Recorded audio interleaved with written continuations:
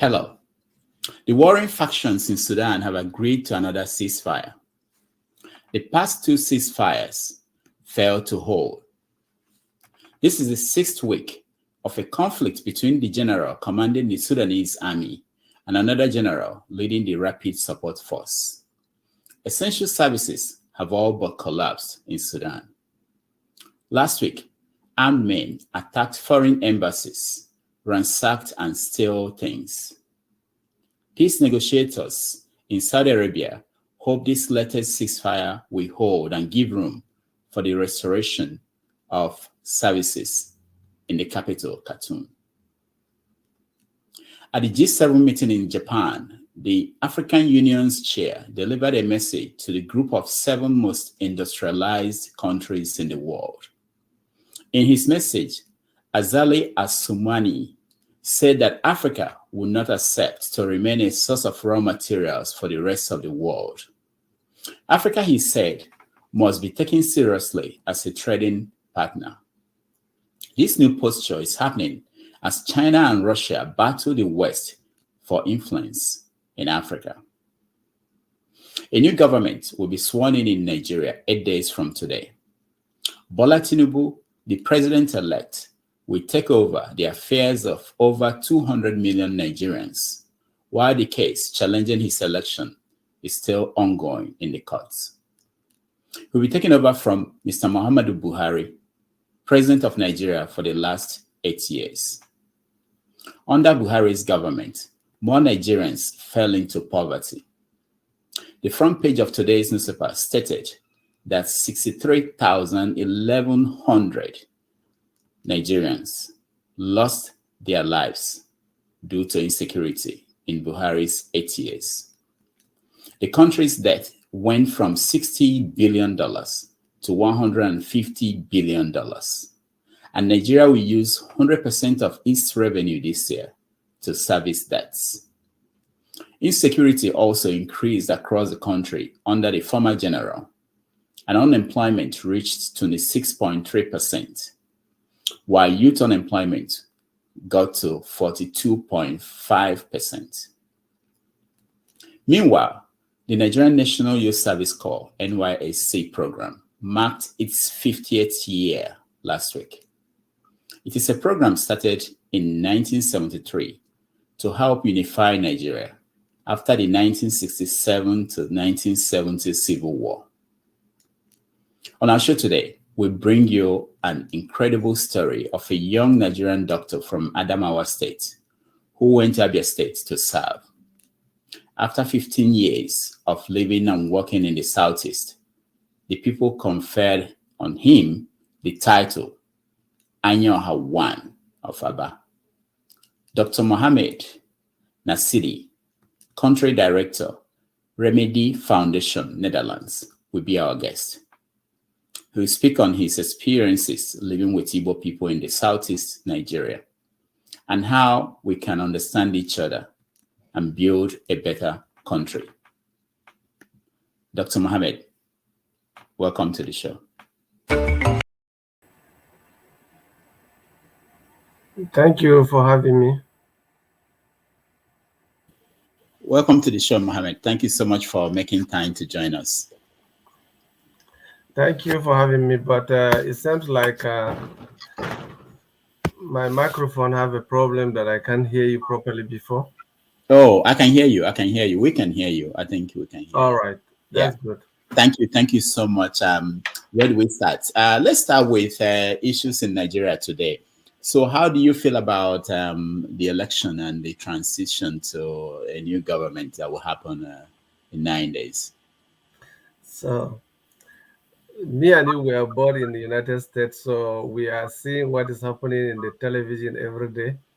And the sad story is that the election of this year has come with a lot of challenges that has to be with ethnicity, religions, crisis here and there. We are even forgetting about our serious problem that we have in the country regards to the insurgency and kidnapping and other things.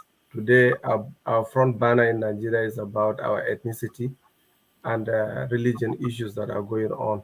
which is quite unfortunate. Yeah, it's you are very, very, very the right person to talk to at this time, especially with your experiences. But before we do that, what are your expectations from the incoming government? What are you expecting they should do to help heal the country? To my own advice is that presently we call ourselves Democrats, and we always like to showcase democracy in our system in everyday's life.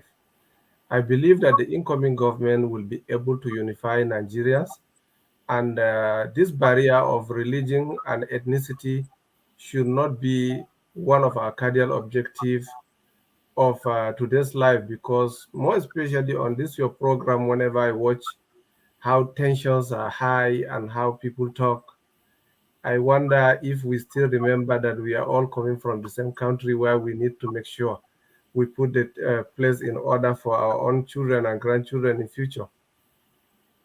Okay, all right. So, but when was the last time did you follow the election in Adamawa? There was something that happened in Adamawa, your home state. Did you follow what happened? I follow what happened. Okay. Um, What do you think about about the governorship election there? the governorship election has come and gone, but all I know is that the situation on ground is that we still have that symptom of ethnicity and religion in every part of the situation we find ourselves in Nigerian politics, because the politicians has realized our weak points, and they see that majority of us believe in our uh, ethnic group or religion per se. So because of that, I'm not surprised of what happened in Adama, because it's just about politics, and politics is all about winning, and winning is all about for one to put your best online and see how you can survive your own terrain. That is it, because there's nothing new compared to what happened in Adama. It happens almost everywhere in Nigeria on everyday basis. So I don't see that something new in my few years of being part of the political arena in the country. Yeah, yeah, I know. I noticed that you were involved a little bit in politics. You helped Buhari to during his time of running for president. You were there with Obasanjo also. I saw that you. What was your relationship with the political class? My relationship is simple, because I am someone who vouch for the less privileged people in my society, and I always work with the politicians to gain the privilege of getting them help, and also finding a way to get a donation or getting support from the political elite to support their people.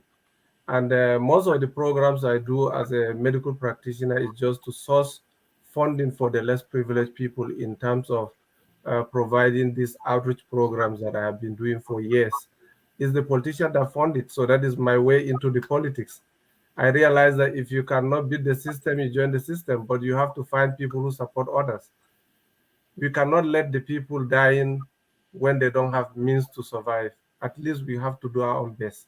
So I use my medical practice to get support from the politicians in order to sort of humanitarian service.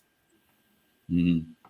So let's go back to your life story. Why we invited you on the show, which is what took you to uh, the southeast. Can you tell our viewers how you ended up in the southeast?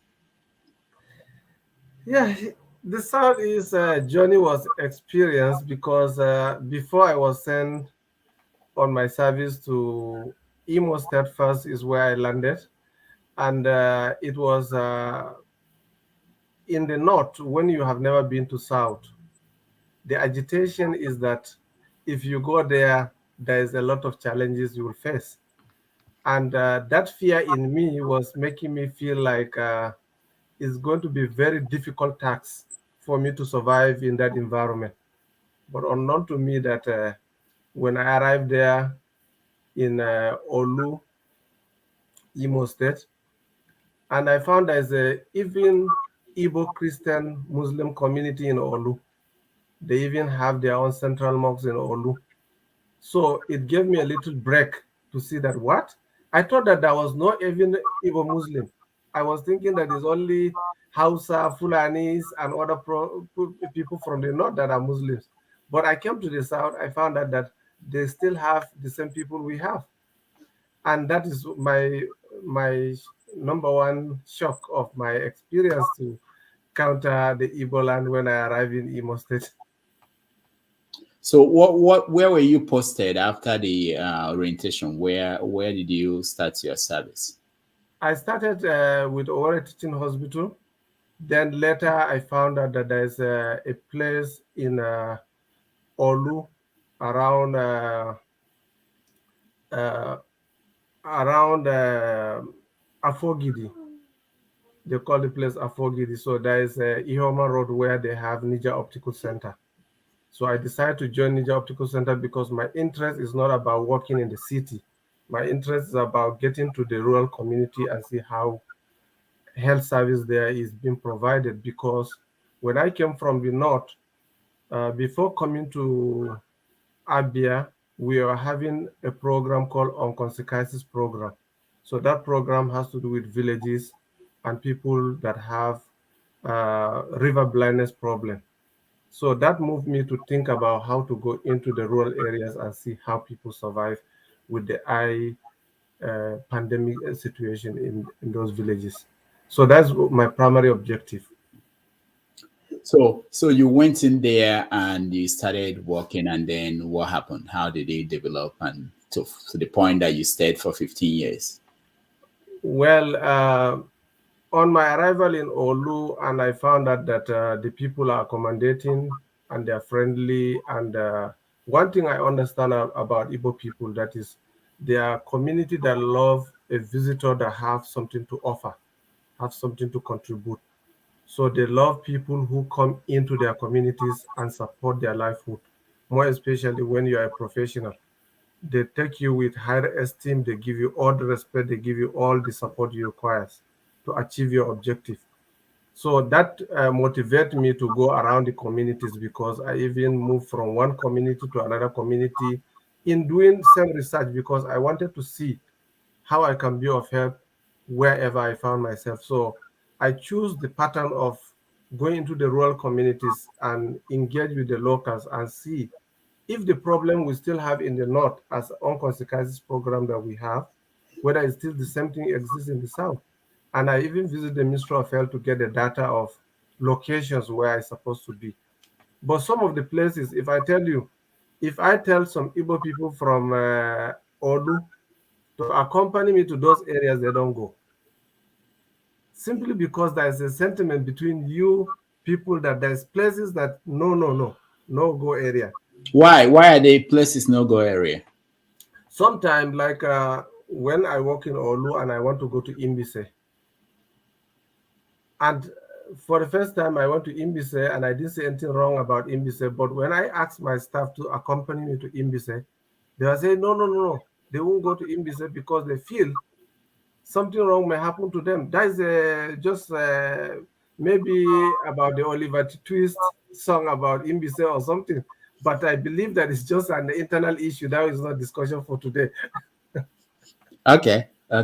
So you did a youth service for 1 year, and after that you did what? After that 1 year, and I got the basic information about the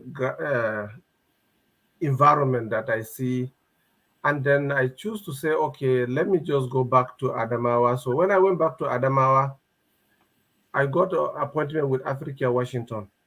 So Africa, they're one of the organizations in the US that support pregnant women and also supported those with visual impairment problems.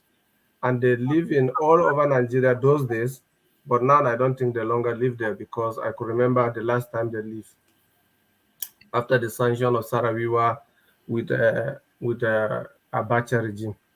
So from there, I got an appointment in a humanitarian organization called Remedi Foundation. And that Remedi Foundation is a partner to Africa Washington. And now Africa want to wind up from Adamawa and they want to move out of Adamawa because that time there was a lot of crisis, there is a lot of kidnappings and killings based on that problem of this sanction made on Nigeria at that time. So they choose to go back to Port Harcourt. And now going back to Port Harcourt, based that I have served there, I become one of the best candidates for them to choose because I'm familiar with the environment and I can be able to make an impact to their research. And that Remedi Foundation is acronym of Redistribution of Medical Instrument to Developing Countries.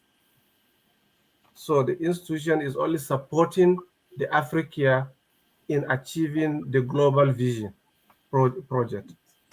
And they were having a program that time for 5 years plan, and I came in. So when I happened to be in Port Harcourt, I choose to be in Aba because it's a center that I can be able to reach to very easily. I can be able to go to Umuahia easily. I can be able to reach Anambra easily. So I found that place as a spotlight where I can reach out to many communities around me. Because I can tell you that my experience in Igbo land, I know more communities than some individuals I meet in the north who are Igbos. They'll be even asking me names of those communities. Yeah, interesting. So you were based in Aba, and then you run the organization. Yes, I coordinate the organization from Aba because I have responsibility of 5 states, which is River, Cross River, Akwa Ibom, Enugu, Abia, Imo, in Okay. that location, Adambara. Okay. So what were your responsibilities? What were you doing in that role? My role is that we are doing research on the ONCO program, and that ONCO program is to identify communities that are having epidemic infection of these flies that we call uh, house flies. There's a house flies that is located in a water stream areas where they have a lot of bushes where farmers are infected with river blindness, which we call onchocerciasis. So because of that, my duty is to research, identify a spot, and report to the Ministry of Health. Then the Ministry of Health have their own DEX office where we have a training program for community health keepers. We call them CDC. And that time, my responsibility is to identify the spot and notify my organization, and my organization will now alliance with the Ministry of Health to figure out how to handle the situation in those communities. And that time I have been very young and able to reach out everywhere without fear or favor of the environment. So you were there. How were you received? People in Aba, how were you received? Actually, for the first time, Aba as a city, I was not having a problem of how I've been received because I established a small clinic in Aba because when I came to Aba, I found out that they only have 2 major hospitals, Delta Eye Clinic and Niger Optical Center. And that Niger Optical, they have what they call NOSCO, their own hospital. So these are 2 places where people go. So I happen to now have my own small clinic to be able to now refer patients that I visit in communities where they can find me. So I couldn't have any challenge of establishing about, but my experience is more about the villages because the villages is where I go there without anybody knows me and I meet people who never met me and I interact with people who never expect I will be there. So I have a very unique experience in that aspect. So tell us, how do you see the Igbo people? Yeah, to me, if I will analyze who are the Igbo people, I will tell you that Igbo people are people who love to see somebody who add values to them, somebody who respect their environmental culture and tradition, people that love to work with people who understand their own business. Like now when I'm in Aba, I go to area market, buy medicine for my clinic, but I believed because my patronage to those people who sell the medications, they give me beyond what I think they can give average Igbo man. Because sometimes I would collect medicine without paying. Sometimes somebody will come to my clinic and ask me, 2 weeks I didn't see you. Hope all is well with you. I'm fine. Maybe I don't have what it takes to go to the market. He will bring the market to me. So if you are patronizing their market, they will do all their best to protect you because you are one of their success. So I believe it's one of their ultimate goal in business. So I love that when it comes to socializing with the Igbo people, I'll find out that their culture and tradition is something that I love so much. It's only that that time you people are not privileged to, apart from the crowning, you're supposed to give me a wife there and say, now you are here for life, you are not going. But now I got the crown as a Anya Oha, but I left back to the north. Wait. Yeah, let's talk about that. Who gave you that title? I Which was nominated traditional? that time. I was working for Abia South as a eye consultant because Dr. Jisi Duru was the chairman of Abia South, and he made me to be doing programs in Aba for Aba people. So every week we have free eye care for Aba people. So because of that, they have council of chiefs that come to the council for meeting. And in that council, they say, you see this guy, he has been here for a long time, he has been helping our people. We need to recognize him. So that very day, I was taking it as a joke because I feel that you have to get money before you're being given a title. And I was seeing myself as somebody who has no money to buy a title.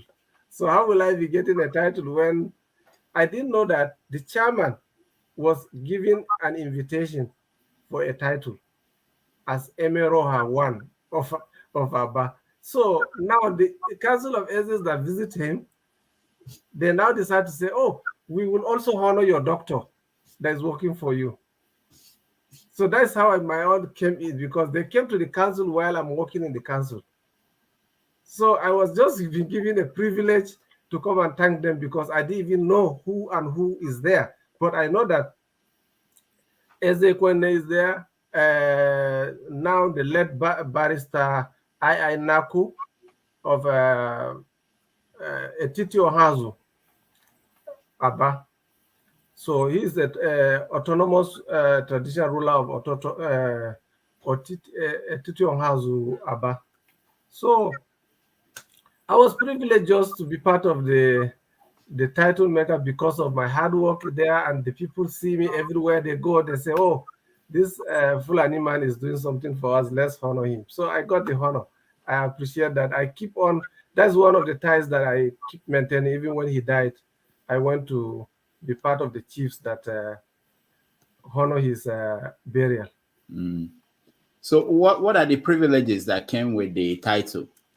You said they didn't give you a wife. What were the things they gave you? What were the privileges? They gave me access to the whole kings around Abia. Anywhere I'm going, I'm part of the chiefs, and I'll be given 3 boza.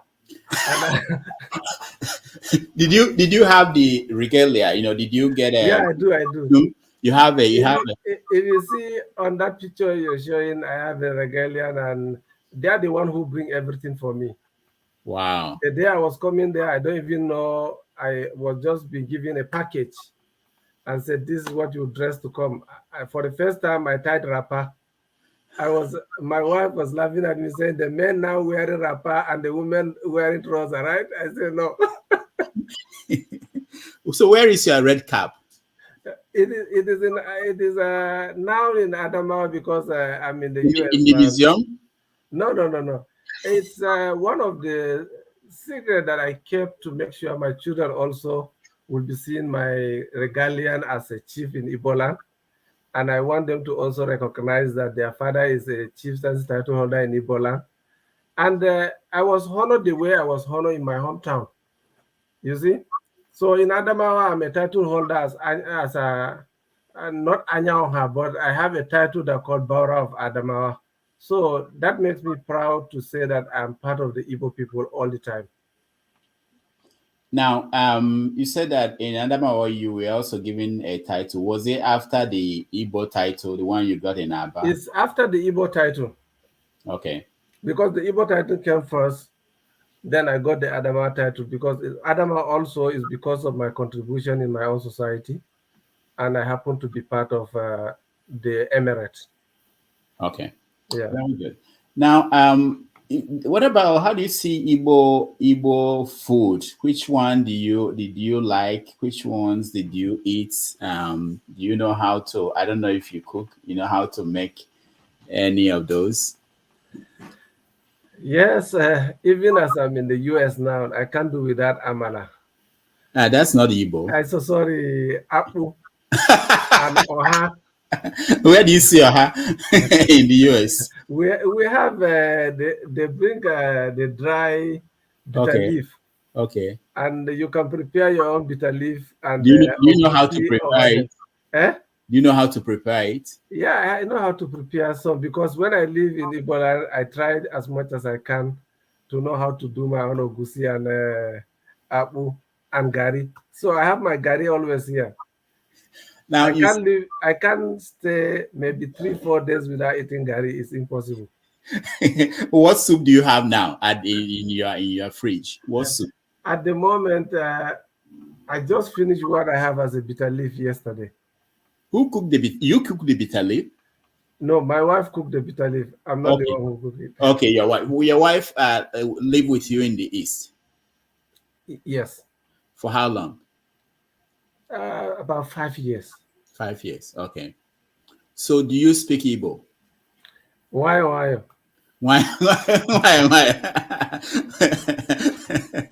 Now, what about your kids? Were they born in the east?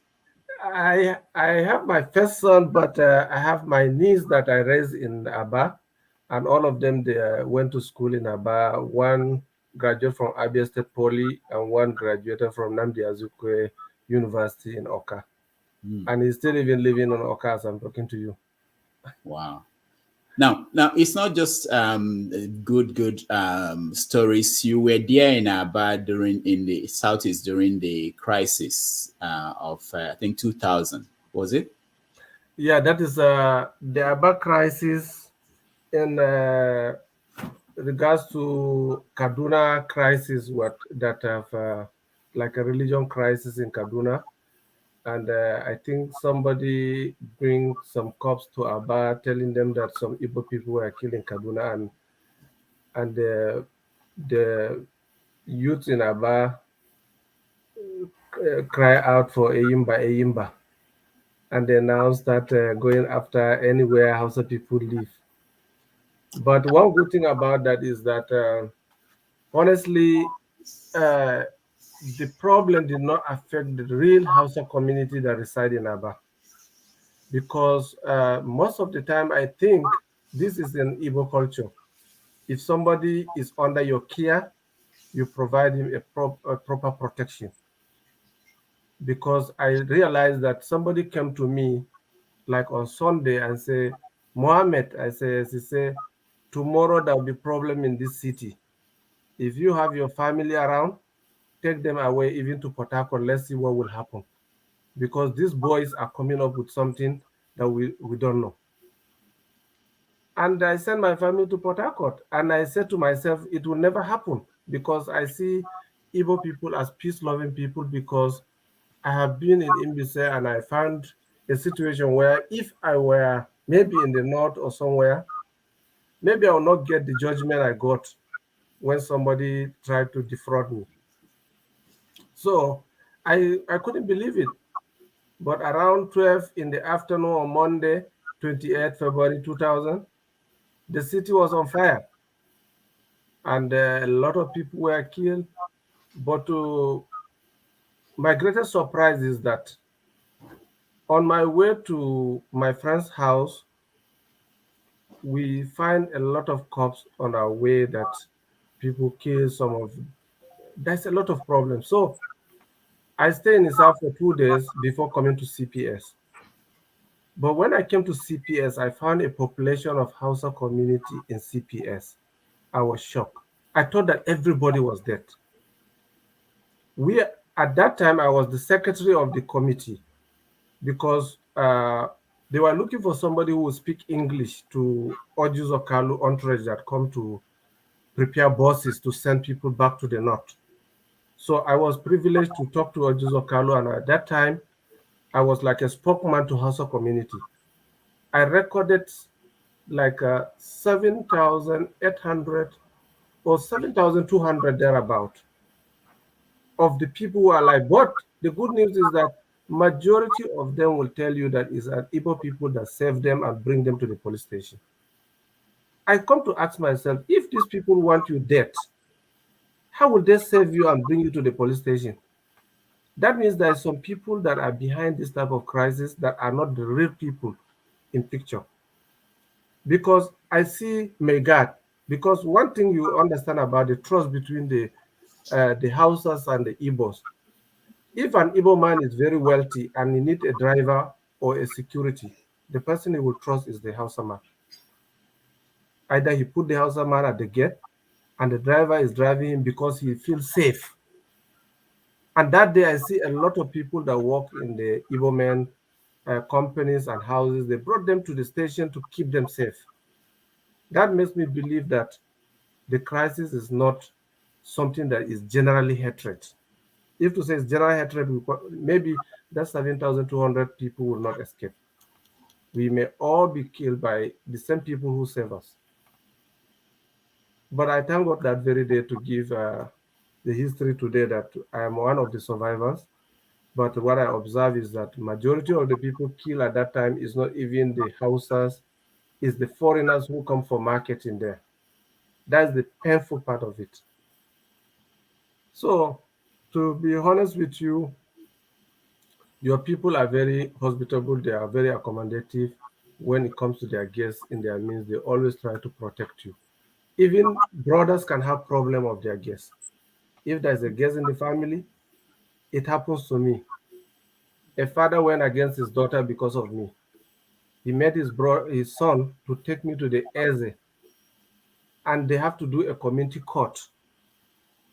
They have to court martial her for bringing a visitor in their community and also try to basically she took me to the community and she abandoned me. That's what happened. So to be honest, my dear friend, is that we are in a peculiar situation now. From that time in 1994, 95, 96 to 2005 that I left, I think the situation was so excellent to the best of my knowledge, and I believe that whoever lived with Igbo families in that time, even though you will not say something that some people will feel like you are just promoting somebody because he's talking to you. No, this is what happened to me personally. And I love today's day because I have been longing to share my experience on how Igbo people treat you in their communities. I visit some communities, I hardly find somebody who speaks English, but they will find someone who speaks Hausa. And they'll bring it for me as an Igbo man who will translate what they are saying. And I found out that in Igbo communities, you find at least, if you cannot speak broken, you speak another Hausa or another language. I even find someone who speaks Fulani in the Igbo communities. So because of that, I'm just saying this because it's part of my experience. It's not like I'm just advocating for somebody to help me and say, I do well.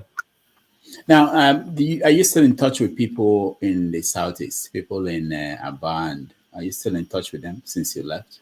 Yes, I do, because you see, I grow in the political system and I found myself in a situation where I work with more politicians like Rochas Okorocha, like people like Ojuzokalu and other people that I know. Apart from that, in Aba main town, I still have people I contacted, like my friends that I never forget their help, like Eze Genti Raymond, that is from Idiato, but he is one of my very best friend in Aba as a lawyer, and I live with him. He's even the one that saved me from the crisis when he came to my office to pick me up to his house.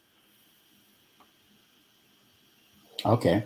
So, but you have families still in the southeast? Of course, of course. As Okay. I'm talking to you this morning, I talked to some of my junior brothers, asking them how about the IPOB. They said they don't see them. I say, but I learned that everywhere they say sit at home, do this, do that. They say just forget about that. It's the media things. They do their things on their own, but we don't see it. We live here very okay. We are comfortable. So I talk to them almost like every 2-3 days. So since 2005, if you think about Nigeria today, especially relationship between different ethnic groups, do you think things have improved or things have gotten worse? To me, I see that it's not improving, like it's getting worse.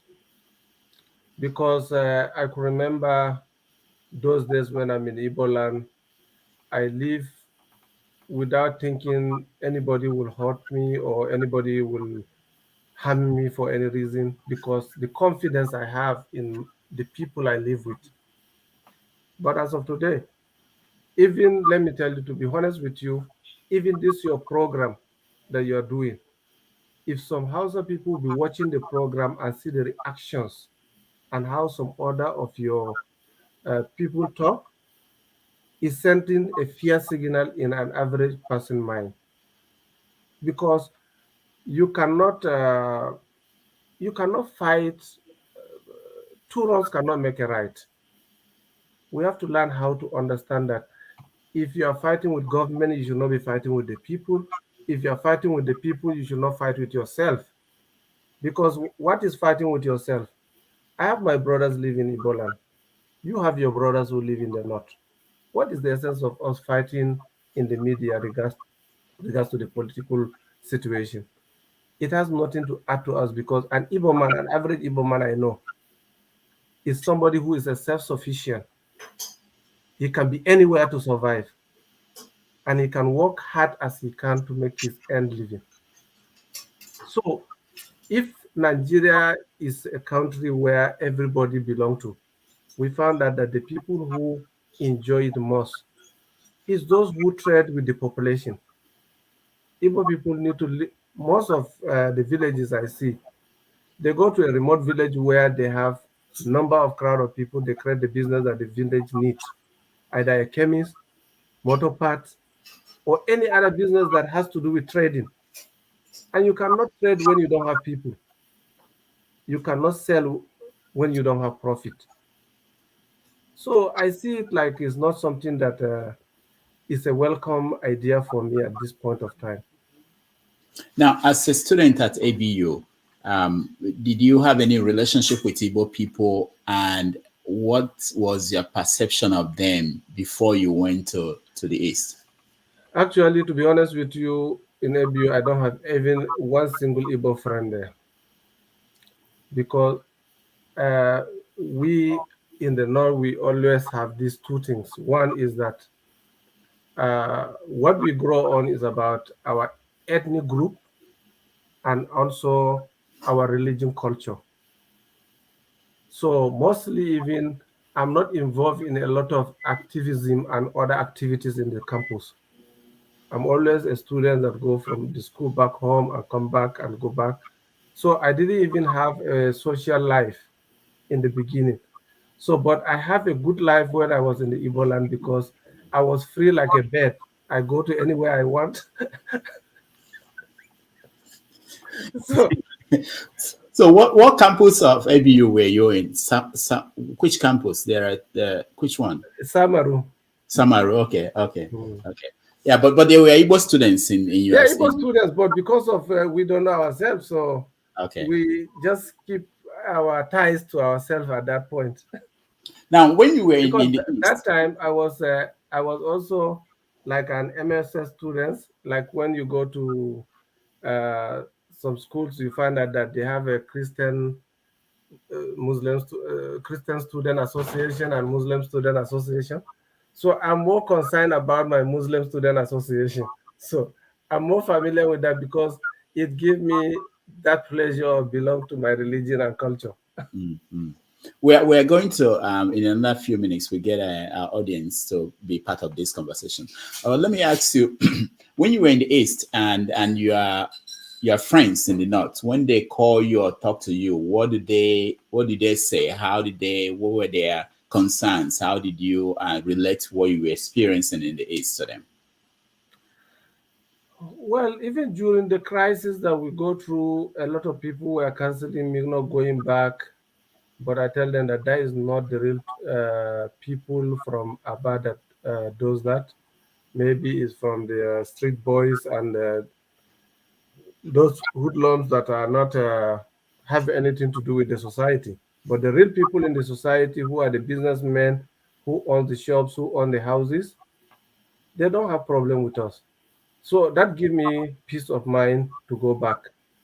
And besides, anytime someone call me from there, if I tell him what I go through, it will make somebody to feel free of coming.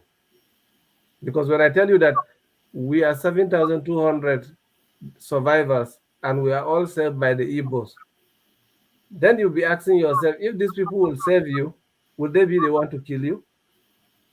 So that's it.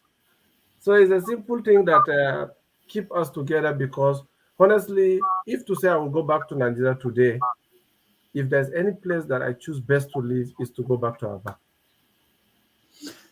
Now, when you married, you were in the East. Uh-huh.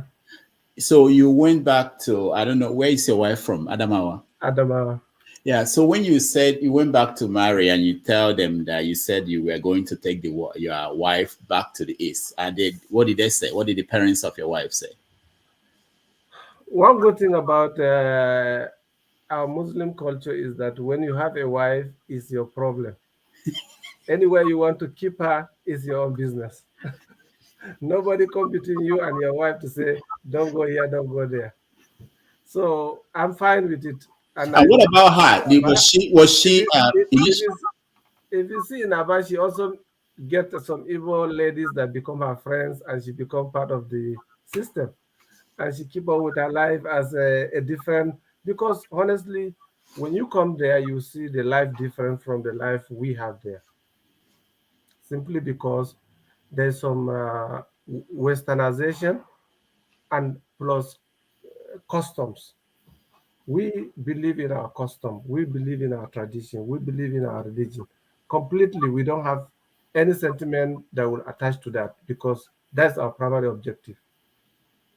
So, but when you come to Aba, you see like in Ebola, you have a freedom of doing whatever you're doing. Nobody query your actions. Nobody say that what you're doing is wrong. So, I think I have a good experience there. Were you ever at Onisha? Of course, I have been in Onitsha, but I work in a village called Umwechem near Oga. So, and from there, I went to, now the communities are slight in my mind, but maybe another time I will remember some of them. It's quite a while. Yeah. I am not much in Anambra State the way I was much in Imo, Abia, Akwa Ibom, River State. I have been so much there because of the rural villages. In Anambra, you don't have too much villages. Your villages are more of cities now. Now, what about Igbo customs? Were they some that were of concern to you the first time you heard about them, or that you feel uncomfortable with, or what do you think about the culture in general and the customs? The custom regards to the Igbo culture is never been my problem, because I find myself very accommodative with the culture, because I don't go about three things. One, I don't drink. Two, I don't go after their wives or their women. Three, I am not competing their business. So I'm buying from them. So I have completely autonomy of myself, and I get a good life with them, because I live in a commercial city. Remember, Aba is a commercial city. So all type of Igbo people from all part of Igbo land, they are in Aba. Aba is the only city I see in Igbo land that you find an Igbo from one city and the other one from another one. They don't understand themselves in different terms. But Aba have their own terms that everybody speak and everybody understand. As all of you are Igbos, but at least you have some dialects. Like when I was giving Anya Oha one. So people of Anambra say, if I go to Anambra, what will I tell them? Because I will not say Anya Oha, I have to say Anyora. So, so that's the difference. So I am very okay and I'm good with their culture because it has nothing to do with mine because I live very comfortable with them. Mm. Okay. Have you eaten nkwobi? Wow, that's my best favorite. Another one. Nkobi is one of the things that I always tell my wife that we need to get some. Even in the US here, there is some cassava that they bring here, dry cassava that you can use to make Nkobi. I saw it in the market here. I was telling my wife, look at this. We need to get to this. Wow. All right. So I need some Nkobi and kanda and some fish on it and some more essence of red pepper to mix it up with So bitter leaf. when you hear things like when you were in the east and there were crises in the north, maybe religious or ethnic, how do you talk to Igbo people who are worried about their people? Actually, one thing I will tell you is that to me, I will tell you that it's easy to protect my own family that live in Igbo land. By one call, I will get somebody there who will take them to safety, or I will get somebody who will tell them what to do. It's not the same thing in the north. Because in the north, the Igbo people who live in the north, they blend more with the people there than the relationship that I have with them there. It's in Igbo land that I feel that we are few. But in the north, almost like every community, they have an Igbo merchant. So and there's nothing happen in that community because in the north we see Igbo people as people that provide us with necessity. Anything that we don't have, if there's Igbo man in your village, you will get it. Because there's nothing in the trading business that you will not find Igbo man in a particular community providing that service. So it's very difficult for them in that communities because if you see all the crises happening in the north, you don't hear that they attack somebody in a village. It's always in the cities. And that cities, the way we have the hoodlums in Aba, we still have that hoodlums in Kano City or in Kaduna or anywhere. So the problem that happen in the main cities is quite different from the problem that happen in the rural areas. That's to my belief. Mm. Now, about the religious differences, how do you think that we could bridge the gap, between these different Christian and Islamic religions? You see, religion is a very sensitive part in our Africans' life, in our human life.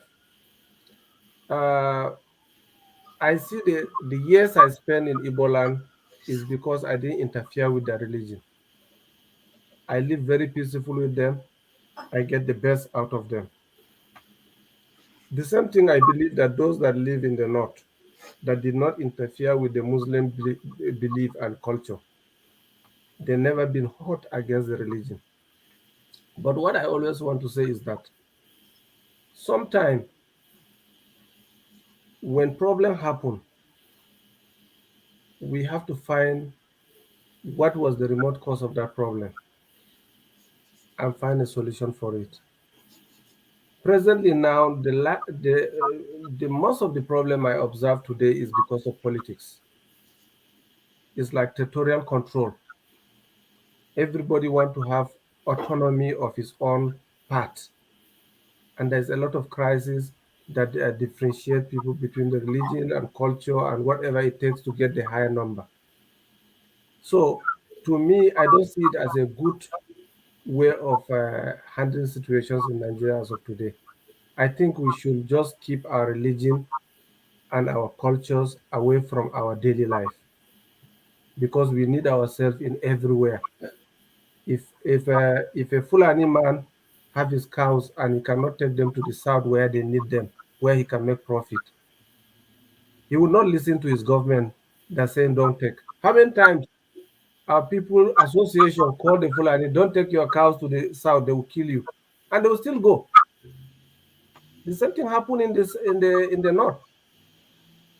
There's no how many times you call the Igbo people back to the south and they will go back. Because in Kano, for example, they have a community that is their own community where they live their life and they do whatever they want. And that is why it's difficult for them to just leave what they built over years and start going back to south. I see a lot of my Hausa people that I know in Amo Hausa Aba. They never leave. Some of them die there, but not by the Igbos. Somebody would just by age and live there for a long time and die natural death. But he will not go back to the north because nobody will go to the Igbo land and find a life there and go back to the north because that's where your daily bread is. So I believe that the religion and ethnicity is not a primary point to make peace in this country. Now, let me give example of where I come from and what goes on there. So where I come from, the area, Idemili area in Anambra State, we don't kill the python. It's an abomination to kill the python, or even to eat it, or even to think of. I can't even think about that. But people come in from other places, even from other parts of Igbo land, and it's not an abomination where they come from.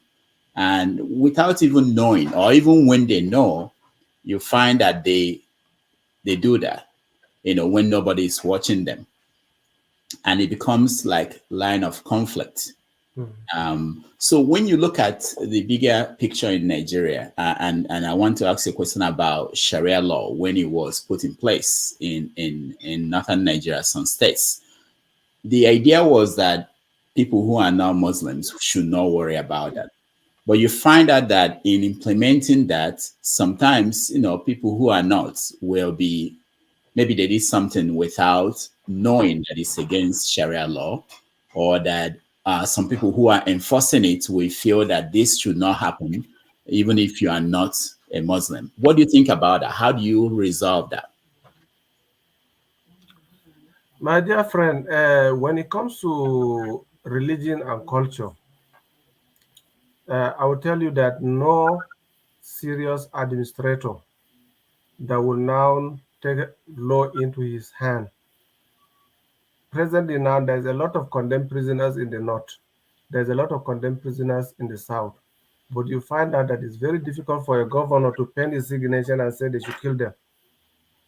So when it comes to the religion aspect, Islamic religion has a constitution, and that constitution has all it takes to justify who is a Muslim and who is not a Muslim. And what I'm seeing in the media is not the true Islam way of approaching things in a Sharia country. It is not. Because in Islam, you give right to even somebody that is not the same religion with you or the same faith with you, but he has right over you to give him that protection, that love, that sharing, that support. It is always in our own versions of hadiths to tell that you take care of your neighbor, you take care of people who are around you, you take care of the people who you do business with. So I don't think it is a Sharia's part of view. It's just a political part of ridiculing one another in terms of getting acceptability and turning one down. Because if you go to Zamfara, for example, Zamfara State is one of the states that is predominantly Muslim, and they are also Sharia state. But between the Muslim in Zamfara, between them and themselves, they can lie politically against one another just to get fairness, which does not have anything to do with the religion. It's political. There's a lot of things that are motivated politically. I don't deny the fact that people use the religion and find some negative uh, reasons to use it in bringing somebody down. I always say to some of my friends, I said, when Jonathan was in power as a president, a lot of Southerners have been termed as criminals because of Jonathan. They want to bring Jonathan down. They create a lot of things to demonize him. And the people that did it are not yet the same, because now when Buhari is in power, we Fulani has been demonized. People now start looking at the Fulani as criminals, Fulani as doing this, Fulani are doing that. Why? It's because all is part of the politics, because that is the only thing that will warm the situation, that make the environment hot for some other people. I don't believe it is a religion problem. It's just, let's say, it's a way of getting someone trust, or way of getting someone loyalty. That's it. But it's not about the religion.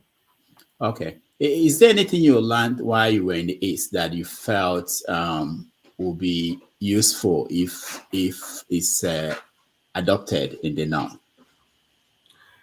Yes, I have even adopted, not even to say it will be adopted in the North. What makes me to be multifunctional in my society is because of my living in Igbo land. Some people in the North call me that this Igbo Fulani, every time you think ahead of people, you try to do things different. No, if you live with people who think about themselves and find a way of survival, you find out that the people will think deep on solution to problems. And now in Igbo land, if there is nothing the Igbo people have done in the world as a tribe or as an ethnic group, it's for them to get one recognition from United Nations on that entrepreneurship support. My boy. Yes, so now it becomes a norm in the North that if to say I will advise the Northerners, I will say, just take that idea from the Igbo and build yourself into this.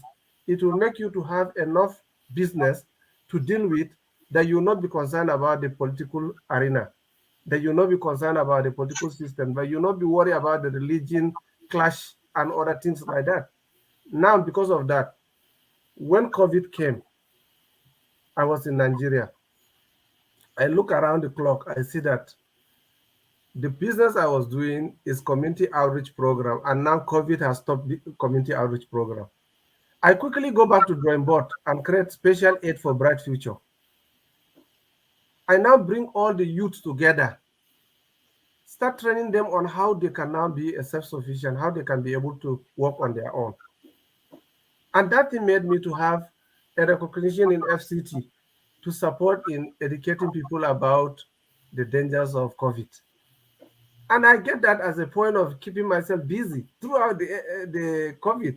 And after the COVID, I went back to US. So now, if to say if I am not opportune to live with the Igbo people at that time, I will not have the mindset to say, if this door closed, I'll open this door. Like I'm now in the US, I'm telling you that I'm no longer even thinking about my practice alone. I'm thinking about what will I be able to make from the US that I'll bring back to Nigeria and make more people part of it. Simply because I found out that that's what the Igbo people does.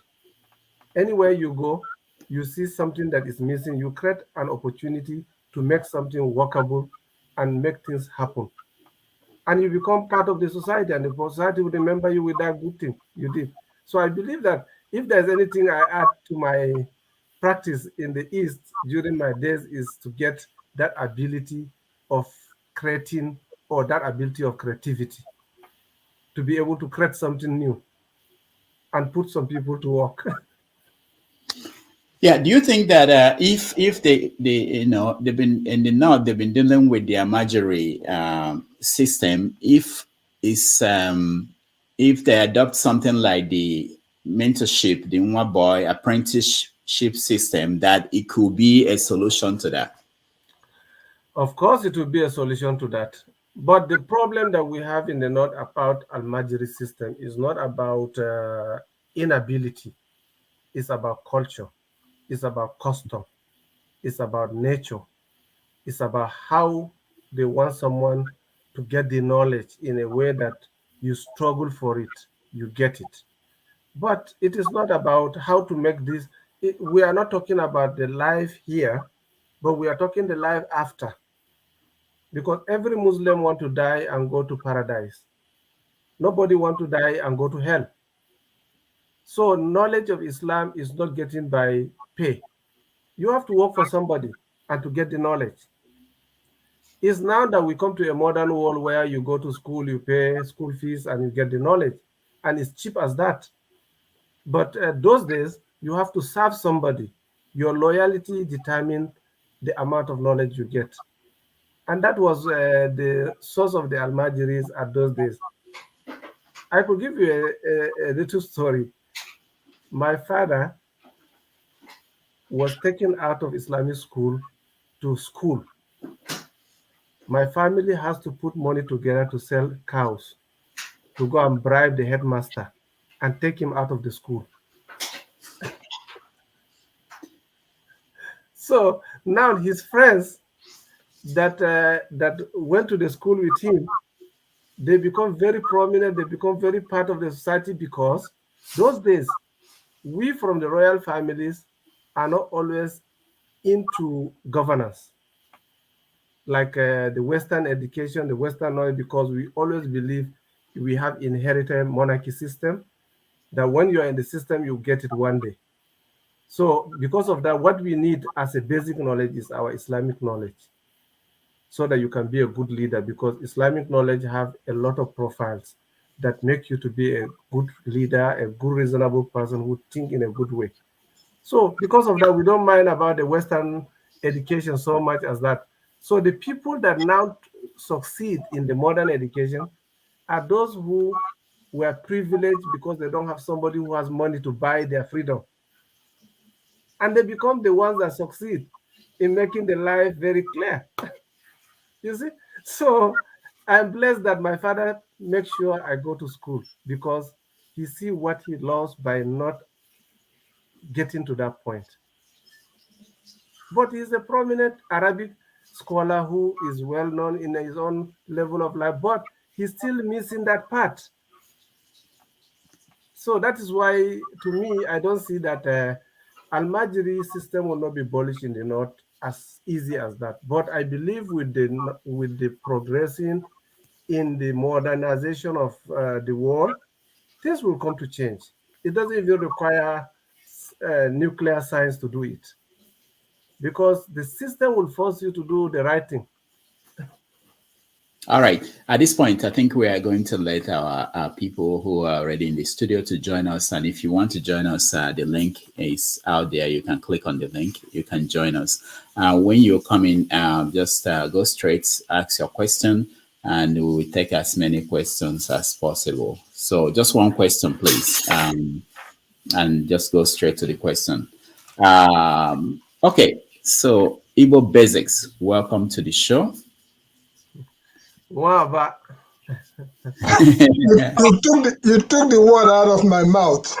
wow, You took the word out of my mouth. I was about to address you as Mwaba, which are. Deo. Ndewo. Kedu Ndewo. mere?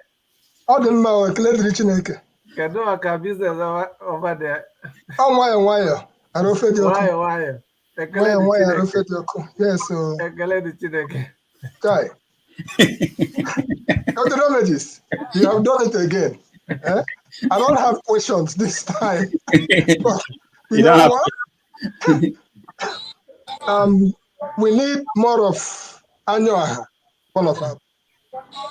We need more of that for our country, Nigeria, to be a better place.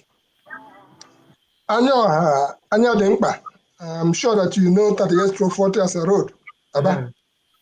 That giant building which was bequeathed to one of my kingsmen by the USC. They gave that building away. You know that facing a Koha market. Yes. And you probably will know the little ones that we are doing Anya Denkpa in that area. Yes, that's also from my town. And most likely you may have gone to Ibere. Ibere? Yes. Uh-huh. Because you mentioned OUK and what you did during the time of the crisis in of course, yes. 2000. The NYSC. What year did you do your National Youth Service Corp? This was far back, 95. 1995. Well, my dear brother, it's really a pleasure to meet somebody who has actually spoken the mind of a lot of us. Something you said during the conversation with Rudolph, you talked about the Igbos being the keepers of their guests. I'm sure you know what this is. Yes. Okwanzo. Yes.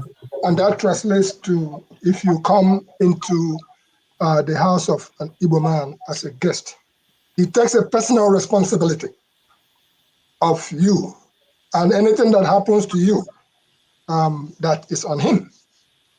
So you have the experience. I happen to have gone to school in Jos, Naija Makaranta Awojeng Ejos, St. Teresa's Boys School, Jos, 1962. So the much outside that I speak is from there. After running through every conversation you've had here, you landed up at the things that you believe that can be taken back to the North, which is the apprenticeship system, amongst others. The situation there, the issue of Megad and Megiddo, the situation where the little ones at the end of the day come back to the Megiddo's place and expect to be doled out things. I don't know how we're going to tackle that, but it's a good thing that you talked about how to take the entrepreneurship back to the North. Because we have this conversation, I would say, as a titled person, you well deserved the title that was given to you in Igbo land. Thank you. And you, in fact, as we will put it. Okay. So all I would say, in as much as you are in America, if you permit me through Dr. Damages, that your red cap that you have. Yes, sir. Okay. If you give Dr. Damages your particulars, make I talk like we. Okay. I will make sure I say we'll send you one. So you go keep them for here because we go need them. Okay. The other one where you go need.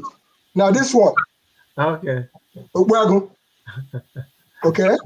And that completes it. Why am I saying that is that we need to the political people, but you've spoken here. You talked about you don't drink, you don't go after their women, their wives, and you don't compete in their business. You put that up front. And that's great. One of the things we need to do, because you live in an environment where we're enlightened, you said you want to take things back. That's what some of us hoped for when we came out here to Sojourn. We can partner to do all that. Permit me to just simply thank you for all you have said here today. And I liken you to another Aba boy, Dr. Charles Apoki, who is now there. So we need more people to experience what you have experienced. And we indeed, let me end by saying this way, because if I start having a conversation with you, it could be very, very long. Because I grew up briefly in the North, the relationship between the Igbos, the Southeasterners, and the North was very strong before the war. But that relationship has been so damaged as a result of politicians. What are we going to do to rebuild that basic trust that has been there? What are we going to do about that? Even through the National Youth Service Corp program and whatnot, what do you think we can do to reestablish that trust when it comes to the West? Because I said something here, that's where I'm going to end it. It seems to me that the real problem here has been the Western Nigeria always looking at the Eastern Nigeria as the person, whether they smuggle or they drag the beautiful bride, which is the leadership of Nigeria, with. And that's how come what can we do so that that can be taken away? Because without going deep into it, I'm not going to go into the politics of the whole thing. What can we do for posterity's sake? We are here. What can we do to find the light over there? Thank you, Bob. Can I respond to it? Yes, go ahead. Okay. One thing I will tell you, my dear brother, is that somebody who lives in a house that knows where the roof is leaking. So the problem we have in our political system today is that divide and rule system that we already inherited it from our colonial masters. So that divide and rule system, if we continue it, we go nowhere because the enemies will continue advancing in our territory at all times. The best thing we can do ever is to protect ourselves by providing that trust, because you say the trust is gone. The trust is not gone. To be honest with you, I only know Igbo people when I was young in my villages, in my market as a traders. I don't even know they have a state where they come from. We believe that like we are all grown up together in the same place. Because I could remember the primary school I went, I have one or two Igbo people that I know in my primary school, secondary school, but I cannot remember. I remember them by their names now when I went to Igbo land. Is when I remember when somebody is Augustine or Konko, it may be coming from Igbo land. So we have that ties. That is why we remain doing business together for a very long time. But as long as we choose politics as a way of expressing our feelings by using religion or ethnicity, we will not succeed in this United Nigeria issue. Because if you demonize my tribe and you expect me to held you up, saying what you say is true is never going to happen. The same thing that there's nobody would demonize your tribe and say you are living like a devil, then you not believe in it. It doesn't work like that. We have to be as self-sufficient. We support one another. In any situation we find ourselves, we give ourselves that protection. All right. Thank so you. If you permit me, you live in the US, and you get your goat meat, your unkobi meat from the supermarket. I'm quite sure that you most likely have not seen a live cow anywhere around, and all we see is Australian goat meat and stuff like that. Is there something that you?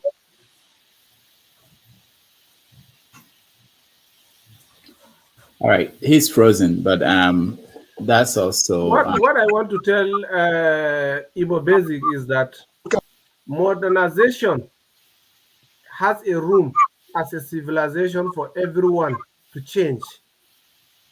The moment the Fulanis find themselves in a situation where those cows are no longer available, they will find a way to take care of it, because what makes them traveling is because looking for a greener pasture and also getting that peace. If that peace is not there, nobody goes there. People will find a solution for it and make sure it works for them. So it is not something that we are seeing. It's because we have lived in a place. America has been existing for more than 300 years with this, their government and their system. So we cannot compare ourselves with them because they have been facing those challenges and they make solution for it. We are now getting the challenges and we have to get solution for it. As long as we find that incursion into one's land is a problem, there must be a solution. So, and presently, if I will be opportune to talk to my government and governors, I believe that it's even better for the Fulani people, because since 1990,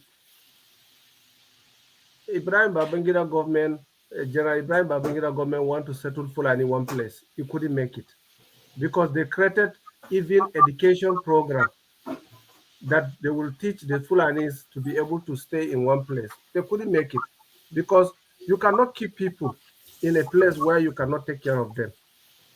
You have to get them what the greens that they will eat. You have to get them water that they will drink. You have to get them a school where they go. But nomadic education did not work in Nigeria. We still have nomadic education. It's all a way of developing a new strategy of stopping the Fulani from migration. But I'm telling you that with this modern lifestyle, things will come to change. All right. Narrator. Take three. All right. Thank you, Igbo Basics. Nathaniel, you're next.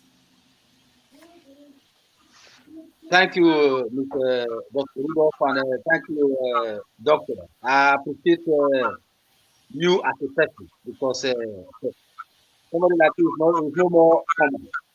The question I want to put to you is that, since the politicians, both in the North, South, and everywhere in Nigeria, the only way they can advance their cause is to make sure they bring problems between us.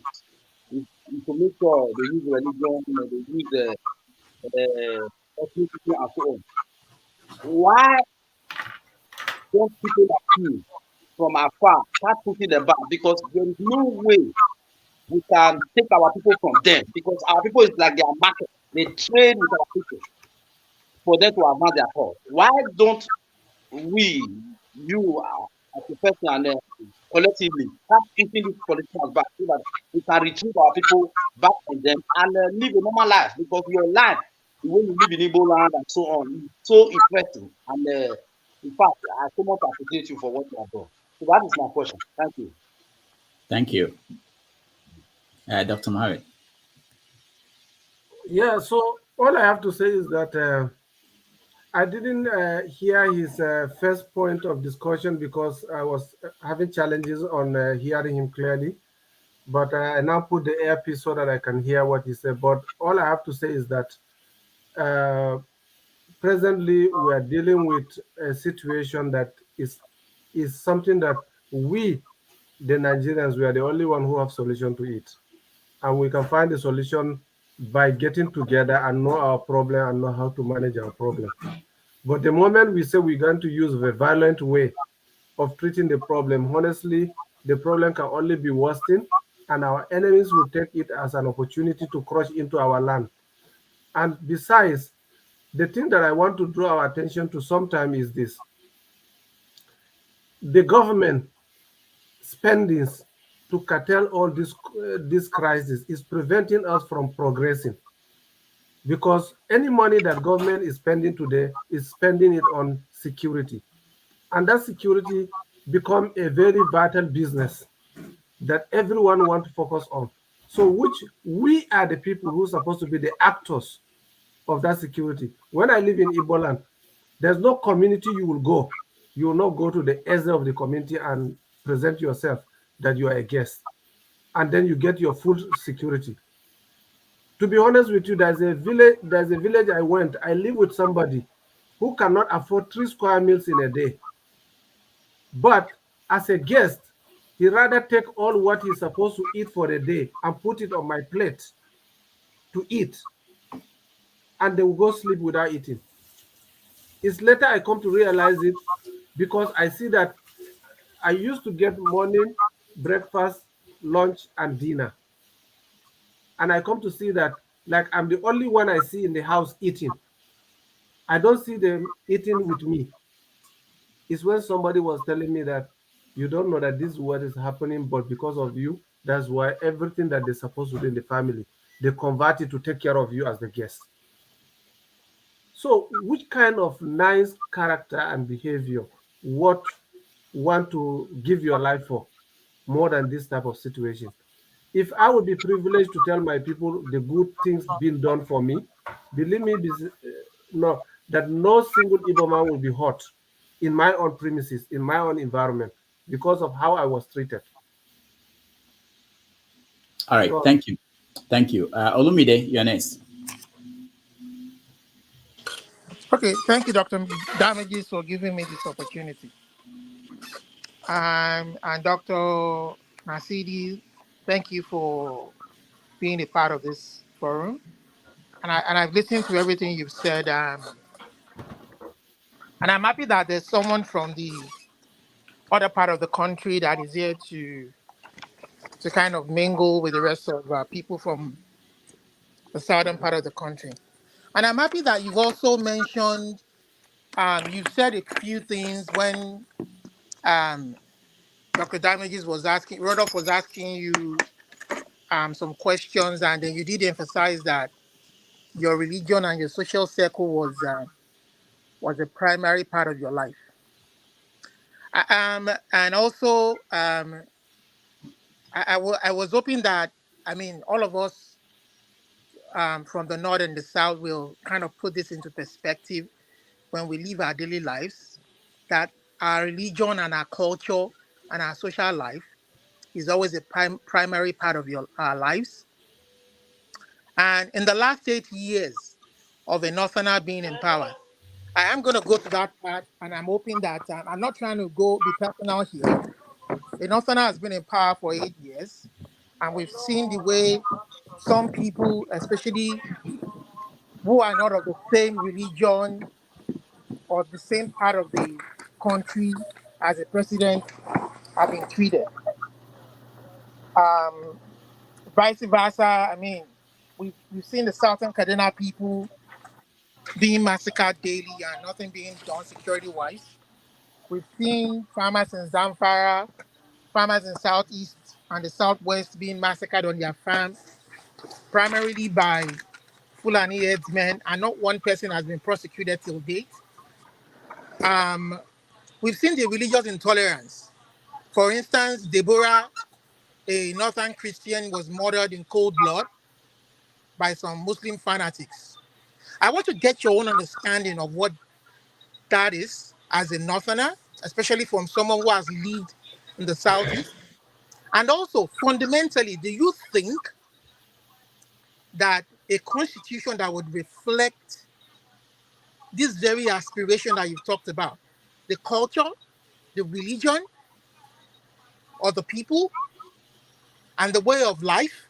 I mean, for instance, you did mention that an average Northerner average Northern Muslim values the Quran as a way of life, as a way to influence their life and the way they behave. Even though you don't think that should influence the politics, but as a matter of fact, it does influence the politics. And even in the US where you reside, sometimes religion does influence the politics. We know Republicans are predominantly conservative Christians, some hardcore Republicans. But anyway, that aside, now my question is, what do you think of some of us are proposing that the fundamental way to solve some of these differences is for a constitution that would recognize all of these differences, so that, I mean, all of these differences that we all have, that we're talking about, that everybody can respect and obey and be subservient to. And if there's a need to amend it, I mean, a constitution that reflects the will of all the peoples of Nigeria, the indigenous people of Nigeria, you understand? Not what was handed to us by the military. It seems to be a problem, what they handed over to us. And the way things are right now, no, despite all the amendments since 1999, things have gotten worse, like you did say, since 1995. So do you think that all the people, indigenous people of Nigeria, coming together to write a constitution that reflects these differences in religion, culture, our way of life, is a very, very vital solution to some of these issues? okay, thank you, my brother Olumide. What I want to tell you about this is that Nigerian Constitution is a is a unique constitution to my own observation, in the sense that it gives the three people of the country the right to do whatever they want to do. If we go to the southern Nigeria, there is a customary law that the southern I know, but Nigeria what I'm saying is that I understand. I don't mean to I am cut you, Dr. Nasidi. I'm talking about the 1999 Federal Constitution. As it is, I don't want to. I what don't. is your own opinion? No, I'm giving you my opinion because I don't want to alter the constitution. I'm not a lawyer, right? No. But I'm saying as a layman, as a citizen. Okay, as a I'm not citizen, a lawyer myself. as a citizen, what I want us to do is that let's respect our boundaries. Let's respect our cultural difference. Let's respect our values. Let's understand who we are as human. If you are human, what about the law that governs us? the law has already been stated in the Constitution. Olumide, can you let him speak? And after, if you have a follow-up question, you can. The Constitution we adopted is a Constitution that has the 3 tiers of government. And that Constitution gave a right to non-Muslim and Muslim and pagans. But you said we adopted. You mean the military or the people? No, it is adopted by the Constitution. The Constitution have the clause that say that every Nigerian has a right to practice any religion you choose to. Is that not true? But some of us are finding fault with that Constitution, though. That's what I'm saying. Because what I'm saying is that if you want to be an activist, you have more than 91 ways of become an activist. You can choose one of the Constitution that you don't like and become activist on it. I'm not talking about being active. I'm not talking about activism. I'm talking about nationalism. I'm trying to tell you that we cannot be a nationalist when we have activism. Okay, the reason why I'm asking is because some of us don't believe in that entity called Nigeria the way it is right now. That is your own part of way, and that's how you think. You are entitled to your opinion, as always. Rudolph say, have your say, and you're entitled to your opinion. Say your mind. Okay. That is your mind.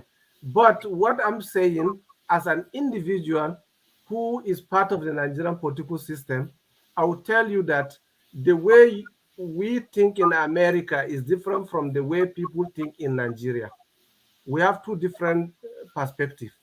And our own leaders, the people that come from Igbo land and the people that come from Hausa land and they meet in Abuja, they serve one purpose. And that purpose is that every one of them is getting his salary from the National Assembly or from the government pocket. No. So, Because of that, sir, I want to disagree with you on the last premise you said, because the reason why I want to disagree with you is that the people, the way they think is different, but we want a quality of life that you are enjoying in America to reflect in Nigeria, and it's not reflecting. And that part of the quality of life is coming, my brother. Is coming. Because civilization have reached everywhere. The internet is everywhere. This modernization of life is everywhere. Now we can get information from one part of the country to the other part of the country. Yeah, but what we are saying, our mobile phone. What some of us are saying, sir, what some of us are saying is that foundation for that free society is based on the law that you make. And that Nigerian law constitution has not served us well. And some of us are saying, can we sit down and rewrite it to reflect the true wishes of the people? That is where they need you to go back to Nigeria and contest a political office and No, I'm not going to do that. No. That is the only way you can change the constitution.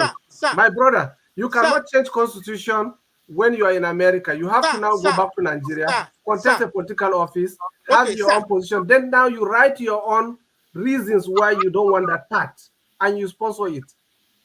You debate on it. All right, Olumide, we can you can think about your follow-up question. When we come back to you'll probably get a chance to ask it. Let's go to Lexis.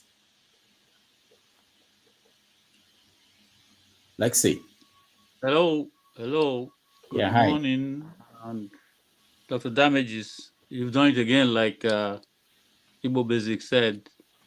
You brought this gentleman for us to interact with today. And he has been very kind with his words. I am impressed. I personally have Fulani relatives. An uncle, they were born before me, they're older than I am. An uncle of mine who I understand drove during the British era, uh, found a wife from Sokoto and had children, whom I now, when I was born, I saw them as my big brothers in the circle family. Um, there's always a room for goodness and mercy and humanity amongst people when they are together. Umoru, which is the bigger brother in this family I'm talking about, is followed by Gado. And then the third son has an Igbo name, Okaga. That they are associated with a luxurious bus transportation service between Sokoto and Owerri. You see, Rima Valley Transportation Limited, they owned it. And they have been like any other relative of mine. So there's no reason for hard feeling because somebody has a different, we call it tribe or whatever. And then we are so related. That being my uncle as their father and their mother from Sokoto, she learned to speak not just Igbo, but our dialect in Owerri. So the point I'm trying to bring out of this is it's nice hearing from you about your experience in Igbo land. Now, all these katakata we call all the fight and hard feelings has cause. And it is that cause that brings about the effect. And we cannot deny the fact that there has been some humiliation, intimidation, deprivation, and sheer brute oppression that has been coming at the people from the Southeast. And the people behind that are well identifiable with either Hausa or Fulani that have power, the power that be. And then others join them and let what the trend became to continue till today, thereby pulling us apart. My thought is this: Nigeria originally is not organic. Let's face it. It's not organic in the sense that we have nations, even in the north, the Kanem Borno and the Sokoto Empire. You know how it was before they were forcefully made to come together, and they still have that demarcation, despite the common ground of power and sharing and all that's going on in Nigeria. The Borno man knows himself as different from the Sokoto Kanem, Empire area. So our problem, we seem to see it like you are saying, over the years, improvement and so on. Nothing is improving. In fact, it got worse. We heard from Ahmadu Bello himself his misgivings about trying to unite Nigeria. He expressed hateful words at the Igbos. And I'm not saying that others agree with him and are doing what he wants done. But all those things are on record and we know it. And then we are feeling and experiencing it. We wish for the kind of harmony you have with the Igbos for everybody else. I remember when we were faced with the terrible event of politics in the country. And my father said, when we said, let us do one Nigeria, they said no. Now we say, let us be on our own. They are saying no and now coming to kill us. What do they want us to do? And that was the spirit of the Igbo man, that Nigeria should be one and that everybody should be free to be themselves wherever they are. But that has not happened. And in the process, we have been having all these things going on. That is why some people said, look, why don't we have a peaceful reconsideration of this nation called Nigeria? And then we started looking at the origin. A white man who caused commotion in Uganda. By the way, maybe some of you don't know this. Lord Lugard was chased out of Uganda because he was pushing the Anglicans and the Catholics into fight. And he had to run for his life, and he landed in Nigeria. That was his next port of call. While he was in Nigeria, he started all that we are seeing today. So Nigeria is not organic, and the effect is creating all these problems that we are having. I hope we can understand that and begin to find the right way of making things better. If we just believe that, oh, it took America 200 years and our own is coming. No, it's not coming. It is getting worse. And nobody wants to be killed and killed and killed, or there are persons being killed all the time. When you started, when Dr. Damages asked about Tinubu, you said, oh, he's going to, you don't have any doubt that he's going to unify the country. If you say that, I want to know what you expected from Buhari when he came in, and if that was fulfilled. If it wasn't fulfilled, what are the evidence that you have in terms of antecedents and achievements today that will make you expect that Tinubu is going to unite the country? All right. Thank you. Thank you. Okay, let me make a quick correction. My elder brother here in respect of his analysis. In the beginning of this discussion, I did not say I 100% believe that Tinubu will unify Nigeria, but I said the government of the day will make a difference because the challenges are becoming unbearable, so they have to find a solution for it, because whoever wants to be a good governor have to find a solution for his people. And peace is the most expensive commodity that everybody want to have. And I believe that we that live outside Nigeria, we are seeing our people the way it's going. Nobody is happy with the situation of what is happening. But I believe that the modernization and development that is coming up regards to this social interaction where people have say over situation, it can bring change, because it will be forced to change, because it will not be remain the same way forever. So that's the point that I want to make. But regards to the Fulani and Fulani herdsmen, I want to draw our attention to one thing, is that I want us to differentiate between the Fulani elite and the Fulani herdsmen. And then you also know that there's a difference between the Hausa Fulanis and the Hausas.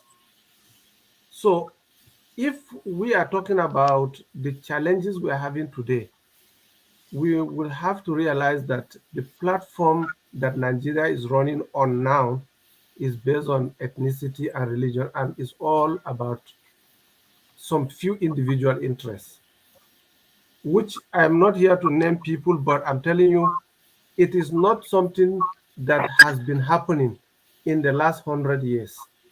It's something that just come to be as a public domain at the point of election and other things that are happening now.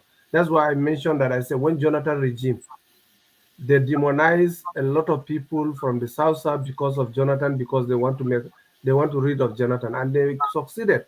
And Jonathan lose his second time election. And now when Buhari came in, Buhari also have a lot of challenges. And those challenges, one of it is demonizing Fulanis. Fulanis has been living with communities for years and hundreds of years. They didn't have problems. Why now? So that is the question that we're supposed to ask ourselves. Why now that they have the problem so open, so peculiar, so unbelievable? because they are also human. They live in their own life for centuries in the places they find themselves. But it is a discussion that we cannot be able to finish on this platform. It's something that we have to just take time to put it a bit by bit. Maybe we can find an everlasting solution for the situation. Because people are taking advantage of a weak societies to create trouble, and that trouble is making money. And that they are not looking at number of people dying. They are looking at the number of amount of money making from the security system. So let's keep that for another day discussion. It's a long uh, issue to deal with. All right. Thank you, Dr. Mohammed. Janaba, you're next. Thank you, Dr. Mohammed, Dr. Rudolph. Thank you for having us here this beautiful morning here. Thank you, Janaba. Yes. I'll go straight to my point. When do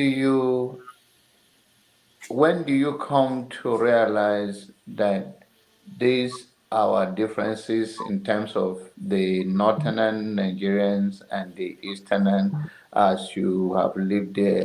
What changes in your perception about the whole Nigerian, and why do you believe that we can be united and overcome the elite oppressions? Because I was following your interaction with Rudy on the ground on YouTube, and one of the things you say that you don't even know you went to school with some of the Igbos, but it's when you come to the Igbo land that you realize that these names, when they mention it, they are Igbos that bear the name. So in your course of your traveling or your service in Igbo land, how now can you put it in a perspective that there is a hope for one Nigeria, and what do you think is the bigger problem of our society?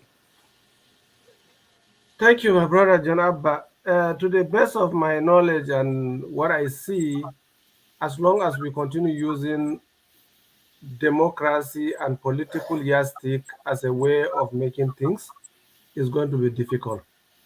The only way we need to get things in order is to go back to the age from 1999, when this democratic election started in Nigeria in a full range, in a full service.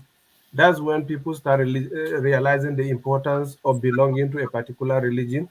And that's when people start realizing the importance of being part of this ethnic group. That's when people start knowing about my ethnic group is being isolated, is being neglected, because these are challenges that are governance, is part of governance. If to say we have a good governance that unite the country and unite everybody, work the same way, think the same way, I don't think we are going to have that problem. When I live in the Igbo land, let me say from 1995 to 2005 that I left, I am telling you sincerely that the worst situation that happened is from 1999 to date. But previously, there is nothing like that. And why? Is it that the people have been changed? Is it the people have been mentally psych and tell them something different? Why are we living together as unity in a good concept? Is it because of the military forces or what?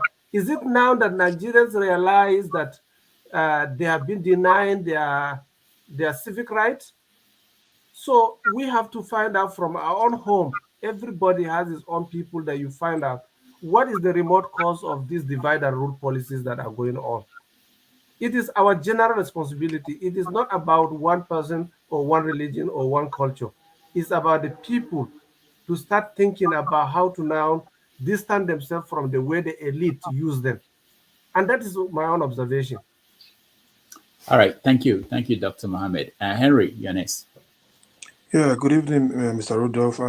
Good evening, Dr. Mohammed. So, my question is, when I was growing up, we used to see the Fulanis, they go with cow to their ranch in Benin. I remember those days. But these days, you can see them, they go to people's farm, destroy people's farm, go to the forest. You see, the cow business is a private business. It's not Nigeria government business. You see, it's like I have a poultry. I have to take care of my poultry, my cow, my chicken, my goat, myself. It don't concern the government to take care of it for me. I have to be careful so I don't destroy people's property. Why the community, the Fulani community cannot change this? That they can have a ranch for them. They can be buying food to feed their cow. We don't care where they get the food to feed their cow, but they don't have to go to trespass to people's property. Their forests and destroy their things. That's the problem. Most of the problem we have right now. But you look at in America, you can laugh, it's okay. But in America, where you stay, can somebody have his own cow to people's farm? Move around the people's farm? It's not allowed. You said it before, yes, people have to respect their culture and tradition. But the people in that state said, we don't need them to bring their cow to our farm. Why they cannot respect that? We have a problem with that in that country. They cannot say the Igbos bring cow to their farm to destroy, but they will say Fulani everywhere. But why they cannot change it now to stop these crashes everywhere in the country?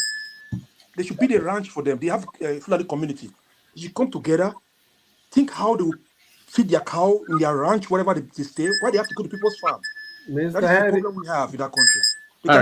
They can change it. Mr. Harry, thank you for your information. But what I want to share with you is this. The clash between the Fulani farmers, the farmers and Fulani herdsmen has been existing in centuries. It's not something that started today.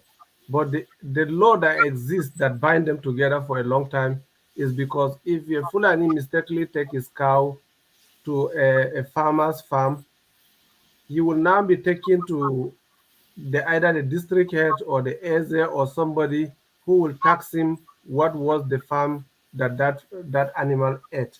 But what I'm trying to tell you is this. They have been living together for centuries because they balance themselves.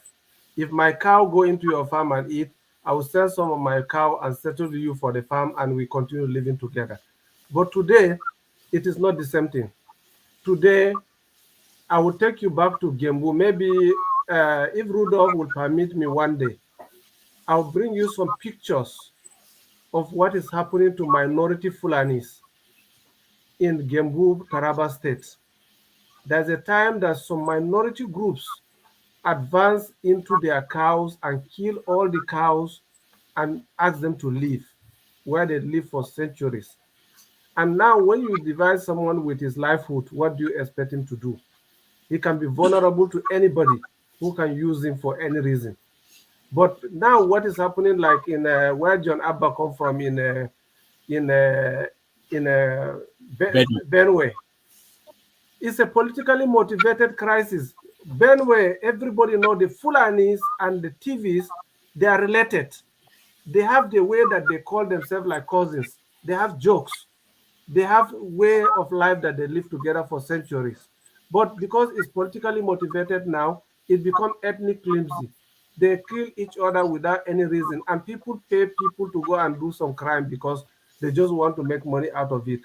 But to be honest with you, I may not be happy, and another Fulani will not be happy to see that if walking through the communities is what makes my life better, I don't see reason why I should harm someone on my way, because I will remember Igbo have an adage that says that when you are following a route one time you're going through that route, be careful not to shit on that road, because when coming, the flies will disturb you. It's an Igbo adage.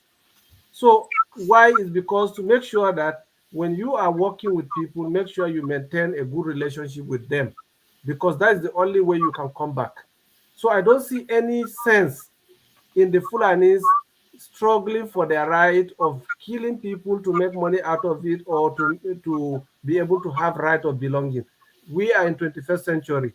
We are not longer in those days where everything can be done under the community. I don't believe that what is happening now is an ethnic cleansing or ethnicity. Is purely politics. To me, it's purely politics. There's somebody who have interest, and the interest is being working, and that's how they work on it. So that's what I can say about it. All right. But they should have, 1 minute, please. they should have a plan how to control their cow. That's what I'm trying to say. Why the community don't make a provision to have a ranch like a civilized country do? That's what I'm saying. They have to do that, so that there will be no argument again that they run to their farm. They should try to make a solution. When last do you visit Nigeria? I go to Nigeria every year, sometimes twice a year. Every year. This year. I went this year. Let me tell you, with the present development that has coming up with the crisis and other things, there must be a solution, because we cannot continue finishing ourselves in this direction. Okay? So what I believe is that every problem must have a solution. God that creates us as human beings has been sending prophet upon prophet to educate us how to live our life. So we believe that if we continue crying our prayers, we may have a solution for this, because there is some few people that me and you that live in America, we don't know why they are doing it, but it is the best way of making money. Okay? It's the best way of making money.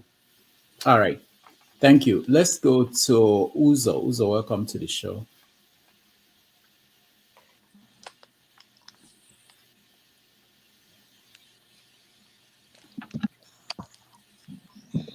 Mute myself.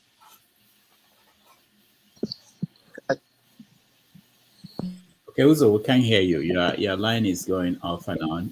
Let's go to Koya. Koya, welcome to the show. Uzo, I'm looking at your audio. It's going off and on, so I don't know what is going on. I'll come back to you. Try to log back in. Okay. Go ahead. Thank you, Doctor. Thank you, Doctor. The two doctors. Thank you very much. To my mind, I think there is a clash of civilization, a clash of culture, and even tradition within Nigeria. It seems to me that the North, because of maybe tradition, religion, culture, is more or less quite backwards. And the rest, say for example, in the West and the South of Nigeria, are more like quite sort of more forward-looking in terms of progress. And this, I believe, is a very big problem. Although we might want to sweep it under the rug, or it keeps on, setting us back as a people. Now the question will be, how do, and you have similar sort of tension even in the Western world, where, for example, in the UK here, you have a lot of Asian originated people, like the Pakistanis and the Indians and the rest of it, and those that practice Islam, they tend to, live, in the same area. They tend to, not mingle so much, and then you have the rest of the country. Not that the white people don't do that, but they don't do it to an extent as the Muslim cultural people do it. So that in itself, like a country, Nigeria, that is made up with a lot of people that is quite sort of backwards in terms of their, education and travel and what have you. Like yourself, you have traveled. I suppose you have learned a lot of things from your travels and stuff. That's why you can sit here and then, profile these solutions in terms of the way forward. But you have a lot of, people in the North still very, very much backwards, and, try to drag everybody else, towards their own reasoning. I believe that this kind of reasoning is what led to the diabolical regime of Buhari that just, is just about to end, because the man is just so backward, so entrenched in that religious, cultural, backward way of thinking that he doesn't see anything else. He doesn't want to move with the time. He just wants everything to tick clock according to his own culture, which to me is a very, very big problem. So the question will be, how do you, as as a person, profile a solution in terms of these cultural differences, in terms of these cultural behaviors of peoples? To me, is a problem needed to be addressed. And another thing I wanted to ask you is, in terms of, I know you have spoken glowingly about Igbo people, how we are hospitable, how we, protect visitors and the rest of that. So I want to ask you, what kind of criticism can you offer as an outsider that have lived with Igbos?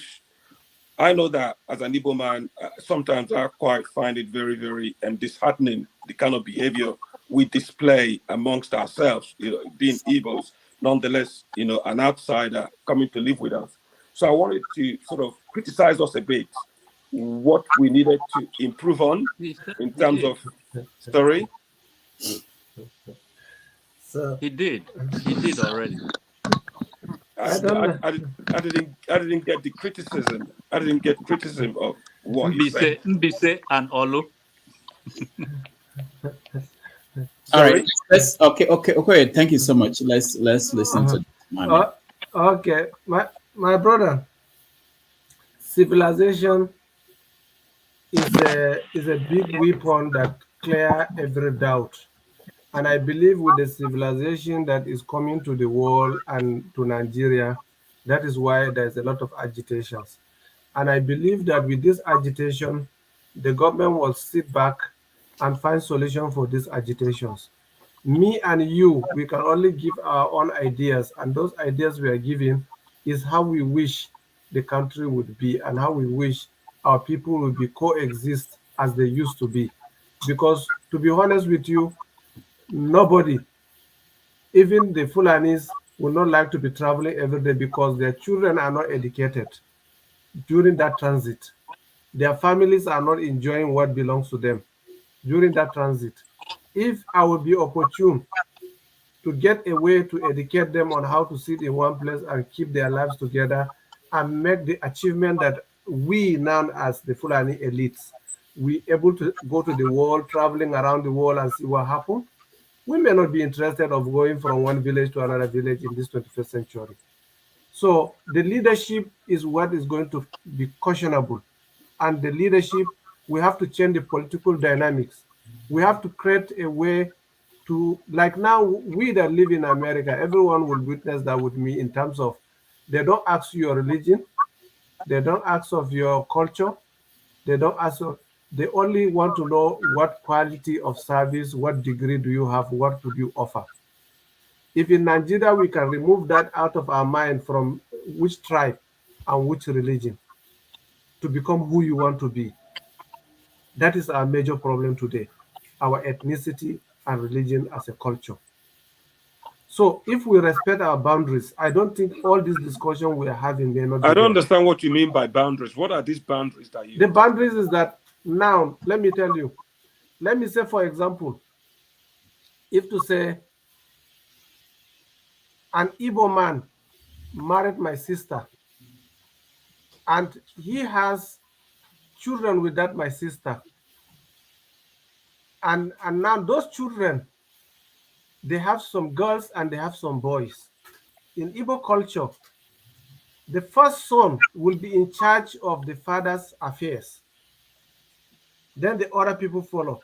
That discrimination, do you think that now, if I would be in the culture of Igbo, I will be able to now overlook my sister will be discriminated because her children are females and they are not able to get their inheritance from their father simply because they are women?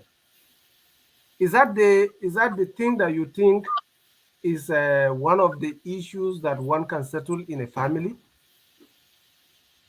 Now, in Nigeria, we are living like a family because Fulani married to Igbos, Igbos married to Fulani, Hausa married to Fulani, Fulani married to Hausa. So we are mixed up. So the few among us who does not want that mix up cannot make a larger difference. Because today, I bet you the number of people who, Igbos that live in the north, who are doing their business and live their life, are more comfortable even to return back to the east, simply because there is some in-house ethnic challenges that cannot contain them anymore. But So they are still very much segregated, though. Although they are in the north, they're still segregated. They are not. If they are there, you know that they are there. They are comfortable, because if they are not comfortable, nobody tie their leg to Kano. They have no obligation of being in Kano because they are comfortable in what they are doing and they live their life. So let's take it like that. Let's have a good intention of why someone live with other people. Let's build the morale of having a good behavior in a good culture and a good tradition. The culture is not always number one, is because you have your culture, I have my culture. If I don't respect your culture, how do you expect me to respect your culture? Let's be sincere to ourselves. Let's not be deceiving ourselves about culture and religion. It's very, very dynamic in our lives. All right, thank you. Uzo, you're next. Thank you, Dr. Damages. Oh, thank you, everybody, and welcome, Dr. Nasidi. I want to take this opportunity to thank you for the unique perspective that you brought here. And not everybody has the advantage of, every Nigerian has the advantage of, coming from the north, going to the south or east and going to the west to live for a number of years. And I want to thank you for bringing your experiences here and letting us know. For me, I think that this is like what Nigeria should be. When I grew up, after secondary school, I wanted to go to University of Sokoto.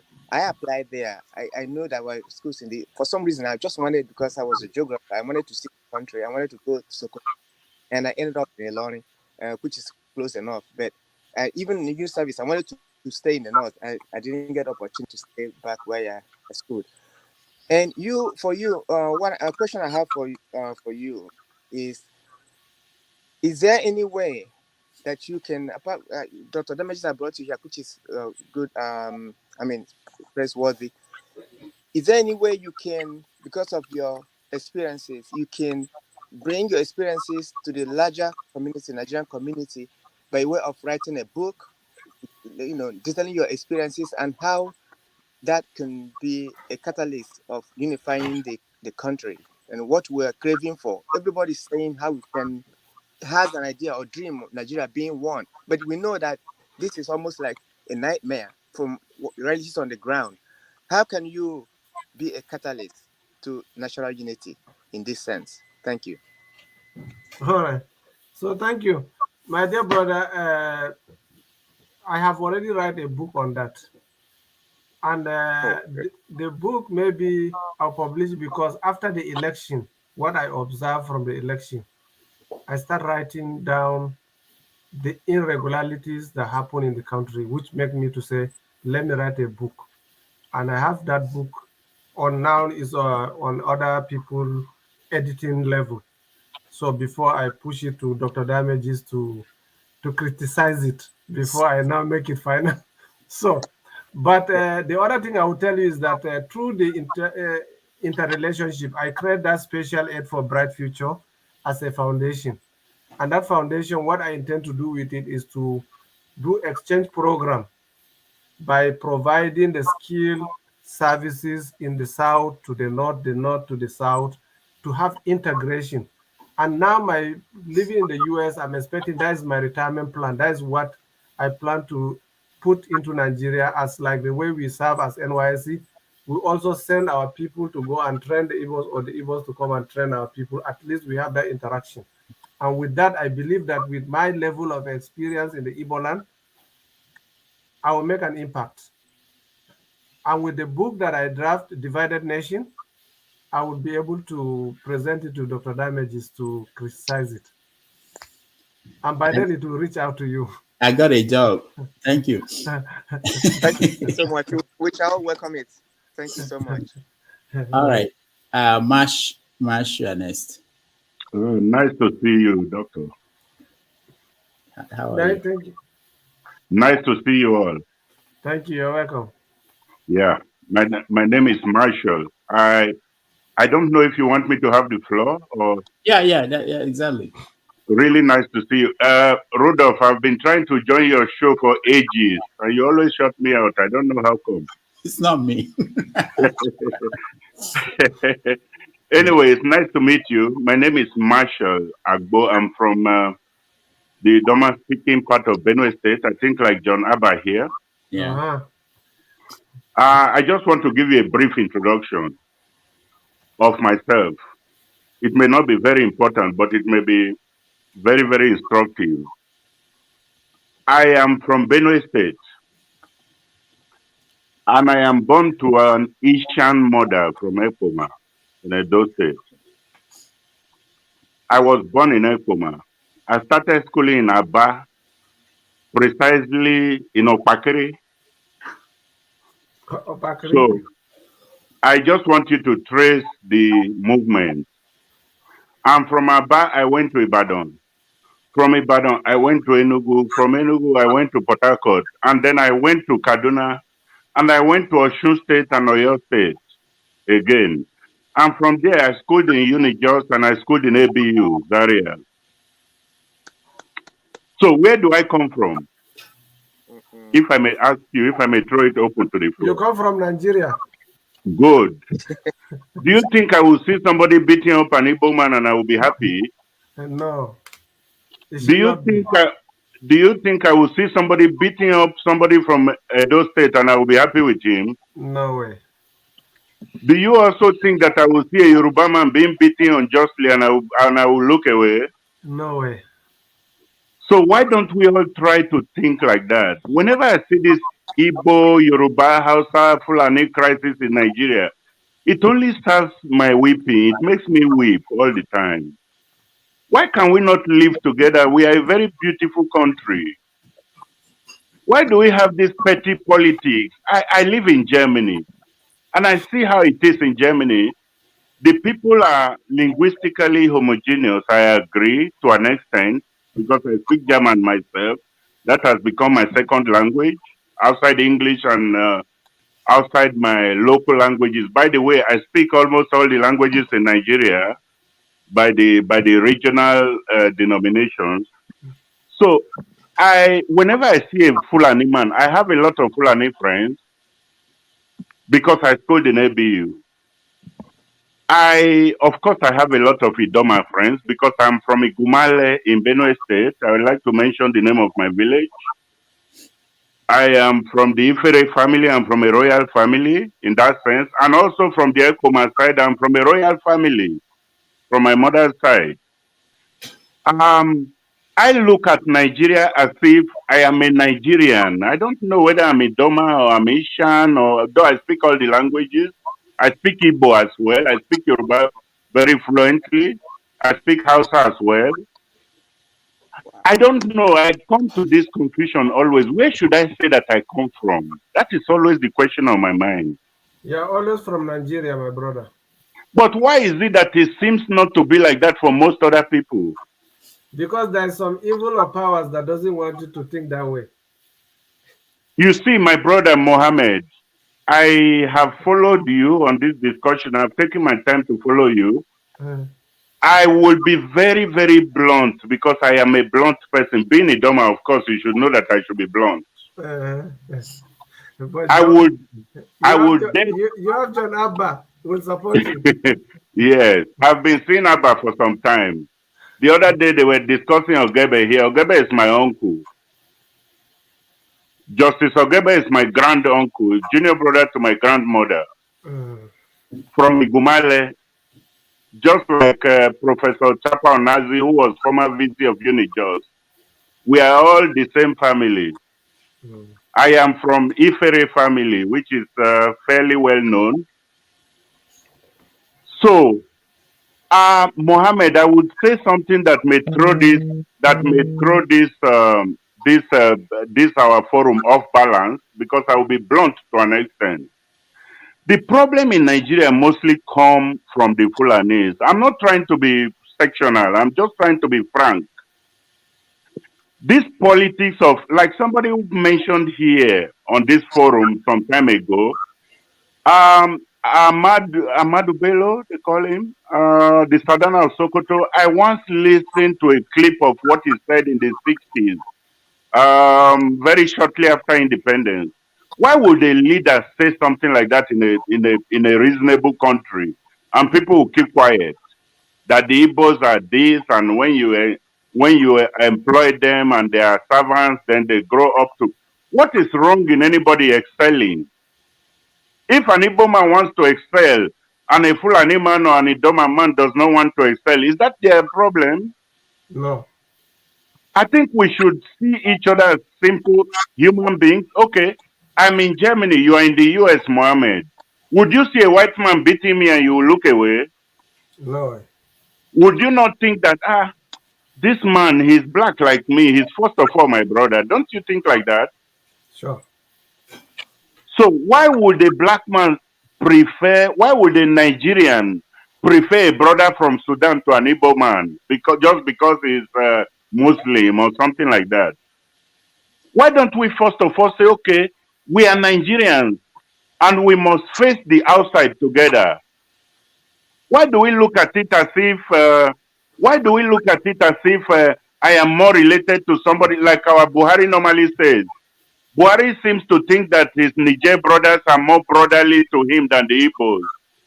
Why does he think like that? Why do people think like that? That's the interview I was referring to. I think I can recognize it. Okay, Marshall, hold on. Okay, let me play a little bit of that. Yeah. One thing I've noticed, Premier, while I've been here, is that Northerners seem to have, I might almost call it obsession about the Igbos. Could you perhaps explain that to me? Well, the Igbos are more or less the type of people whose desire is mainly to dominate everybody. If they go to a village, to a town, they want to monopolize everything in that area. If you put them in a labor camp as a laborer, within a year they will try to emerge as headman of that camp, and so on. Well, in the past, our people were not alive to their responsibilities, because you can see from our northernization policy that in 1952, when I came here, there weren't 10 northerners in our civil service here. And I tried to have it northernized, and now all important posts are being held by northerners. Is this policy of filling all key posts in the north solely with northerners and not with other Nigerians a temporary or permanent one? In actual fact, what it is a northerner first. If you can't get a northerner, then we take an expatriate like yourself on contract. If we can't, then we can employ another Nigerian, but on contract too. This is going to be permanent, I should say, as far as I can foresee, because it will be rather dangerous to see the number of boys who are now turning from all our learning institutions, coming out with having no work to do. I'm sure whichever government of the day might be, it will feel rather embarrassed, and it might even lead to bloodshed. Doesn't this damage the idea, sir, of all people in all regions in Nigeria being fellow citizens of one country? Well, it might, but you are, new to our region, but how many northerners are employed in the east or in the west? The answer is no. And if there are, there may be 10 laborers employed only in the two regions. All right. That's the interview you were talking about. Yes, very correct. Okay. Why would somebody say something like this in a civilized society and he will not be reprimanded, even at that time? I'm not trying to be partial. I'm not a partial Nigerian. I'm just stating the obvious fact. So let me respond to you before I forgot the point I have in mind regards to that. Okay. Number one is that every leader of a community try to project his people first before others. And no matter what it is, that time, if you remember, it was a political era whereby everybody is now finding a relevancy to his people and want to have a position that will count to his people's progress. At that time, he has his security as a Christian. He has his bodyguard as a Christian. He has his cook as a Christian. He has people that are from different parts of Nigeria that serve him, include the man who earned his life. If to say the way he talk is how he regard Igbos, he will not keep Chuku Kaduna in his house to a point that he can take him to NDA, Nigerian Defense Academy, to train him as a soldier. Besides, I want us to go back and learn from what happened in Rwanda genocide. In this life, whenever we continue reflecting to our past, we'll not correct our mistakes. Simply because when we realize this is a problem, we need to find a way to unify our people and take away from the. Remember what happened in Rwanda. Every one of us know what happened in Rwanda. But what happened, what Paul Kagame did, magic, is to stop history from repeating itself by making sure that Rwandans will never remember what happened about Situs and the other tribe.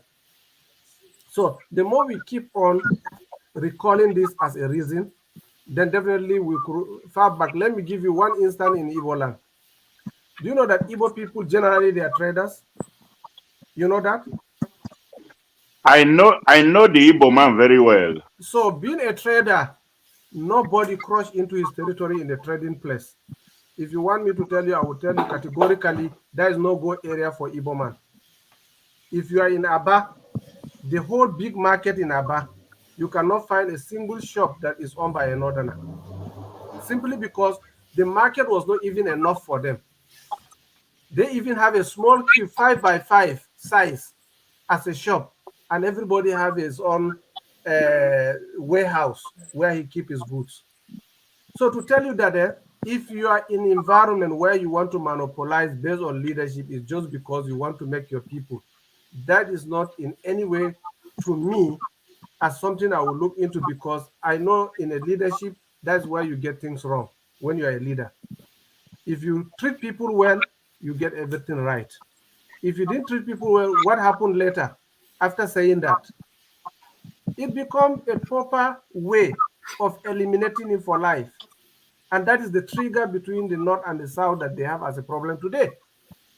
So let's keep that away from the. Let's talk about after that time. Why do we have close to 50 years of living together in one piece and trying to live together in a harmony? What do we do differently? Do we forget that there was Biafra before we accept ourselves and go back to our life and do what we're supposed to do? So my brother, let's try and always look front and look back. Now we're in another century. We're in another level of life. If Buhari said that today, that would be a different thing altogether.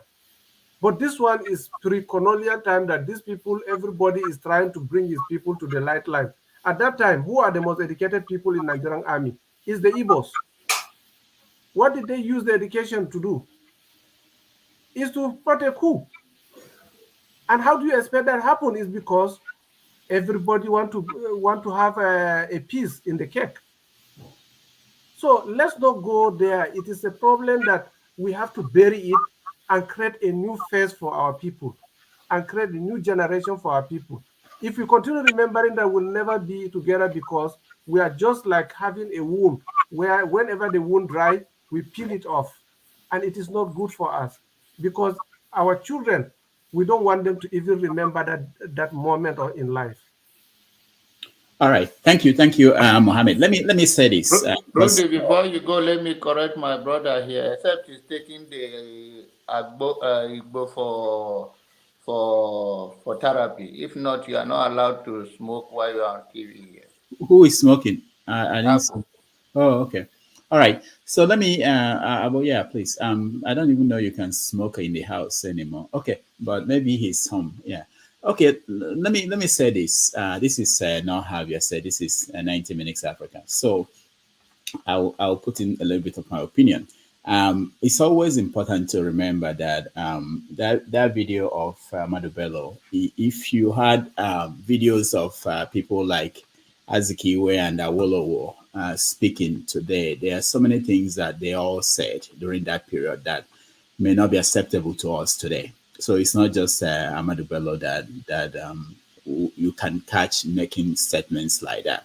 But also, you have to put those historical things in context of their time. But I want to go to something about moving forward and the solution. I like what Marshall said, the way he portrayed himself. But a lot of people are not that experienced about Nigeria. I happen to come from the East. I schooled in the West. I served in the North.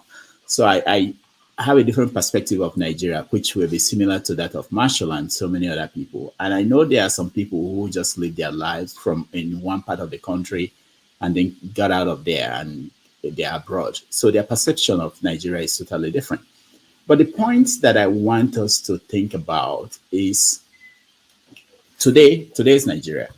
There are some issues. I'll give an example of one that I've been confronted with that by different people. Mohammed, let me frame it for you this way. You said that you are just like Atiku. You know, Atiku was, the father was put in jail. This is a story told by Atiku because he didn't want Atiku to go to school. He wanted Atiku to go and join him in farming, you know. And but the local authority at that time, white people who were in charge, decided that if your son doesn't go to school, we'll lock you up. And that was how Atiku went to school. And today, I don't think there's any child of Atiku that wouldn't go to school. And the same thing with your story about your dad. I don't think your children are going to school. I think your children's children will go to school. So so you can see that there is something changing, especially for those who have seen the benefits of education, Western education, let's say it that way. Because there's also something that was said here that is not totally true. You know, there's also a form of education, traditional education, Islamic education. Those are forms of education, but you can say that they are not beneficial to anybody today. There are doctors in Igbo land before the Europeans came. They are doctors, but the fact that they were overtaken by time, people are now going to Western medicine, does not mean that knowledge that they had, if we still have them today, to be useful. But let me go straight to something that people bring to me. I don't have an answer to that. And that's for you, Mohammed. Maybe you can help us understand. Yeah. So they said to me, based on all the things we've talked about today, people will agree that if we have merit, a system where we believe in merit, that it will solve some of these problems, which means that anybody who is qualified will get a position, apply and get a position. But we don't have that. And I know that in America, they have affirmative action in other parts of the country to help people who are disadvantaged. So people have presented this to me, and I want to present it to you, Mohammed, and see what you take. They said that unity schools, for example, in Nigeria, for many years, more than 30 years, they've been having this quota system where someone from Edo State will score 140 to get in, minimum score. Someone from Osun State, 130. Someone from Anambra State, 140. And then someone from Zamfara, they'll say score 3 and you will get in. And they've done this for 30 years. And it hasn't changed. It hasn't improved the scores of someone from Zamfara. So the thinking is that this has not worked, apparently. One is, why is it continuing? Two, wouldn't it be better to say, you know what, let's just like JAM. Let's say 100 is the minimum. If you want to get to this school, you score 100. And that if you have that system in place, more people will struggle. They have incentive to struggle to get to that 100. Since we've tried this for 30 years, people are still not getting anything different from 3 and 4. So what do you say to that? Because that's something that for people who do not have this kind of worldview that most of, some of us have, because we've lived in different parts of the country, we can say these are certain things that are good about this and this. All they see is that I'm being denied opportunity because of this provision. The same thing with some white people in America today are looking at this affirmative action and saying, oh, my kids are being stopped from going to school because we are trying to accommodate all these different people. So what do you say to that? Okay, what I would say to that is that everybody has a monopoly to power, but you may not have monopoly to knowledge. Knowledge is something that you have to work hard for it and get it. Before the independence in Nigeria, we in the northern Nigeria, we concentrate more on our Islamic education. And because of that, now it is the time that we change from the Islamic education to the Western education. So why the quota system is because to enable some individuals who are interested to go to school, to get them a way to get into the school. Like me in Adamawa State, we have Abia as our quota system. We have students from Abia that come to Adamawa, and we have students that from Adamawa that go to Abia, because it is our quota in that aspect. So, but when it comes to why it doesn't work for 30 years, it is not a fault from me or you, it is a fault from the administrative system. And when we are talking about this, we talk about, let's take it back to the Igbo land. In Igbo land where I live, I found out that a community put money together to grade road. It happens. I know in there, a community put together to build a school for people to go to school. So, and in the north, like they are begging people to go to school because how important education is. And there's a lot of gifts that have been made, even at that time, to convince people to go to school.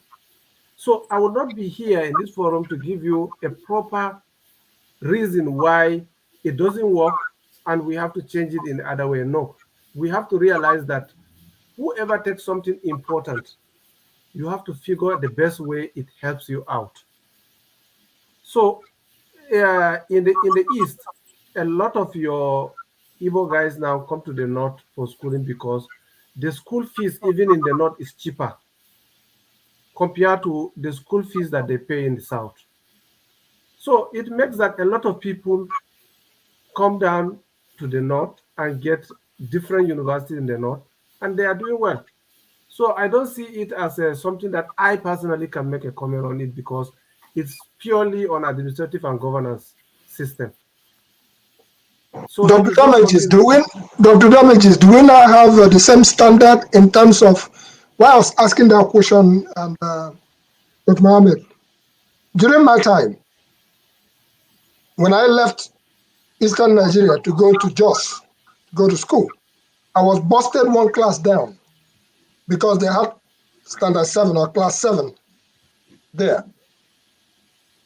And when the war ensued and I came back to Mahia to continue school, I was busted one class down. So do we now have same structure? Like, is it up to standard 6, be it in the North or in the South? You know now Nigeria is practicing 6334, the system, right? So basically that is what happened everywhere, part of the North and the South. But the difference now, we are talking about the quota system. And the quota system is originated from the federal character system, where some group of people are not favored by getting into the school system and so forth. So what we are saying here is that it's based on the way the government program it and the way that it gets access to people that they want to draw their attention to schooling. But what I'm trying to put here is that even there will be change, is our government that's supposed to sit and look at it and say it is not working, and how will we make it work? Because even the WAEC today is not everybody that get admission for medicine anymore, because the quota system in getting to medicine is very high. You have to score a certain score, right, Dr. Damages? Yes. So yes.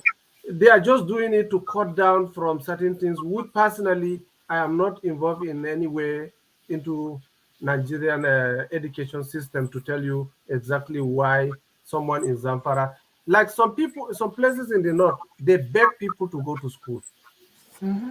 It's different from your place where people already, Christianity has come with the Western education, and more people has been educated even before the independence. We are quite too different. We are looking at, we want our people to get the knowledge. When they get the knowledge, they can think straight and they can be able to manage themselves. But this particular situation we're having now is not what individual can give a reason to it. All right. Thank you, Mohammed. Let's go to Simile. Simile, welcome. Hello, Dr. Damages, and hello, panelists, and everyone listening to us. Thank you for joining us. Hello, Dr. Mohammed. Nice having you with us here too. Thank you. Well, my question for you is, as a medical doctor, I suppose, what's your position on female genital mutilation? Oh, come on. Also, in regards to intermarriages between tribes in Nigeria, where do you stand in advocacy? You come late. We have talked about that before. That leave Okay. people with their culture and their religion. That's purely their own behaviors of life. If we go into that, the program will not end today because you get tomorrow more texts and messages in your phone that you are interfering with someone's life. Okay. So because I say, let's leave culture and religion out of this because that will not help us to get where we are going, because you cannot tell a Muslim man why he's praying, and you cannot stop a Christian from going to church. So that means we cannot change ourselves from our cultures. That's why I bring that if I allow my daughter to marry an Igbo man, and the man died, and his children that are females have been discriminated from the inheritance, I will not accept it. But in Igbo land is one of the things that ladies like you, I don't think whether you remember it happens or it happens to someone you know. But I know someone I know that the family, everything belongs to the man's wealth has been given to the first son. And the first son start giving to people he wants. And if you are not in his good book, you are out. So that's an Igbo culture. These are the cultures that I say we don't speak about it, because if we speak about it, I will intrude into the culture that I don't know why, and I don't want to be part of who make it a public view. That is why Can I say something in regards to that, doctor? That female mutilation is a particular tribe in Nigeria that does it. And that tribe is Arabs and Shua that from Meduguri. And those people, they have their own peculiar culture and tradition that is not even in Islamic way. It is not something that we can say it is an Islamic way of right of doing things. No, it's a culture. So let's keep them away from our topic, because that is their own way of life, and that is what they do in Borno. But our culture is part of who we are, and as we update. So the culture have nothing to benefit you and an Igbo lady. Because if they stop doing it to the ladies there, is it not who we are? Culture, is it not our originality? Is it not our identity? The culture that made you an Igbo lady is different from the culture that made me a Fulani man. In a Fulani man, if I want to marry a Fulani girl those days, I have to be flogged to know that I'm capable to take care of her. So if they ask Igbo man to go and marry Fulani girls until they flog him before they give him a wife, will you accept? No. Well, why not? Why not? Because what I believe is in educating the people to understand. So that is why we have to leave those people to do their things. Because me as a Fulani man now, we are the elites, and our people are no longer flogging anybody for a wife. So wait a minute, sir. I understand your position, and that is why I'm trying to understand as well. I'm learning. I suppose everyone else is learning as well. So is it not good that we educate people of different peculiar cultures, because the young people giving back to today may not know, so that they can decide where they marry instead of going to find out later on? I know the civilization, but people should know. My dear, what I want to say is that you are an Igbo lady, I'm a Fulani man. Both of us is not our culture, is not our tradition. So we cannot convince those people what they are doing is wrong.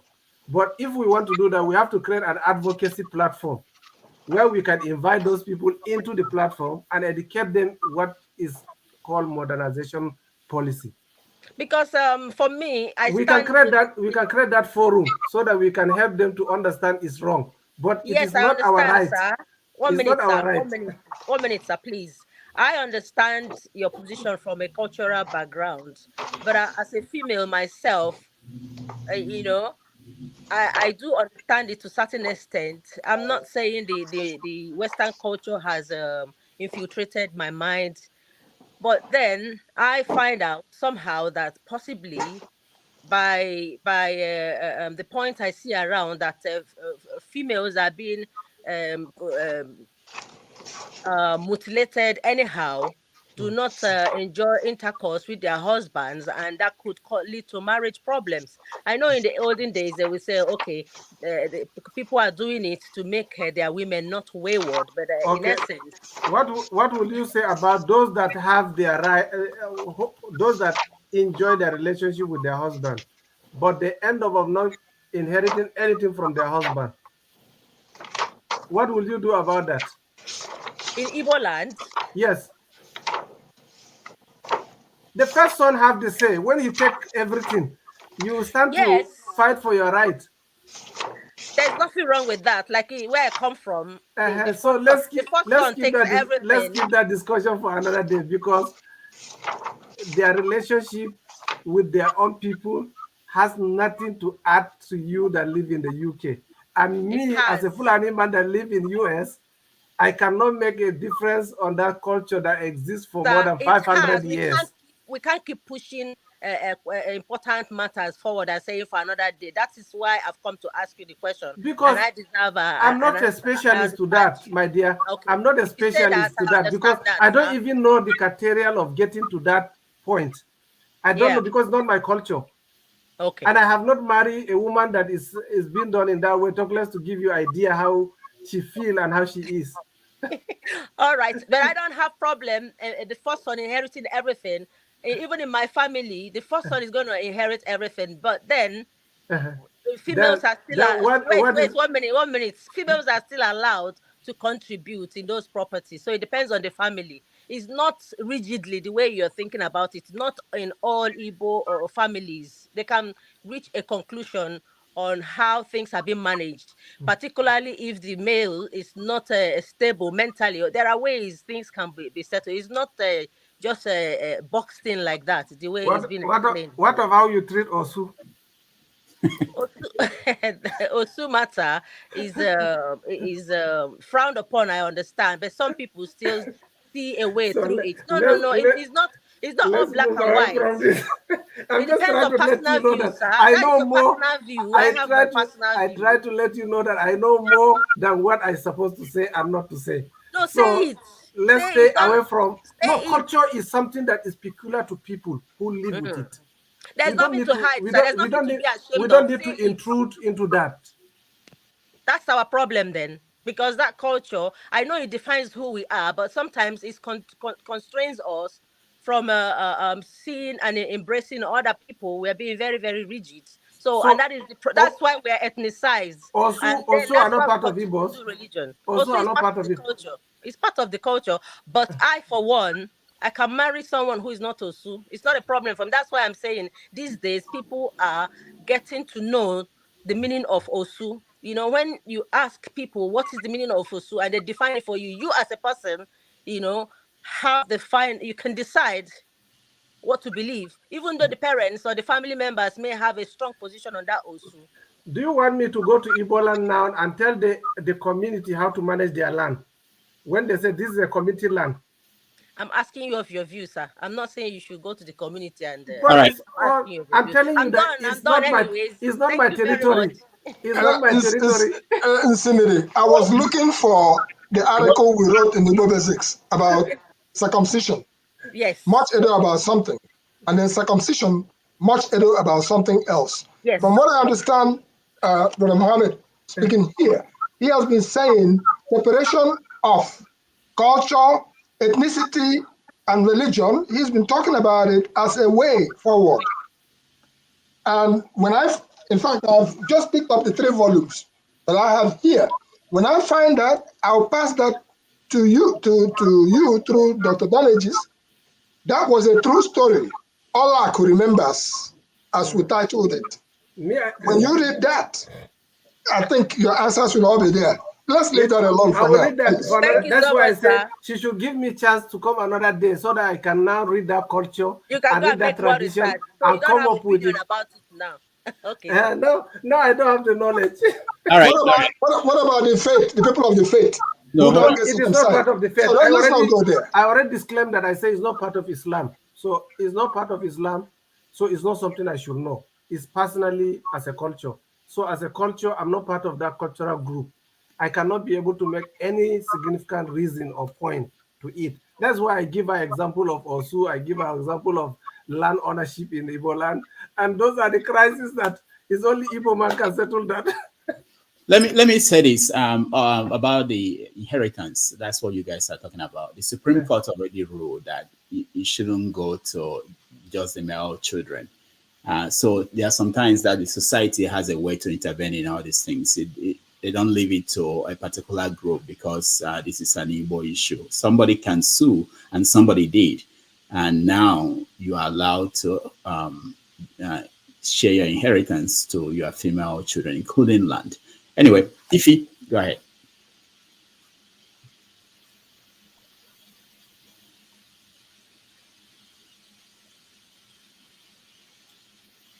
Ify, who can hear you? Can you hear me? Okay. Yeah, we can hear you. Okay, good afternoon. Dr. Mohammed, how are you? I'm fine, thank you. I was listening in and out, and I think I've had a conversation with you previously on this show. We've gone back and forth, about a lot of stuff. Honestly speaking, and I'm sure everybody knows where I stand. No matter, I'm a typical Igbo girl, and nothing is gonna change that. And I'm so proud to be Igbo. Sure. We live. Dr. Dameji said something about what I wanted to ask you about education. And I had that mentality because when I came to this country called America and I wanted to get into school, I was told that I was going to take an entrance exam. The first thing I asked my uncle was that, are they going to score me based on where I am from? And he asked me, what do you mean? So, and I said, I know they do the black and white thing, am I going to be scored based on that? And he said, I don't know what you're talking about. Finally, he explained to me. In as much as, again, I've been saying this constantly on this channel, in as much as we want to be called or seen as one Nigerian, we are not telling each other the truth. For example, Dr. Dameji said something about, getting into college. You cannot tell me as an Igbo girl that I can come to the northern state and apply for a job in the government and I will get it. It's not possible.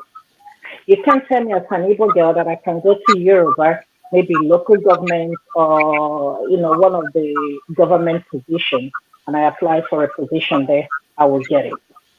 And we are still talking about one Nigeria. Even in the same Igbo land, my friend was telling me she lives in Enugu, that she applied for a position and they told her the job is for Enugu Indigenous. My other friend, she lives in Port Harcourt and she's trying to go to nursing school. And I told her, she was telling me that she's going to go to Ihiala. I said, why not apply since you live in Port Harcourt with your family? Why can't you apply for school in Port Harcourt? She said, oh no, because she's not from Port Harcourt, they're not going to give her admission. So she has to go back to it. This is one Nigeria. In a country of 200 and something million people, Igbos are marginalized. Every day we come, every channel you go, listen to Nigerian people talk on YouTube, they're talking about the Igbos.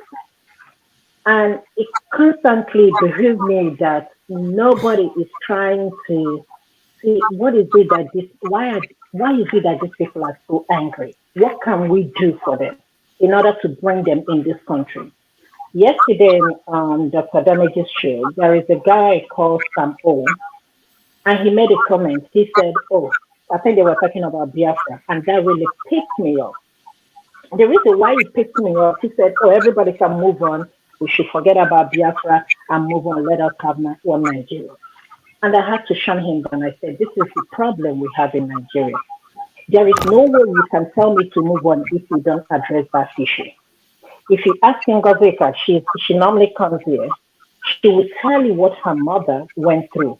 Her mother is still crying, I think up to the time she passed, about her children she lost during the war.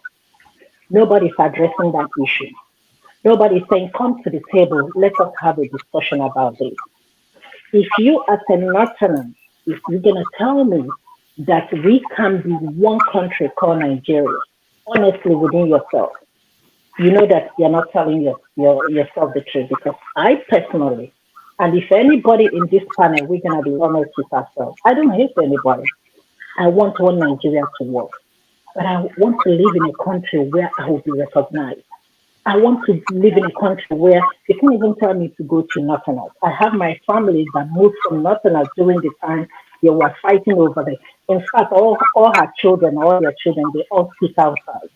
But they cannot go back there because of the trauma they have to relive. So this issue of one Nigeria and certain group of people are being marginalized, how do you think that issue can be addressed? We are talking about the election that just happened, and nobody is happy about what is about to happen in that country. Now, how can we move on? Now, what I want us to remember is that if Igbos are marginalized, Fulani now they say they are marginalized. So how are we going to set out a goal for this time transition? What I want us to understand is that we humans that make the country. Without we cannot. There will not be Nigeria. We human beings that live in Nigeria make the country as a country. So if we cannot find our own solution by ourselves, by creating the dialogue and creating the possible way of getting to the promised land, or making that everlasting peace among ourselves, the enemy succeed in our territory by bringing divide and rule system, which is you are a Christian, I'm a Muslim, you are a Fulani, I'm a Igbo, and so forth. So if we continue harming on this, definitely we will never get this solution sought out. But if we realize this is our problem, we need to find what is our particular problem. What is the real problem that we have that will take us to the promised land? We have to find a way to get to that point. We cannot continue relying on the social media and expect that the whole thing we hear from the social media is the fact. We as humans, we have to do our own on ground. Now, I told Dr. Damages, I said, I have my junior brothers who live in Igbo land.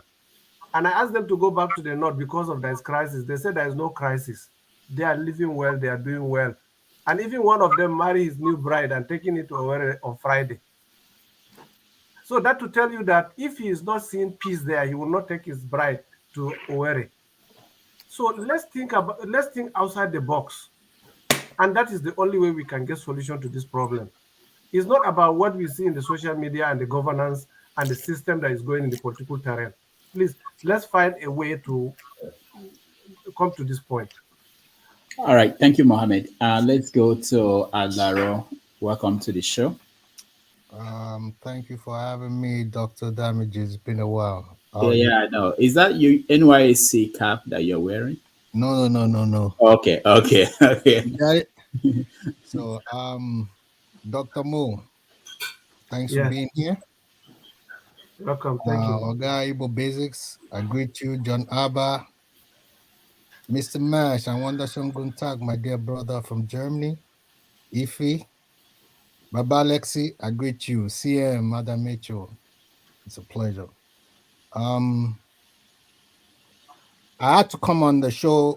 I'm always on the background, but I had to come on the show, so we try to represent all the tribes, because this is a very sensitive topic, and I'm glad you're dealing with it. You deal with a lot of issues, and I really do appreciate you, sir.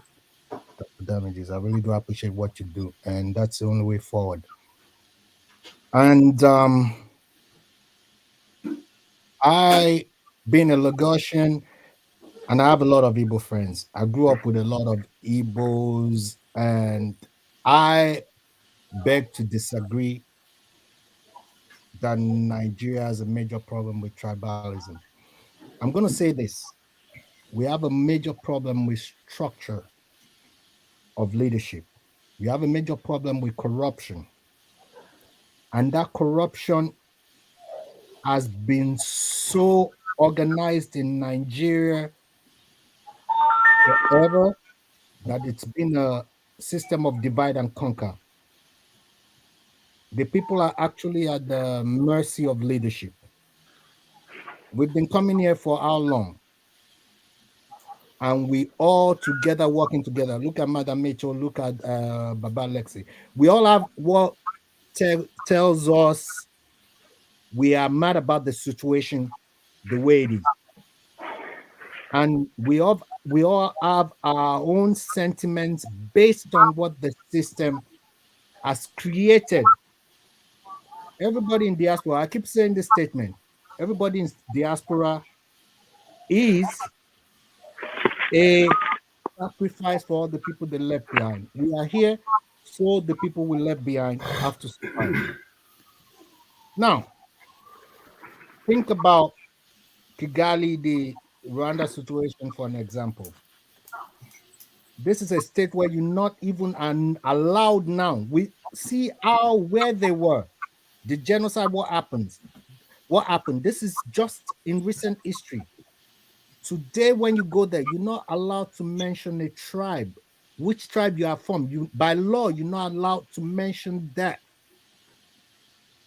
How do we move forward?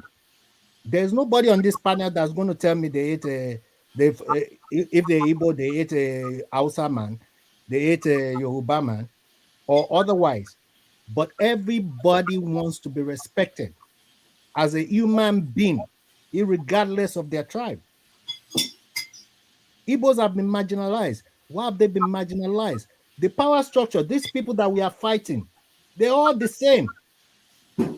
Igbo people are around them. So our problem is leadership, corruption.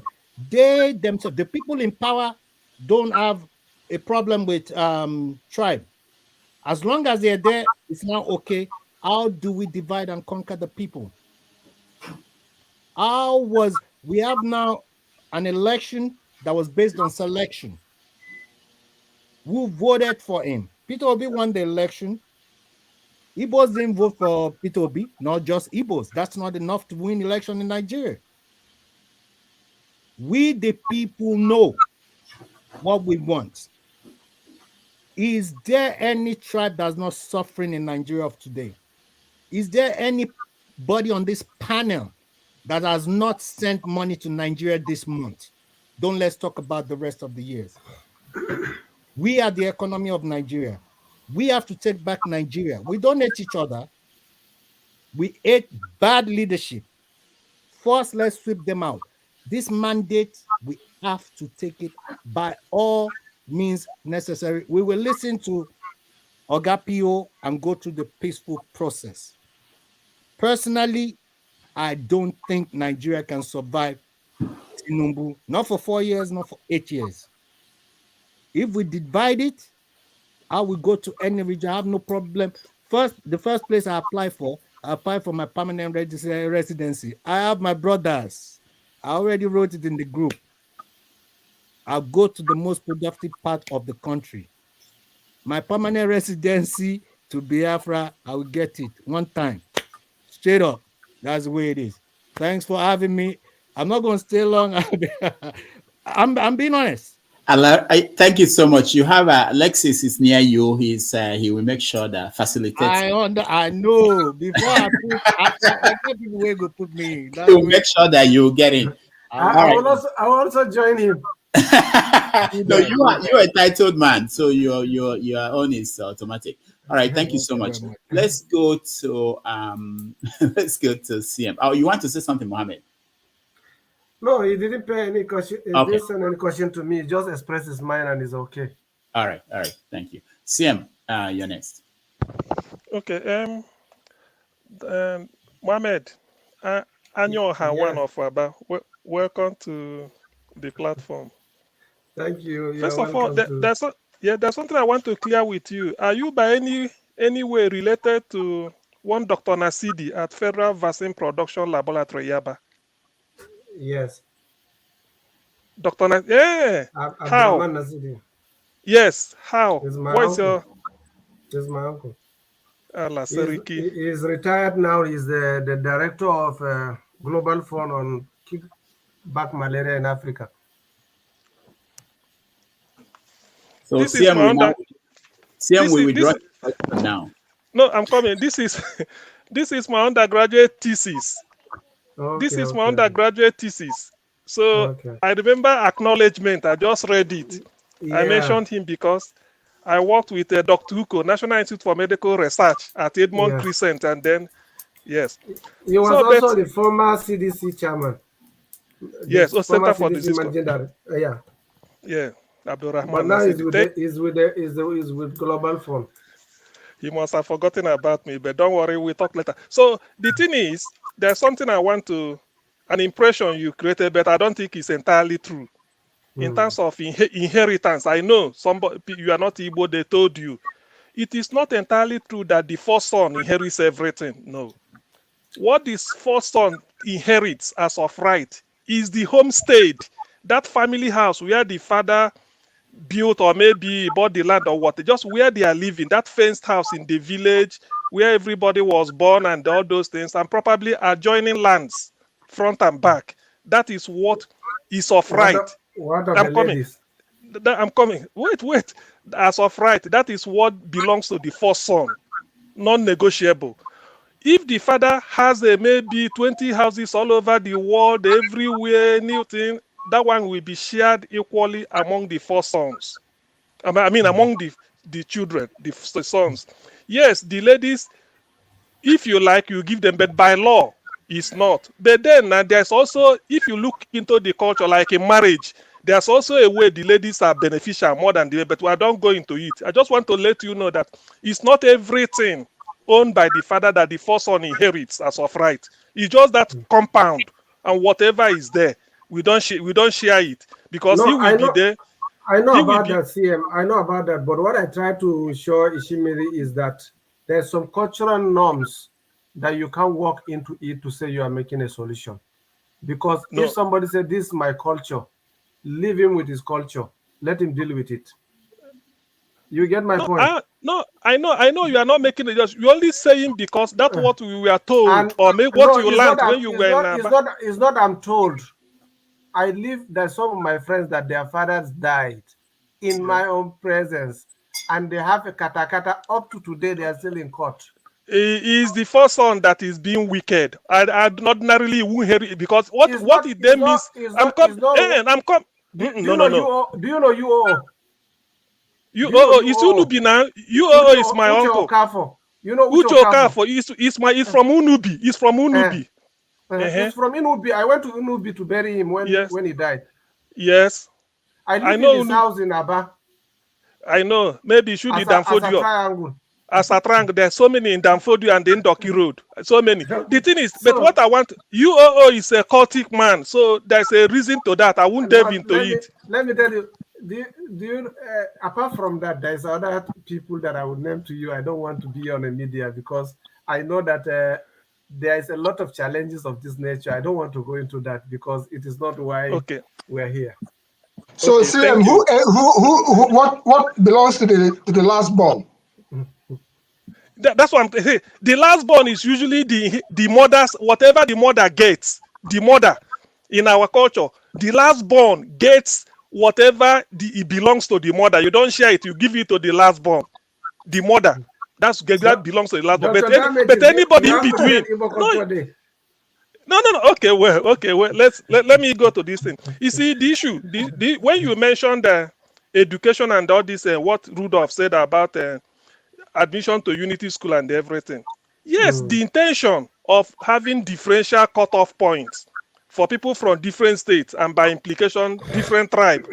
Because if you say Imo State, you are talking of Igbo. If you say Anambra, you are talking. If you say Oyo State, you meant Yoruba.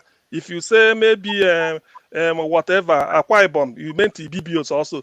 So what I'm trying to say is that the framers, those that thought out that policy, thought that it is to bridge the gap to help those that can score high. That's the essence. That's what I was saying. I cannot say much about it because I was not part of. Okay, listen. The next thing is, but in doing that, they did not think the other way. It is also punishing the other chap because if you say somebody from Imo State will score 140, fair enough. not every child from Imo State can be able to score even 120. Some may score 80, some may score 70.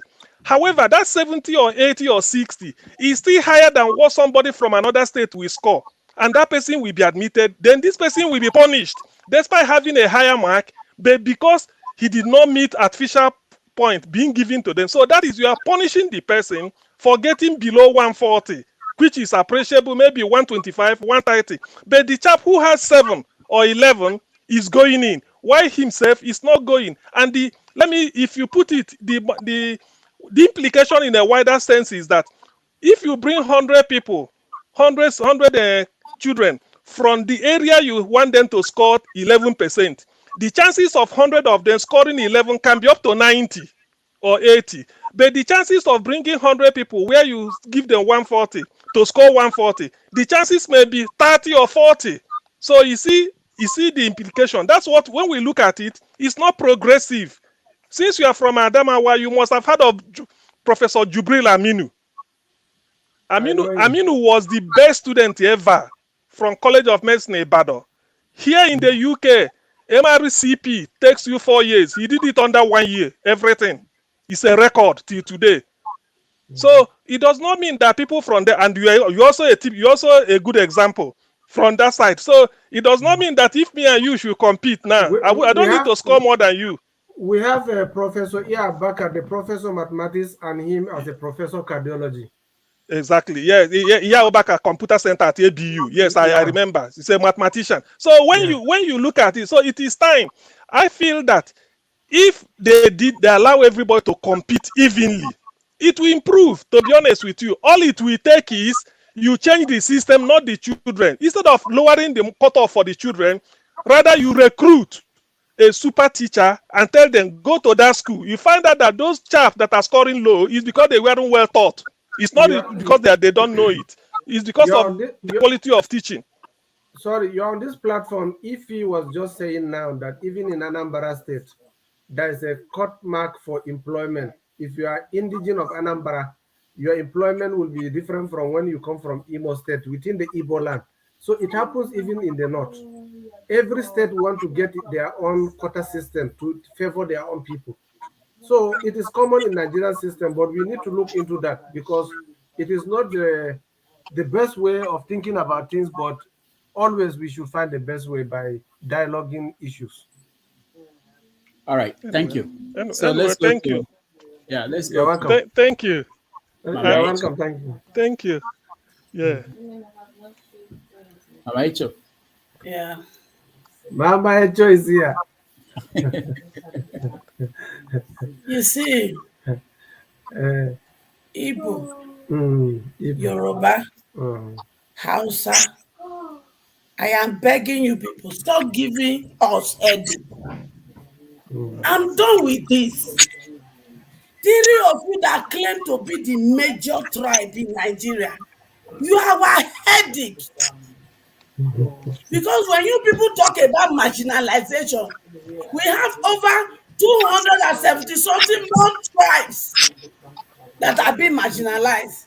But because you people in your own myopic thinking have bossed this tribe in what you call minority group. When you come every year, every day, we fight only one battle: marginalization of the major tribe. Where did they worry you yourself? Where did they worry you now? Now be the tribe when they inside Nigeria. Now we get the independent. We that are from the Niger side, where the whole oil comes from, we are suffering. Yeah.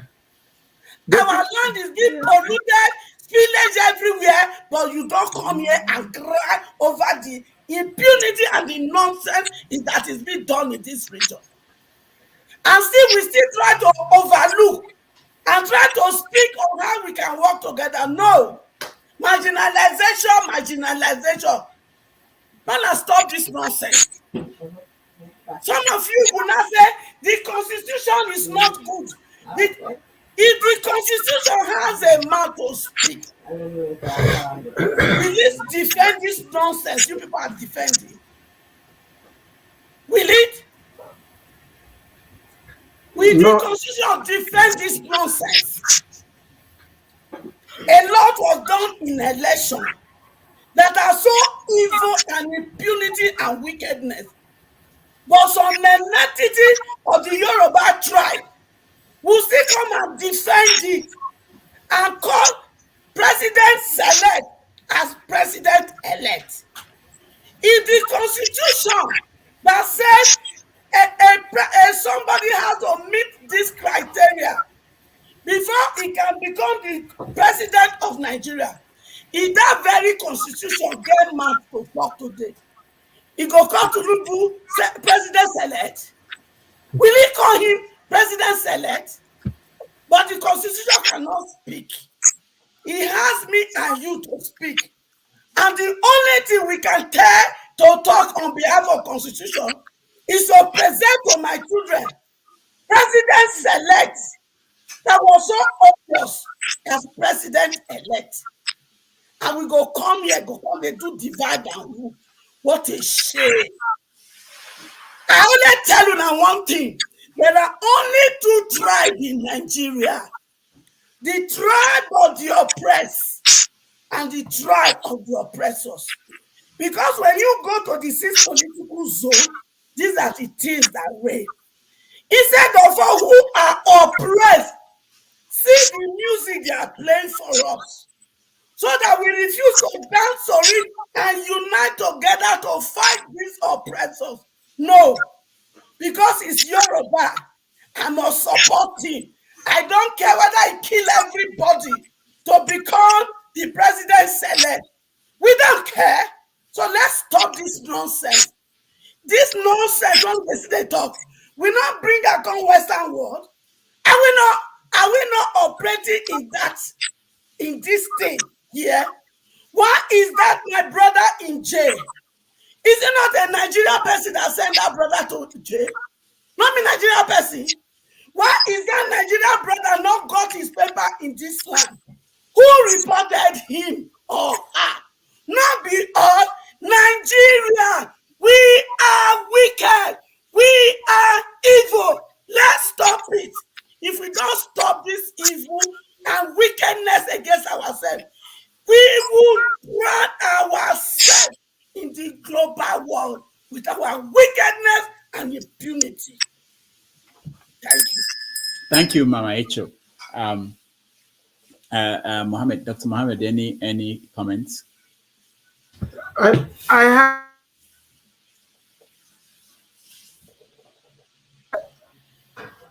only one comment to share with Mama Echo. I always watch your program, and Mama Echo is always hard on the people because her way is not the only way, but she always tries to pinpoint why and how. Mama Echo, what I want you to know is that the elite groups in Nigeria are made of three major groups, and those are the people who talk on behalf of the population. So whether we like it or not, we that are the oppressor and the oppressed have to come together and agree on how to make sure that elite will not be using us as a tool to leadership. Because what one of my friends said, Alero, is the fact about Nigeria. The corruption has unified the three people that are fighting to be able to govern people by divide and rule system. That's why religion is there. That's why culture is there. And when the election is over, the problem is over until another election come up. So because of that, what we need to do, like my purpose of coming on this platform is that I want us to reason like Nigerians. Let's start thinking about which way forward. How can we be able to tell our people back home how to be able to now know who are the leaders? Who did they supposed to? It's not like somebody who will come and say, because I'm your pastor, I want you to vote for this. Or because I am your imam, I want you to vote for that. So let's understand who are we as human and what type of leadership do we want. And we're supposed to do it from the grassroots, not from the top. The top, we cannot reach there. All right. But Mohammed, before we do that, I know, Mama, we have a work of feeding these people. We have a work of putting source of living in them, because their value system has been replaced with poverty and lack. We have dehumanized them. So it is the person that put food on the table for them in 4 years, that is the person they will listen to.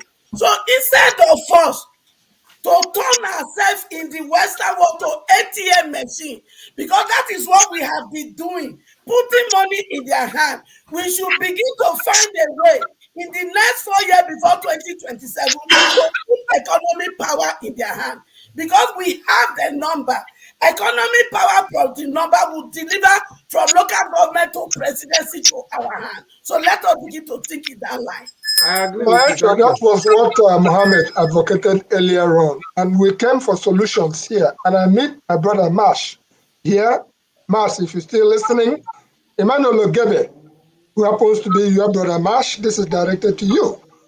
I have met Emmanuel Ogebe, and if you go to basicsexpress.com, you will see the presentation of Emmanuel Ogebe, where he went to Nigeria to participate in this election that just took place. He came back and he was talking at Nadeko the other day. His presentation at Igbo Basics is on Arise Television. That's where he went. So I'm directing that what we have come here and I'm seeing is to find some solutions, which I see that are being outlined. And for Mohammed, what I've heard from Mohammed has been, can we eschew ethnicity, religion? It's like put culture aside. Can we separate church and state and try to focus on what is going to move Nigeria forward with all the experience we have here? All right, thank you, Igbo Basic. Let's go to, please, if you're not speaking, can you mute yourself? I'm hearing a noise somewhere. Let's go to Thomas, and then I'll go back to other people who have had the opportunity to speak. Thomas. Yeah, good morning from Australia. Yeah, to the doctor. Wow. I salute you. What I've been hearing is how the Northerners they are illiterate. They can't even speak English. But I salute your brain, your exposure. Dr. Rubel, thank you as well, and to all the panelists as well. I salute to them. Doctor, can we ask about politics? Are we allowed to ask? Yeah. Anything you want.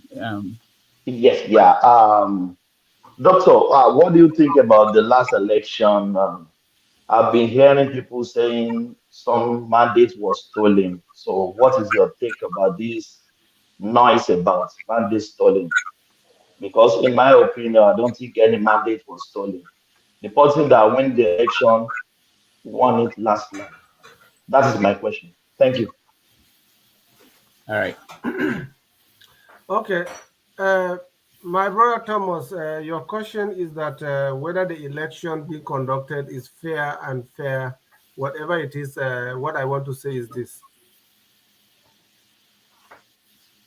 Politics is like a trading. Everybody is in there for a market to buy and sell. So if you don't have people that represent you in other part of the country, your profit margin will not be the same with the people who buy your products. So I believe that the difference that play, the politics that play, that I believe a lot of Nigerians fail to agree with it, is that politics of last February is purely about religion and ethnicity. Purely. No difference about that. And religion and ethnicity play a vital role there because of three things. One is that Tinubu selected his running mate to be a Muslim because of that Muslim majority in the north would not allow a Christian minority to represent them. That's the fact. Tinubu go to the election because he has already established his friends and network for more than 5-10 years. He empowered people to be there for him, and they work for him. So whether it's stolen, whether it's been taken away from, his homework has paid him. Okay, so and when we come to our obedience, the biggest challenge that the people fail to understand today is this. If we take it on a religion ground, we have 19 states of the north. Out of 19 states, we can take 10 states out of the north that are predominantly Muslims.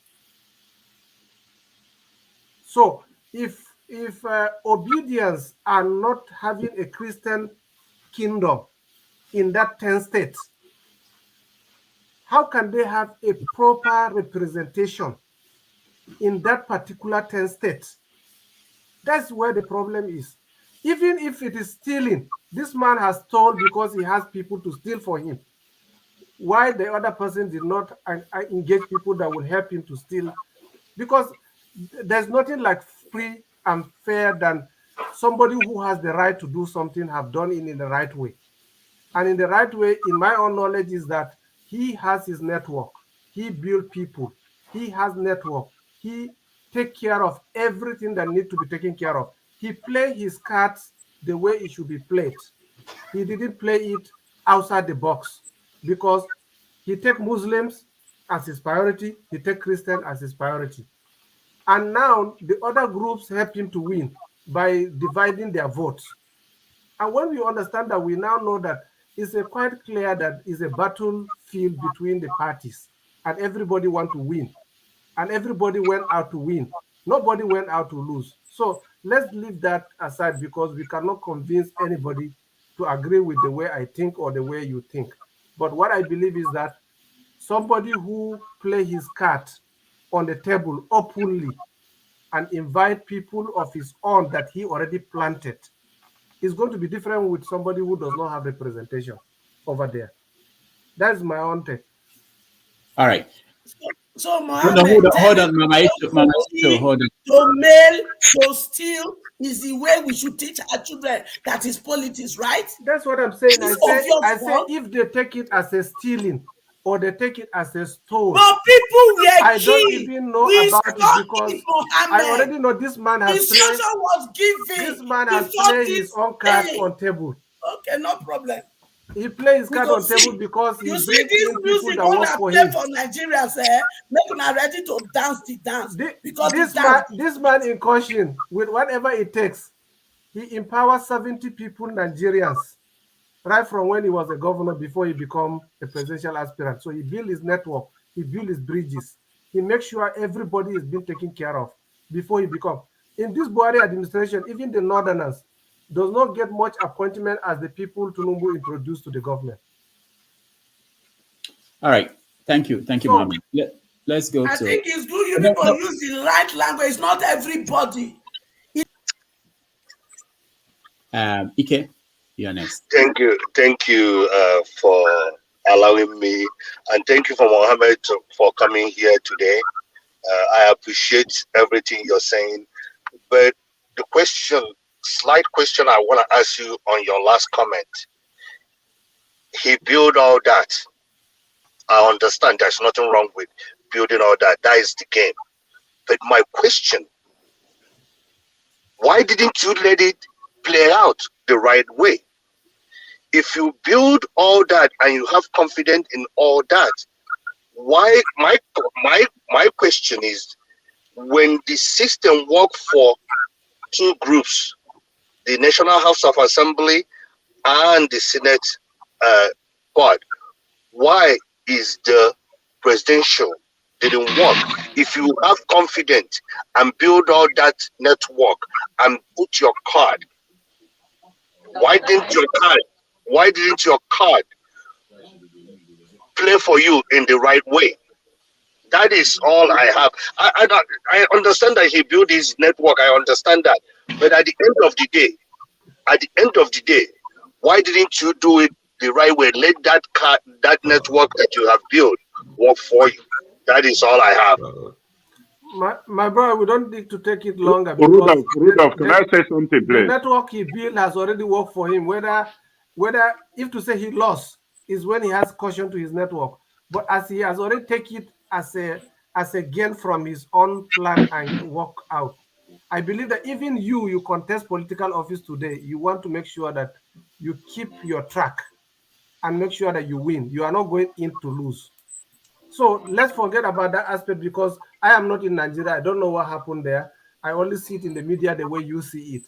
But those that went there, I will tell you that the man has walked his way for a long time before now. Tinubu scored with a handball. He scored with a handball. All right. Interesting perspective. Because the reason why I say is hold on, Marshall, you shouldn't talk. I have to call. Maybe I know you are new, or maybe you didn't follow. There's a rule here. I have to mention your name and say you can now talk. Otherwise, we have this chaotic thing. That's not what we want. So for me, I understand that perspective. Like you're looking at it in Western world, people still build network. People still plant things. But at the end, the game have to follow a rule, and that rule is where I have a problem. You see where I don't know if you understand where I'm coming from. Building network, it happens in Western world. But at the end of the day, let the game, the rule of the game, be played the way it's supposed to play. I don't have any problem, because if the rule was followed, I don't have a problem who wins. But where I have a problem is the rule wasn't followed. All right. Thank you, Ike. Thank you. Let's go to Dan. Dan, go ahead. Yeah, good evening, everybody, and Mr. Mohammed, thank you for your... You're welcome. On which I really did not enjoy very much. I was just trying to manage your explanation all the while. I'm sorry, this is a program where you have your say. So you said it yourself, so this is my say. In as much I enjoyed your explanation today, there are a lot of things I never agree, and I will never agree with you. Because number one, Nigeria is in trouble, big trouble. And we cannot, I didn't want to come in, but when that brother failure brought another trouble in the program, so I said, let me take my 10 minutes, my few minutes to just chip in a word. And I was only surprised the way you explained it, that the way Tinubu came into power, you don't have a problem with it because he has been working hard. This is where I get problems. Like the other brother said, if you come in the right way and you win in the right way, I will be the first to congratulate you. But when you come in through the dirty ways, which Peter Obi and that he has fighting, almost 95% of Nigeria have been trying to clean up, and you tell us to keep quiet. Mamecho was trying to clear something there, but I know many of you people don't appreciate her. But the truth has to be said today of Nigeria of today. That's what I want to say, Dr. Thank you, sir. All right, thank you. Mohammed, do you have anything to say? Yeah, just for me to add to what he said. Look, we are all out to make Nigeria. We are not in any way against one another, but politics has never been a clean game. It's a game of defeated. And whenever people are planning, they plan ahead of time. They plan to see what the outcome is. So please, I don't want you to get me wrong that I'm supporting one on the other. The game itself, it is not been properly put to the best of my knowledge as a way that you can get it the way you get it. Buhari contest 4 times. And if population would make him win, the 4 times he contested, he still win, but he lost. Simply because it is not yet time for him. And what I expected that this forum we can do, we already have obedience that are supporting a better Nigeria. And what we need to do is just to bring ourselves together, strategize, and see how we can build a network across the bridges. But we won the election. Didn't we win? How do you know you win? Are you asking me that question? Yes, me and you, we are not there. We are here. What of those who were there, all the pictures and everything? So brother, you say already you disagree with the way it's been explained. So when somebody say I disagree, there is no way you can convince the person to agree. Okay. So, but what I'm trying to put to you is that we are not in any way contesting who win and who lost, but we are trying to find a solution to bring us together and work a way forward for this country, because we are not getting it right in terms of the crisis that we are going through. All right. Thank you, Dan. Let me say this. Fix. I'll come to you next, and then it's up to Mohammed. If he wants to continue, he will tell me, then we can take more questions from everybody here. but he agreed to do 90 minutes. This is 90 minutes Africa, and we have done 3 hours and 30 minutes. So, Fix, go ahead. Hold on, I'll come to. Okay, I'm going for a meeting, a quick one before I go. You All see, Oga Mohammed, our generation has failed the younger generation. And we are in the process of repairing it. And in the process of repairing it, let's call a spade a spade. We all saw what happened in the election. Let's condemn it with all impunity so that the younger generation will know that is not the way to do politics. We mustn't kill ourselves to get into power. Let's call it how it is. Then let us redefine it and prepare for a better way of doing it. But the situation we coat it like this with sugar and honey. We are our generation is still tolerant. Oh, you see this Gen Z generation.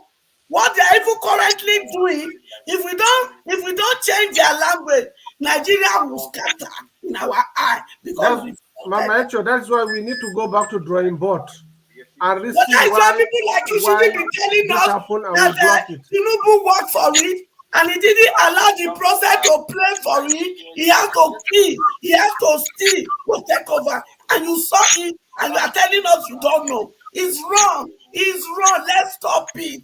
We can't continue like this. If not for anything, because of these children, the children you and I give birth to, they are seeing everything. All right. Thank you, Mama Icho. Let's go to Fix. Yeah. Thank you, Mr. Rudolph. Good evening from this side. We are welcome. Thank you. Oga Mohammed, but I heard what you said, but I think we should just say things the way they are. Me, I have started witnessing Nigerians rigging elections since 2007. So, but what the difference now is Oga Mahmoud Yakubu to go to every channels, every DC promising us heaven and earth, then taking our mind away from the normal way they used to do it.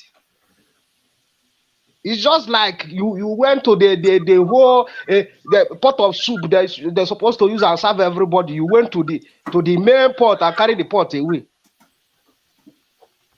You know, so I have been witnessing this thing in my state, in my local government, in Ebonyi State. There was no election at all in 2007.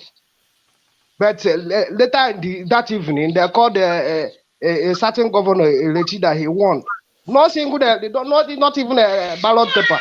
Then we understand that is the game that they are playing. But this one, you are promising us with the electoral act and everything. And what we can do at least, I know you say you are not supporting anybody, but at least you condemn what Oga Mahmoud and his cohorts have done to us. This is very hard, disheartening. My friend Fix, I think you are better positioned to fix things because you have the solution for fixing things. Personally, I'm in America. I don't even know what happened there when the election took place. I only see result. So what I want us to do now is to go back to drawing board and plan ahead of 2027 and find a way to make things work. But at the moment, me and you, we cannot make a difference because we are already outside. Okay, I agree with you. Mr. Fix, I urge you to fix it. No problem.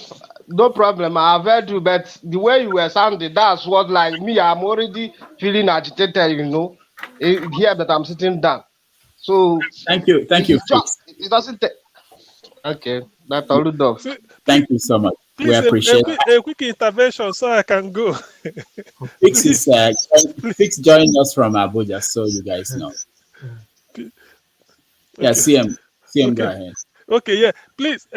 Actually, Dr. Mohammed, Actually, Yes, all sir. of us, we have our own opinion about the election, but there's the opinion of world press, opinion of ECOWAS, our African brothers were invited. They saw it. The election was a sham. It's as simple as that. What Tinubu, the network Tinubu built is a network of criminality. It's as simple as that. If I tell you now, Mohammed, you want to hire Tinubu in your company, you will ask him the date of birth. You will take his personal details. If he fails to produce it, you won't employ him. You will say no. So all these things they are doing was just a cook up. That is just the thing. My only prayer is let Nigeria not the way it is with answers. Victory was pan-Nigeria everywhere. So all these ones people are saying about Tinubu do this, he built network, he didn't build. All those ones are just, it only exists in the wind. INEC bungled it because they want Tinubu to come in. It's as simple as we all understood it. So you can have opinion from here till the kingdom come. The obvious thing, people know who they voted for. Presidential election was not uploaded. There were videos where they were TPEX changing figures up till 20, a month after the election. INEC could not produce the result they were announcing that made Tinubu the winner. So it's all fake. My friend, It's not because of Tinubu work hard. Don't take yourself too hard on this, because Africa is not only Nigeria that faces that challenge. There's places in Africa that still go through this. Nigeria is just one of it. So let's keep that aside. We are looking for solution, and that solution, two wrongs cannot make a right. All right. Two wrongs cannot make a right. The solution is for Peter Obi to be giving his mandate. That is the solution. Thank you. All right, thank you. So let's, Mohammed, I'm hoping that you want to continue. I just see two of my friends that come in, Kene and Augustine. Let me answer them and leave. Okay, all right. Because I have been seeing them. They are participant in this platform. Okay, all right. Kene, you're next. You didn't even find it funny. Where is he? Okay, go ahead. Welcome, Anya Oha. Can you guys hear Kene? I can hear him. Yes. I can hear him. Okay, go ahead. You're welcome. Yeah, thank you. So, when I got the notification that you served 16 years ago, I was like, hold on. When did Kene actually serve? And it happens to be 16 years ago as well. Fortunately, I served in Niger State in a local government called Shiroro and in a town called Kuta. So there was this federal government college there. So that was where I served. So 16 years ago. So I think we have that in common. No, Thank 16 you. years ago, I live in Aba, not as I serve. Oh, okay. I served 20-something years ago. Okay. Now, Were you given a traditional title in Niger State when you served? In Niger State? No, I wasn't actually, because I was very angry while I was serving. Because I saw that as waste of Kene was angry. Yeah, waste of 365 days just wasted for nothing, But this is it. What actually made me to call in was when you talked about 19 northern states. And I was like, if there are 19 northern states, how many states do we have in the south? And this is the question for you to answer. How many states are there in the south? And how many states are there in this middle belt, right? Which some people call North Central, but I refer to it as a middle belt. So if there are 19 states in the north, how many are in the south? And how many are in the middle belt? Now, you talked about Tinubu, that Tinubu played his game very well. And I was like, we have what we call medical ethics. And I believe you're a medical doctor, right? Maybe I'm wrong on this as well. Medical ethics are where you were taught what is wrong and what is right. According to what you just said, that, referring to what you just said, if Tinubu actually played his game well, what do you have to say about ethics in politics? Are there no ethics in politics? Do we just trash out ethics in our dealings just because we want to become leaders? Or do we just applaud every act of irregularities just because we think it is all about politics? Because whether you like it or not, in medical field, you still have politics in medical field. But the last thing, as a medical profession, the last thing you will ever think of doing is playing politics with someone's life. Now, this is politics in Nigeria, but life is at stake. I've been to the north. Actually, I didn't just serve in the north. I grew up in the north. I've been in the south, where I come from, and I've witnessed where patients are dying. People are dying. Pregnant women are dying in the hospital because there are no facilities to take care of these people. And who are responsible for this? The government, having wrong people in the government. So if you are applauding illegalities, just have him become a leader, it doesn't matter how he came in.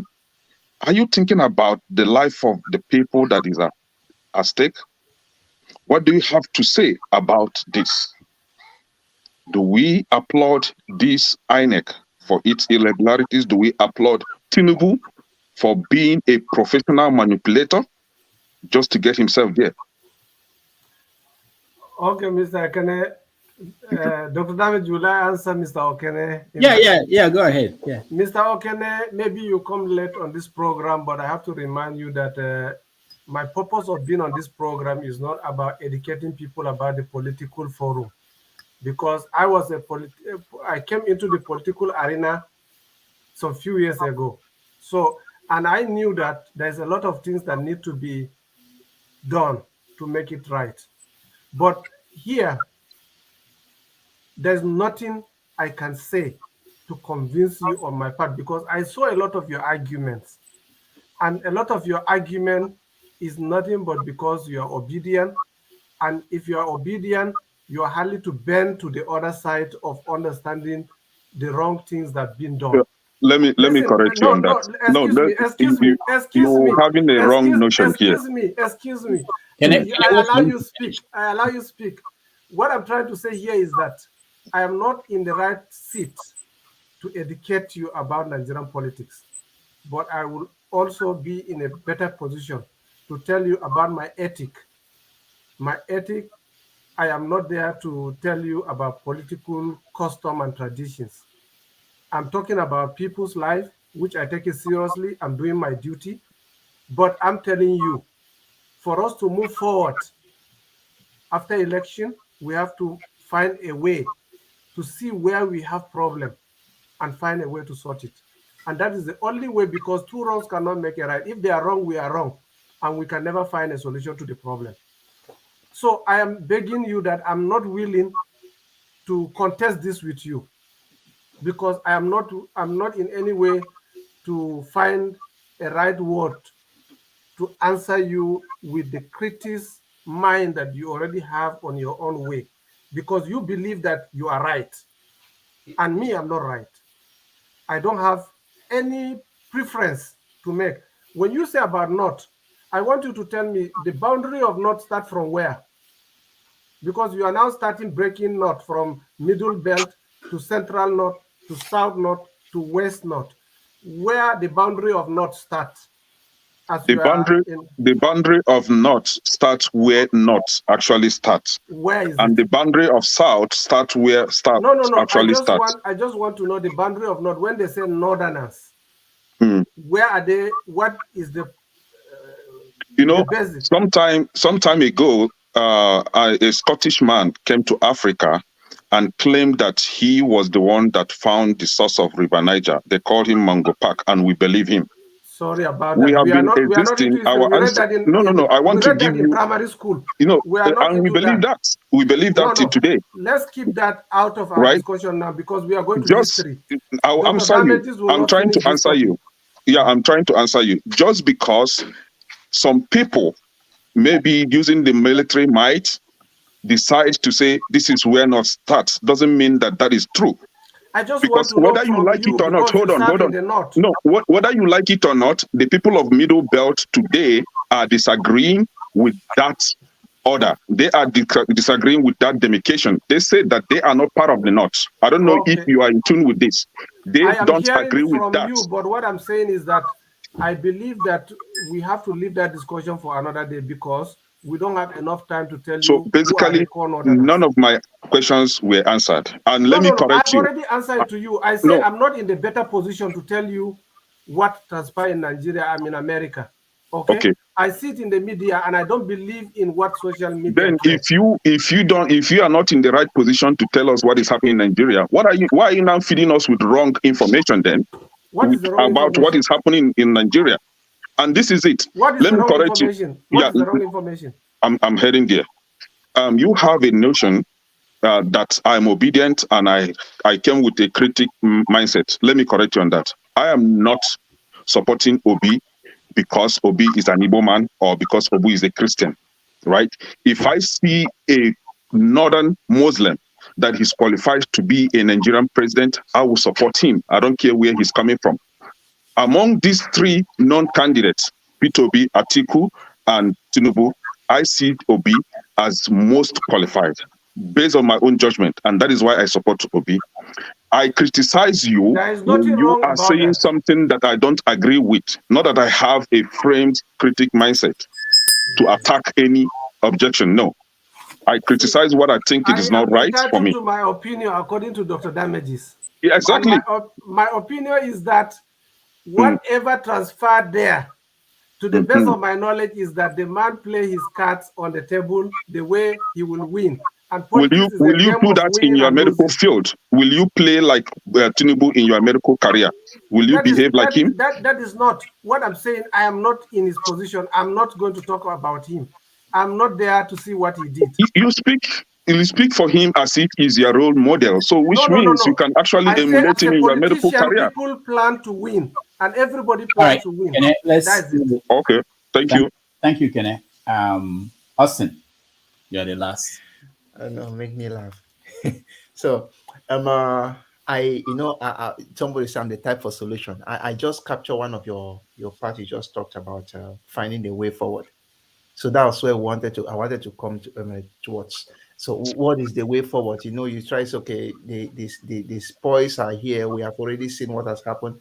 So we should chart the way forward. So what is the way forward in this whole game now? My only advice is that I say we are Nigerians. If Nigeria have problem, our families are there. We have the challenge to take care of them. So what happens today is an eye-opener. And now we need to come back together and ask ourselves as Nigerians, what do we need to do to help our people out of the situation they are going through? Now, I'm not talking about the government. I'm talking about our individual basis and how we think to make up our life. Now, before 2019, before 1999, I mean, we are living harmoniously, we are living in one piece, no crisis, no problem.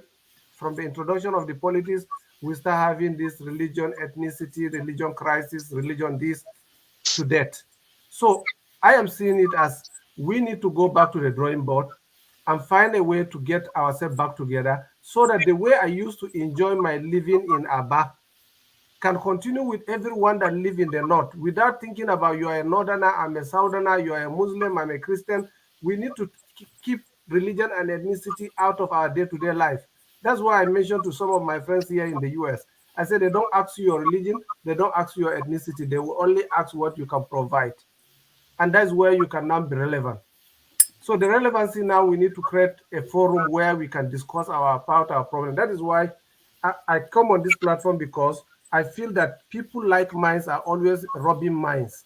But some people, they are very harsh with their thought.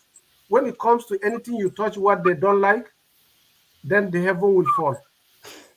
You understand? Even yesterday, I had a lot of things like that. But today, I just said that to myself, look, I promised this gentleman I'll be on this platform, I'll be on this platform. I'll do as much as I can to make sure that I don't go out of line because I don't want to talk about politics. I don't want to talk about religion. I'm talking Okay. about way forward to Nigeria. Okay. I think Dr. Donja, can I give a comment? Can I go on? Yeah. Okay. I think for me, I understand you perfectly well, and as I said, I trust your judge. I respect your judgment. Let me put it that way.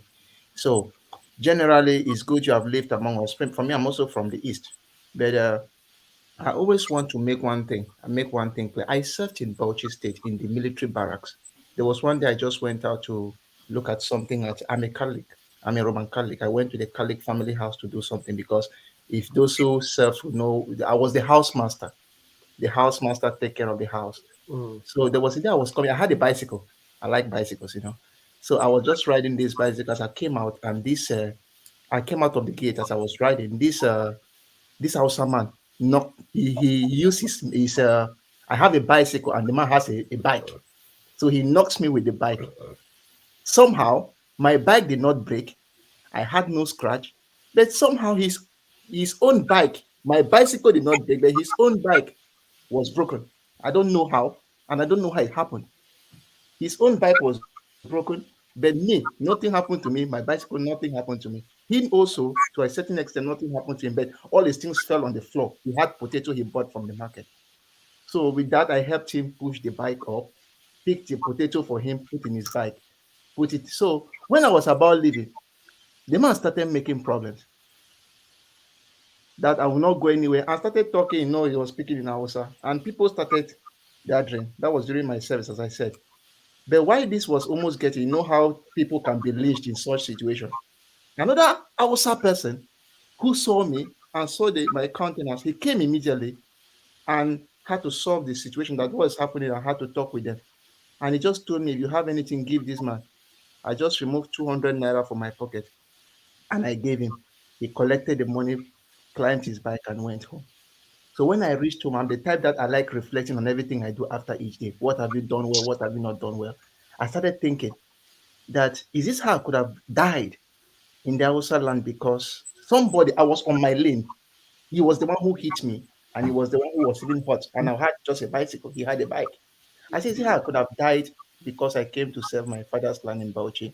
But on the opposite side, I said the person who also helped me is an Hausa person.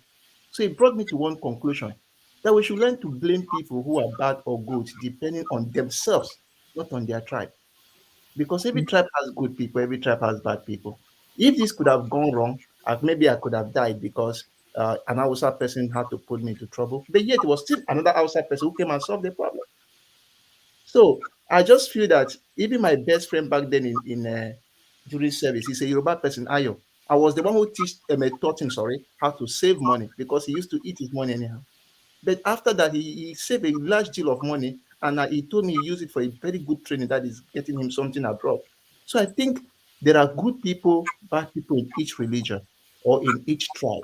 All we need to do is to put each of them that you did this thing, not that the Hausas did this, the Yorubas did this, or the Igbos did this. And that's one thing I think will help us in the future. I don't know how, but I know it will. Thank you, Austin. Mohammed, there's this guy called KJ. He's become a regular guy here. Do you mind taking a question from him or comment from him? Let me hear from him, sir. Okay, KJ. Mohammed, Dr. Mohammed, thank you so much for coming. Ordinarily, I would like to start by hailing you your traditional title, which is Anya Oha, one of Abia. And I would like to greet you in the Igbo greeting, which you have to respond. And in my tradition, we say, Cho, Igbo Kwenu. Igbo Kwenu. Yeah, you have to answer here now. Yeah, because you're not title holder, And then thank you for the service you gave to, part of Igbo land. We appreciate that so much. Some of us also on this platform had the privilege of working and serving in the north. I went to University of Abuja and I served in the north also, like I served in Abuja. I've worked almost in every part of the north. In fact, there's no single part, except for Medogri. I think I was in Medogri just once. But every other part of the northern Nigeria, I've been there. And I have friends there. I've listened to you because while I was in church, I was listening to this, what was going on. And I appreciate some of the comments you made. Some of them are, you speaking right from your heart. And some of them I would view as political. Like I said, I have been in the North. So, and I read my first degree is in theater. And we particularly chose an Aldo, a Ruga, to do our community theater project. And we were there for 2 weeks. And we had the opportunity of staying with the Aldo in his domain, with his many wives. And, so what I'm trying to say next is that I understand a bit of the culture of the Fulani people. So, like I said, you guys, the Fulanis are more politically aware than almost every other tribe in Nigeria. And sometimes, from my own perspective, sometimes they don't really come out to tell you exactly what's in their mind. And so, but they will be able to give you exactly what you think they should say. Somehow today, I have not seen that you have been able to maintain your position, and you have also disagreed with some of the things people have said if you don't agree with it. Now, my question would be, you have said you want a way for us to move forward. And we said yesterday that for us to be able to move forward, we must examine what had happened in the past and how to put things on ground that will bring us into the future that we all desire. And one of those things we have always constantly pointed out is the flaws that is the Nigerian constitution. Will you be in agreement and support of an ethnic nationality meeting that will bring about everyone in Nigeria, irrespective of whether there are 2 in their tribe or there are 1,000,000 in their tribe, to sit together and recraft the Nigerian constitution to what every one of us can accept, removing all those bottlenecks that have been in the constitution? Will you accept to that? Will you give credence to that? Will you give support to that? Of course, as somebody who is not willing to be a critic, I always like to find a way to bring people together in my own way and my own understanding, simply because I didn't want to use any political terminology to identify how people feel. In this platform, if you want to be crucified, it's just for you to go into political arena. Then whatever you're going to say will never be agreed. Simply because Dr. Rivo said that you should have your say. It is your own palaver, it's nobody problem. Now, if I sample my opinion for you, it's not necessary that everyone in this platform will agree with me, simply because we have different way of thinking. We have different way of doing things. That's why from the beginning of this program, I try to educate people regards to what I can afford to contribute, because I didn't want to have unnecessary enemy. I don't want to have unnecessary dialogue with people that I have no answer to their question. Because when we come to the political dialogue, it requires more proper and scientific approach to diagnose things that are happening in Nigeria and give it a permanent solution. So in my own ethnic culture and society, I believe that there is moral conduct and behaviors to anything you are doing. But I don't believe in fighting over power shifting or whatever can make a solution. But I believe in dialogue. I believe in coming together to talk about it and say, we are like minds. How do we expect we can sort this? What do we see is bad? Now I'm a northerner among you. How can I help to build that bridge to make forward from what we are losing? That is the exact way that I am thinking, telling you about the qualities of Igbo people will make some northerners to hear from me that I live there and understand that it's not the culture of Igbo man to hate you or to go after you or just to kill you because of you mean nothing to him. I try to identify myself that I'm someone who live in Igbo land, who received the best part of treatment from the Igbo people. I will remain grateful forever for even the title given to me was not by, I didn't buy the title. Because why? People feel that I deserve it and they gave it to me. So because of that, I don't want to see myself in a situation where I will disagree with some situations that I don't have control over. You get my point? So that's why from the beginning of the program, I say I don't want to go into politics, because if I dive into politics, definitely it's not going to be good for me to be part of the program again. Thank you so much. All right. Thank you. But you didn't touch on the issue of the recrafting the constitution. I'm not a politician. I'm not a lawyer. So I don't even know how the nitty-gritties that make the constitution work. I only believe as a Nigerian, we need to think about way forward after election. Yeah, Dr. Damages, if you may allow me before I step out for a moment for another meeting, I just want to take this opportunity to first of all thank Anya Oha, one of Abba, and I hope that through you that we can communicate more. I understand you are somewhere in Georgia, something like that. On the issue of what's about to happen on the 29th, which yesterday I stated on this forum, and I referred back to Dr. M. Akbara, and I said, if heaven will fall, it will fall on the 29th. If the earth will cave in on the 29th or before then. As far as Mohammed has made it clear, he had wanted to stay clear from the politics of it. In my own view, what has happened here is the Maradona hand of God. We know that Maradona scored a goal and they gave them the cup. And we're not saying any way, shape, or form, because we know that because when the powers that be saw that the game was not going to be scored, even in spite of all the money that they spent, they shut down the server. That is on record. So what is happening now is that Nigeria's problem has to be solved by Nigerians. That's number one. But let us not kid ourselves. What is actually going on is that the powers that be, France, China, United States, they are playing their last card of quackhead.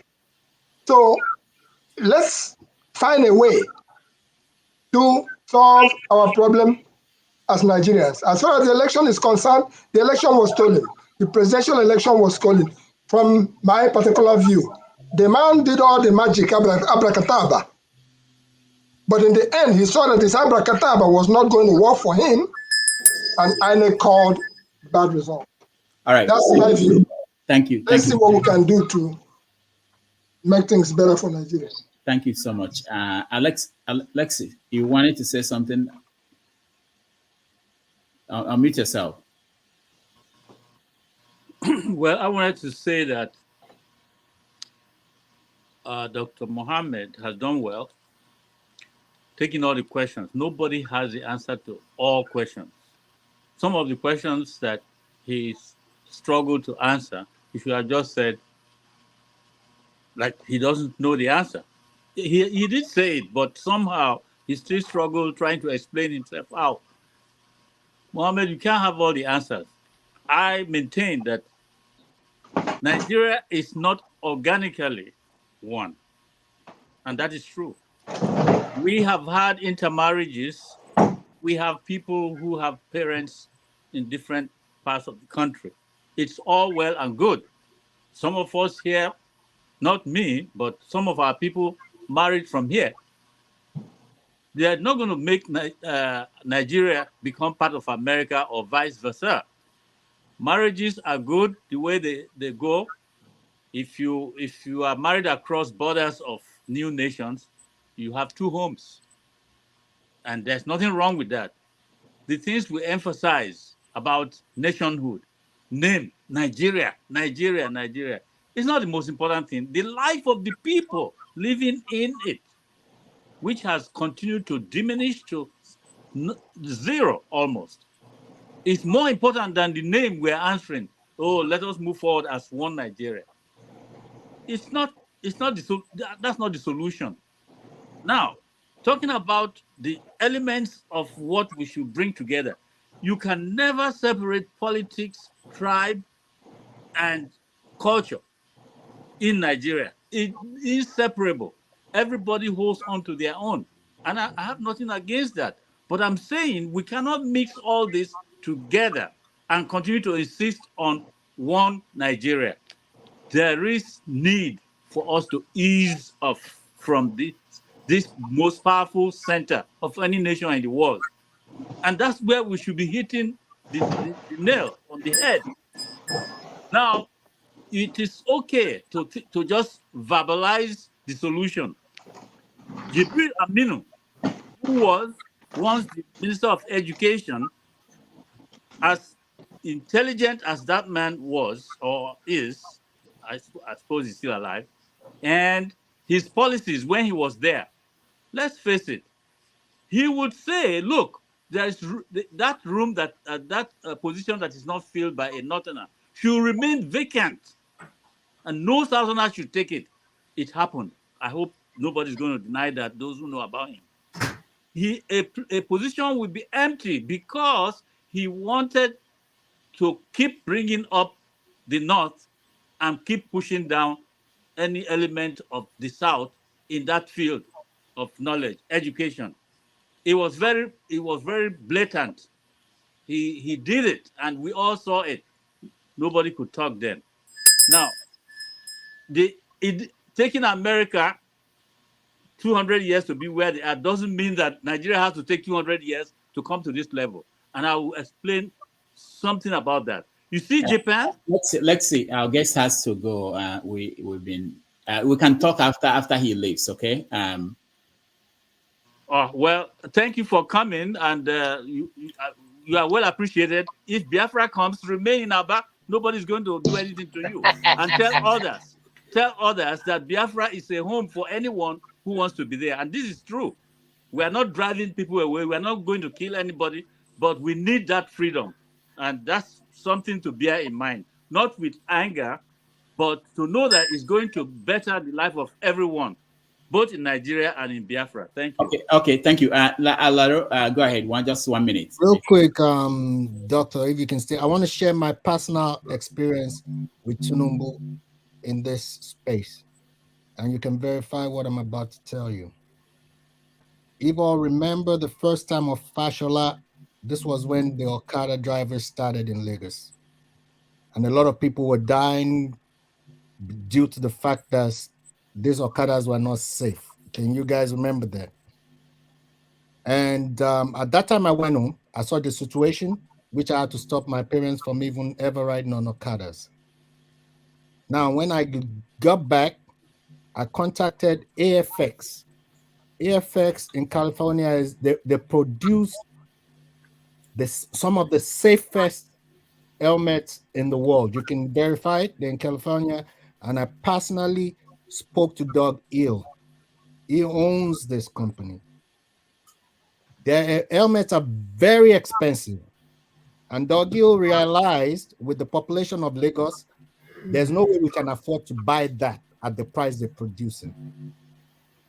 Now, AFX agreed to give the technology to Lagos State, and for Lagos State to contract a factory in California. So these helmets will be produced at that same safety level. And the way what I did was I spoke to AFX saying this will be subsidized by government. Now, remember, I told you guys I'm in PDP. But due to this situation, I even talked to APC. APC is ruling in Lagos. I spoke to Fashola. I had a way to get in there due to being a Lagosian, due to my family contacts. I contacted him. Look at this situation. What can you guys do? This is at this point when this negotiations was going on. Personally, he was calling me. The governor and his PA were calling me. AFX agreed to this. So, because they knew the Lagos State government will subsidize it, they were supposed to let Okada drivers get that for 400 naira through government subsidy. After they agreed to it, Fashola personally told me he has to contact Tinubu Fashola is the governor of Lagos State. That was the last I heard. A week after talking to him, they implemented this. And if you can verify, go and check how much they forced Okada drivers to now get the helmet that they produced that was not safe. And it became a rule that they must get it. So they got the idea, they could have helped the community, and they decided to use it through corruption means how many people died. Contact AFX. They have it in their records. They were going to do that. Look at AFX in California. Doug Hill owns it. This is somebody I spoke to that agreed to do this. Problem of Nigeria is corruption. They had a chance. They were being given a chance to save lives. 400 naira even then. So, Tinubu, I'm telling you that's my personal experience. Nigeria has a better chance with military. They cannot survive him. He's as corrupt as corruption will ever be. Thank you. God bless. All right. Thank you so much. Mohammed, final words.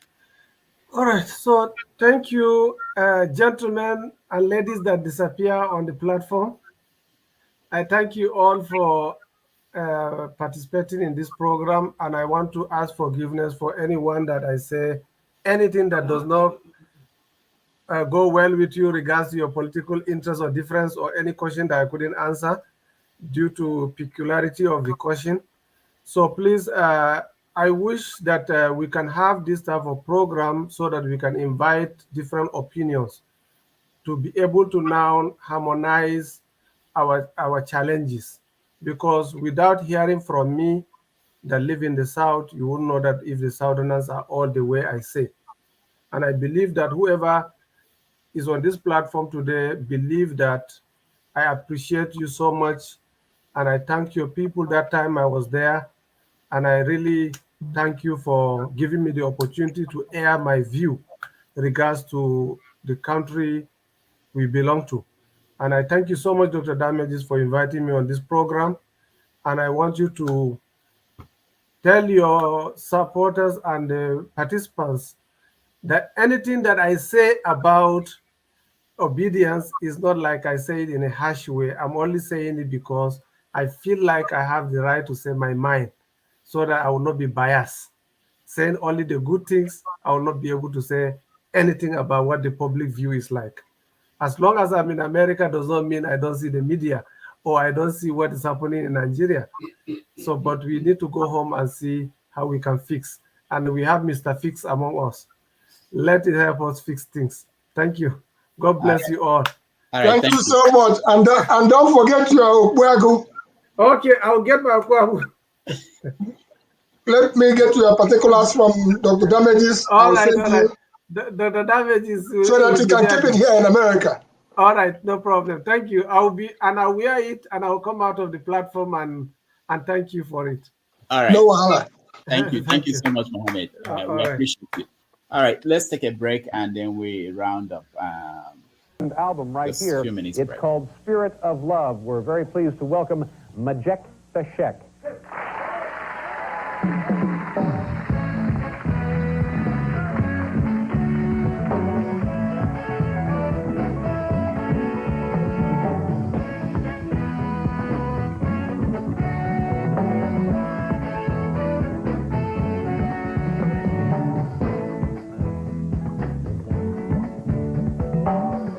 Rise from your sleep, Africa.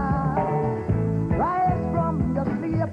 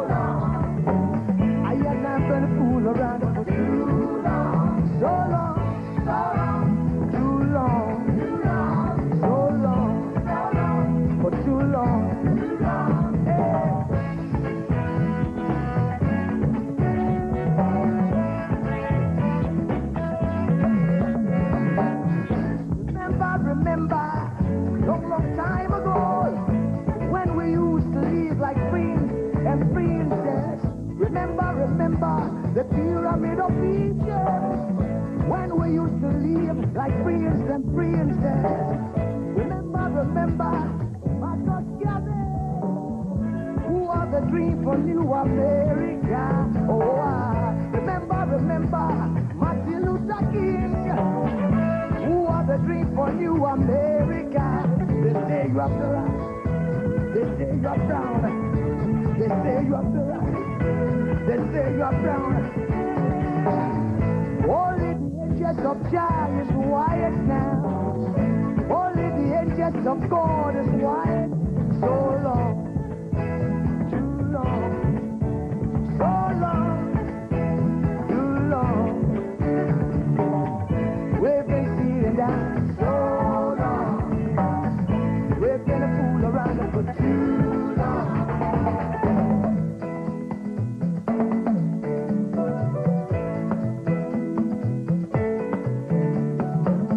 Arise from your sleep, Africa.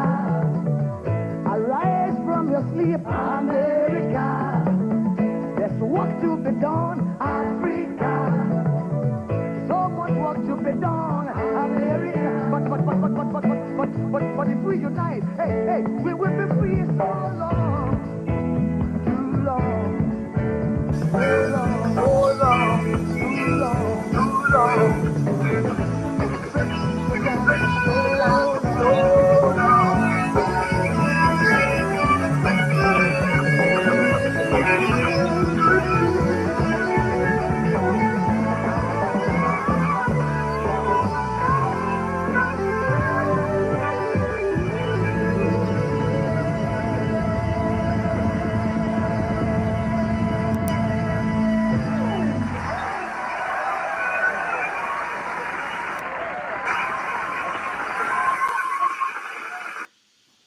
Called Spirit of Love. We're very pleased to welcome Majek Seshet. Album right here. It's called Spirit of album Love. right We're here. very pleased to welcome Majek Seshet.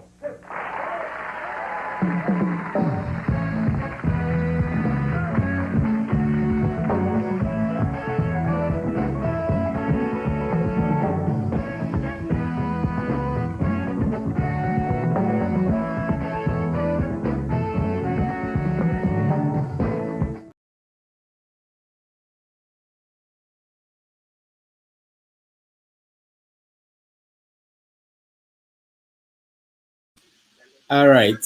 Sorry, guys. I don't know. Whenever I play these days, it refuses to stop. But thank you so much, and thank you for being here, Christian. Christian, how are you? Yeah, I'm good, Dr. Damages. Actually, I've been watching this from the YouTube. I only tried to enter because I heard him said he didn't want to discuss much about politics. Nigeria is a political entity. And if you have to discuss something about Nigeria, you must discuss its politics. That's true. So I will imagine that you brought him here to discuss much about these things to re-emphasize this strength in diversity. They talked about Nigeria. But in reality, at best, I will call it cross-pollination, not,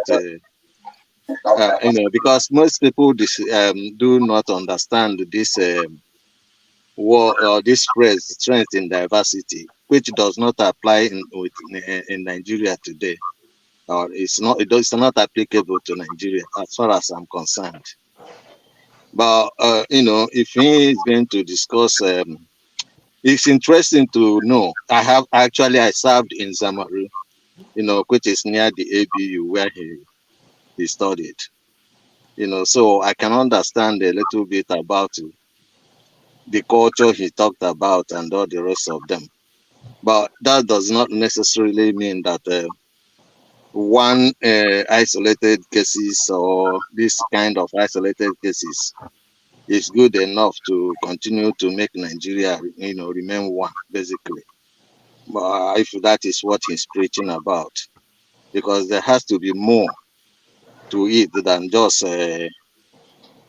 people being protected or living or having good culture or enjoying the life of other people. Because there you are in America, you can enjoy the life in America. That wouldn't make you to join Nigeria and America to become one country. You know, so yeah, that's.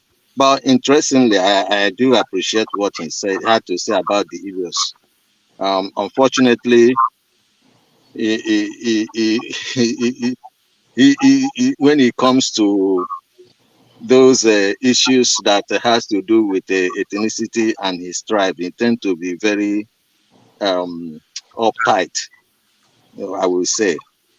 You know, but I really enjoyed his this thing. But next time he has to talk about Nigerian politics properly. All right. So listen, let me push back a bit. Someone could say to you, you're not the only one, because Lexi said it here, that Nigeria is not organic. Now, is there any African country that is organic? In fact, the only one that people call organic is Somalia, and we know how it looks today. So what do you say to that? Well, you know, if I will refer you to what actually the what is it called? Late Professor George Obiozo wrote shortly before he ascended to that office of being the president of Anese. You know, he talked about the power of ethnicity in building a country or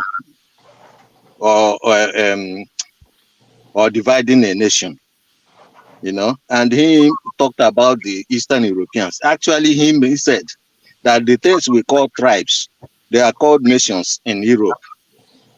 You know, so you have nations. You see, that is the problem we have, because if you come to Nigeria today, you start talking at yourself as Anambra, Imo, Rivers, which doesn't make sense in any sense. But instead of saying I'm an Igbo, I'm a Bibio, I'm Nupe, I am Kanuri, I'm Fulani, I'm Hausa. Now, these ethnic nationalities, if they had come together, or if they are organized in such a way that they are the federating units, and they are actually controlling their own affairs, okay, then it will make more sense than just dividing the destiny, because it becomes an administrative units. I don't see a federation where you have the federating unit being created by the federal government. It doesn't work. It's not appropriate. I think the federation is the union of constitutions, but there's no other constitution apart the federal constitution. You know, so there's so much things about anomaly about Nigeria, and I'm not talking about the fact that you cannot, if they agree to come together, they cannot live together. But the fact is that you cannot. It's just like having having to roof the house before you lay the foundation. But it should be upside the other way around: lay the foundation, build up, and then roof. So you have a federal government that created these subordinate units, and they call them federating units, and that's not right. All right, thank you, Christian. We can we can finish that conversation today. All right. Okay, thank you. So welcome to the show. I know it's on my tongue. I mute myself. Yeah, you are coming late always. I came. Then you put me on waiting list. Who did? Yeah, I had to do some stuff. I said, okay, let me be watching. You know? Okay. Yeah. All right. Good morning. Good afternoon. Yeah. What do you think about the conversation we had? Back a little day before, so even if I greet I'm only come out to me, okay. Igbo basic in the world. As on your you know, you can't be here. I start up without greeting. Who's the one? Oh, they. They are having a transition program in Umuahia today as we speak. So they are moving forward. All right. We have our people there. All right. The communication, our seniors. Oh, I greet you. You know, son of my man, I'm going to greet all of you now. If I agree, finish. If I finish my own time, it's enough. Yeah, I listened to. I listened to Mohammed though, from beginning. The guy was prepared. Like it was like what he said was like somebody going to Rufa interview. He had to be prepared. Mention that. The way he was coming to this program for what he said, he was very much prepared. And like, okay, after yesterday, I leave. Should I come? Should I not come? I promise I'm coming. I will come to take every bullet he wants to like. He had to take. That Ovie was not there. I don't know what Ovie didn't show up. Now he comes now where everything is gone. But at the end of the day, I listened to him. You know, there's no how you can remove a trapper and I will place it into anybody's mind. I wanted to ask you something. Where is it that when something when somebody is bad, it become an evil. Then when it's good, where is it become our own Nigerians?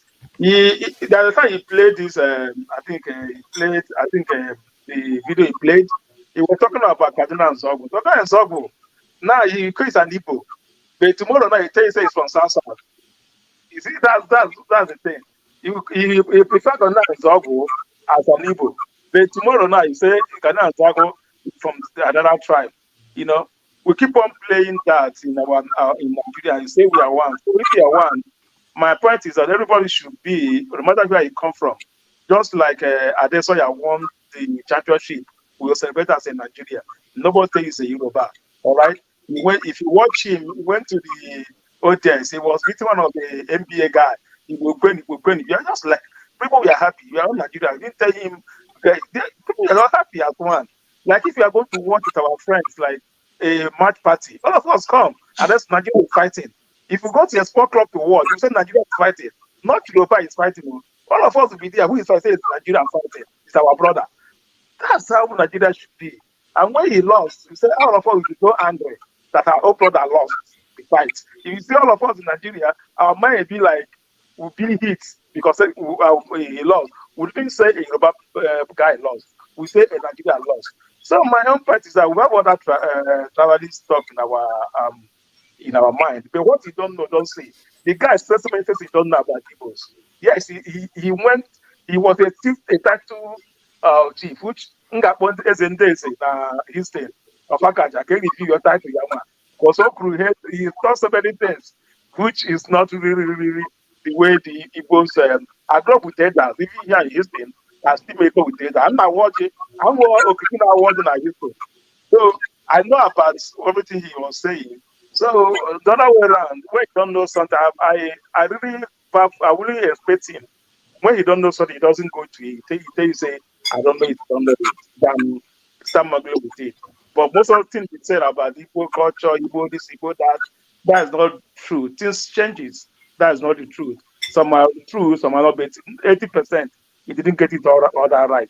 So I would just say I like his stand on things he believes and things he don't believe. And secondly, you can ask him something. That one class is a tip. You cannot tell a brand new person which some part of Oponi, Igbos, they created them out of Oponi, put them in Benue. And Benue is called North Central. And you're not calling those Igbos, they are not. That's where Ikene was coming from. The military regime, they don't put everybody together. So you are not. Put together, you see it. So for the military regime, they are not.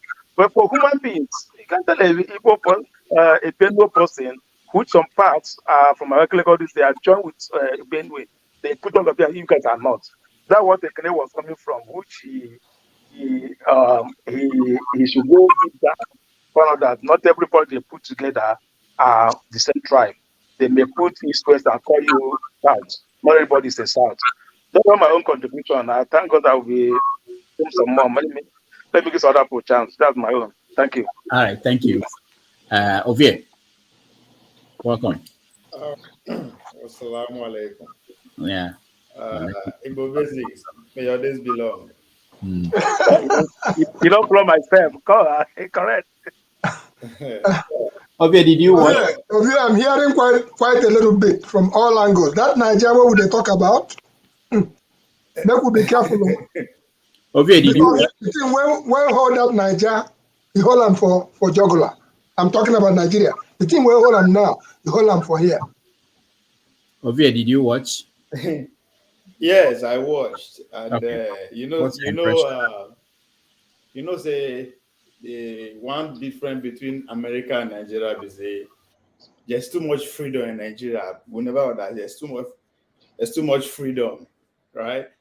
And America, there's no much freedom. That's because there's too many laws. So the same goes to Dr. Damage's show. Laws not too much. So I was smoking at that time, and there's no. I had to make a choice. Anyway, I actually watched it from the beginning, and I enjoy the beginning when you and him are having a conversation, pretty much where he was telling his story, which is pretty much interesting because I pay attention to the comment section at that time, and I just saw a lot of admiration towards how he presented his the people he met. The Southeast people treated him how while he was there, the kind of love and everything that he received. So and everybody was kind of like kind of happy and giving kudos and all that.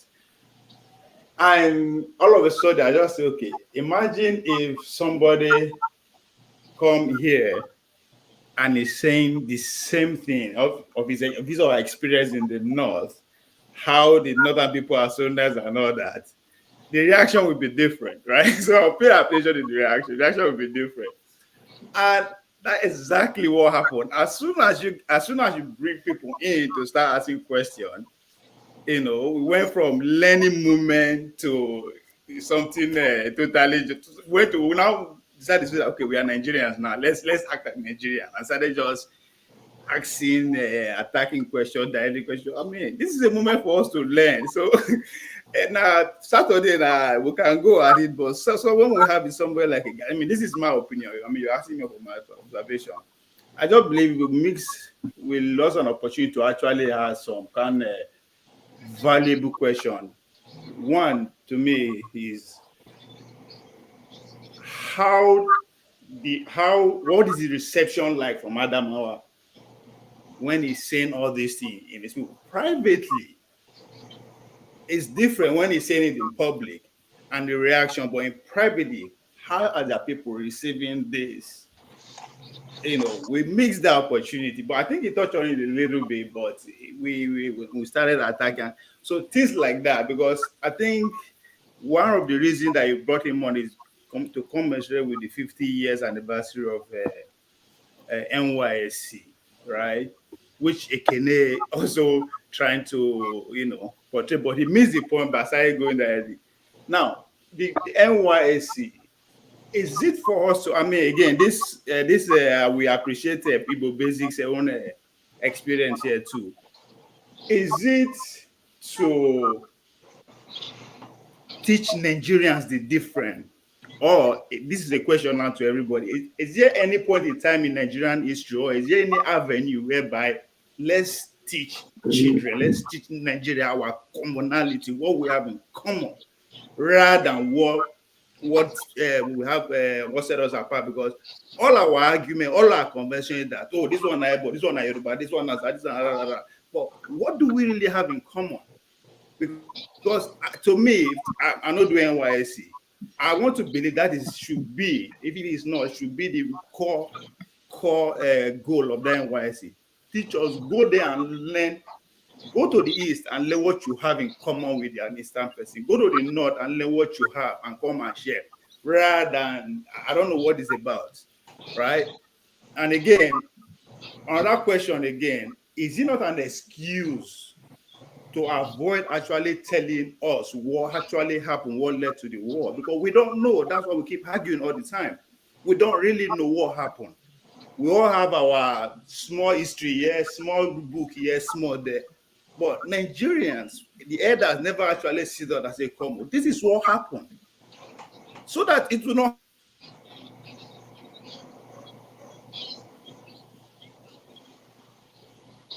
Am I the only one that is missing? No, Ovia suddenly is missing for the moment. But on his question on NYSC, originally it was for national unity. As a matter of fact, when National Bank of Nigeria used to exist, there were people who came from the West and worked in Aba. Aba turned out to be a blending spot. And some of them ended up marrying from Aba. As a matter of fact, one of my sisters was married to somebody who came for NYSC, and so on and so forth. So that's National Youth Service Corp was supposed to be a vehicle for unity.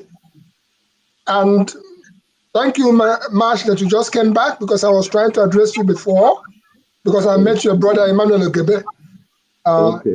Yes, we were in Washington together, and he's in communication with me almost on a regular basis, whatever he's doing. He traveled from here and went to Nigeria and participated fully, but they did not allow him to vote. He couldn't vote. That's how he ended up at Arise News. And there was a question when I was sending him to the Igbo landing issues. He was telling me a story of the earmark of what happened in Benue, where there used to be a particular truck from the relics of the war. And that he said when he went back, he could not find that truck again, and he was told that it's been taken away by the spare parts kind of people. So I now advised him on what we need to do, because we need to go and recover that particular edifice and bring it back to that particular spot from his childhood that he always remembered. So I'm glad to meet you here today, all through Dr. Damages. We are here doing something of national. As I'm listening to others who are having other meetings, what's happening here is baffling. It is baffling right now that the same Nigeria, we are all here talking. And I said it earlier on, America, China, France. Those people, if we Nigerians don't save Nigeria, we're into another, what you call it, a scramble for Nigeria. All right. So, Ovie, thank you. That's your National Youth Service question. Really nice meeting you, sir. Can I say something? Yeah. Sorry, Igbo Basics. I miss half of it because my internet tripped off. But Ovie, I get the later part. Yeah. Where are you? Are you in Atlanta or Dallas? Where are you? No, I'm in Texas. I'm in Texas. Yes, okay. I'm in Dallas. Okay. So you were asking, you were talking about the war, civil war. So I wanted to point something out to you, that even in America, they are yet to agree on what caused the war. So don't ever hope that there will be a time there will be consensus on the cause of the civil war in Nigeria. But most people who talk about they don't tell us, elders will not tell us. No, there are no elders. If you talk to any elder, they will tell you what they think from their own perspective. I think what we need to do is to actually go and read the books and eventually come with your own conclusion. Even historians are not yet able to come to, if you tell our Nigerian historians now to tell you exactly what happened, there will be different versions. And it's not only common to Nigeria, it's common across the world where there is a war. But the point is that the job is for us, people, regular people, to find information, read. And there are many sources. Nobody will feed it to us. And whenever they try to do that, you even disagree. I have a kid in high school here, and when he comes back and I ask questions about their history, they are being taught. There are so many things they are being taught here in America that I know this happened in the 90s. And I said, that's not how it happened. Did they tell you about it? No, they skipped that one. So history and teaching anybody anything is always dicey in terms of who is teaching you and what is the goal. But I think the what is missing is that our people don't go on their own to seek that knowledge. Dr. Damages, please, would you mind if I ask you if you can, one particular participant in that civil war, the one hasn't actually written any book or given an interview. What will it take for you people to get him to talk to you people? Let me just tell you that I interviewed Ojukwu and he didn't write any book. And I asked him, are you writing any book? He said yes. I said, what is the title? He said, The Book. I said, when is it going to be done? So, and several times I met him, I pressed on him, when is the book coming out? And that it's important that he should write a book about his own perspective of what happened. And he didn't. No, hold on. He didn't. And he didn't till he died. And I've asked people who know him, there was no book. He didn't even start any. So that's somebody I know. But Gowon, I don't know him. Gowon has, he's aloof. He doesn't get involved in any conversation about the war. And they are not alone. What about Paike Clark? That guy is very interesting character. You should interview Edwin Clark. He just actually released a book. He just finished his book, I think a couple of days ago. But he has been a politician since as a teenager, since in the 20s. So he has if you listen to him speak or to enter his gratis interview, you just can't help but to say, okay, I think he's in his 90s or so, yeah. Yes, about 93 years old. What about this? Yes. The damages. No, that's not a book. That's a pamphlet, and it's not a book. Yeah, sorry. Try to get Edwin Clark. 1989. I have because I'm involved. It's not a book. Marshall, I'll come to your electricity. Let's go to Marshall. Marshall, you wanted to say something? Yeah. Thank you very much for giving me the floor. And all right. He's, Thank you very much for the address you gave me earlier. I want to actually say something that bothers me very much about Nigeria. It doesn't look like we could ever have any solution to the problems we have in Nigeria, because from my personal opinion and personal perspective, it looks more like people are not ready to be sincere and truthful about the problem, let me say, governing Nigeria, because we have a lot of problems governing us. And you see, when two people fight, I'm not talking about the Igbos and the others in this case. I'm just making an analogy. Normally, say when two children fight or something like that, you have to ask the both of them very sincerely and frankly what happened, and they would explain. Then you can draw your premise from that and arrive at a conclusion. There is no way you can arrive at a conclusion without hearing from both parties in a very fair manner. And as far as I know, because as a child I lived in Aba, the best memories of my childhood I have are still those that I spent in Aba. I remember how we used to, as little school children those days when we were coming from school, because my father was a soldier, we go to pick this, what they call Odara, this cherry, and all those stuff. So the people were very accommodating, very nice. Maybe I was seeing it from the perspective of a child, I don't know. But even till now, I still have friends from those childhood times, like the younger brother of the current governor of Abia State, Innocent Ikpazu. He has been my friend from that childhood. I went everywhere, to Benin, to Ibadan, to ABU, to Jos. I don't know how he continued to get my address, and he always wrote me a letter. I can't forget that. But the problem is that we Nigerians always see problem from a particular selfish point of view. Oh, I'm not Igbo, so when the Igbos are marginalized or maltreated, it's not my business. I don't see things that way. It can be anybody. Like Mama H.O. Well, am I correct with the name? The madam who comes from this show. Okay. She said something like there are so many other ethnic groups, about 240 or 270, she said, that why should the Igbos, the Yorubas, and the Hausas be making a lot of noise? She is correct, but she may not entirely be correct, because it was very unfair to have blamed everybody roundly, the three major tripods of Nigeria, because the Yoruba people have always had their share. I'm sorry to say, because they exhibit a lot of eye service. I'm a Yoruba boy myself, so I can speak from every point of view, from all barrels. They have been trying to be boy to the Hausa people, and they have been enjoying one or two things, but that's not enough. For the madam to also blame the Igbo people for the same offense. The Igbo people so far have been seriously marginalized, and it will not be correct for any person of clear conscience to come out and say the Yoruba, the Igbo, and the Hausa. That's very unfair.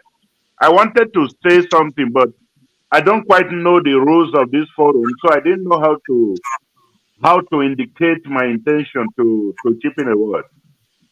I think if the three major tribes of Nigeria, being the Igbo, the Hausa, and the Yoruba, have these positions rotated around themselves, then we, the smaller ethnic groups, can come and say, okay, these people have been fair to each other so far. Let us see how the Shekri man, the Doma man like me, or any other, or the Jukun can have a go at the seat of power. So my question is, why is it that since I was born in 1969, since I was born, it has always looked to me like there is a particular conspiracy against the Igbo people that none of them would ever emerge president of Nigeria. And I don't quite like that. It doesn't make sense to me. It is something that I think about every day. I ponder over it every day.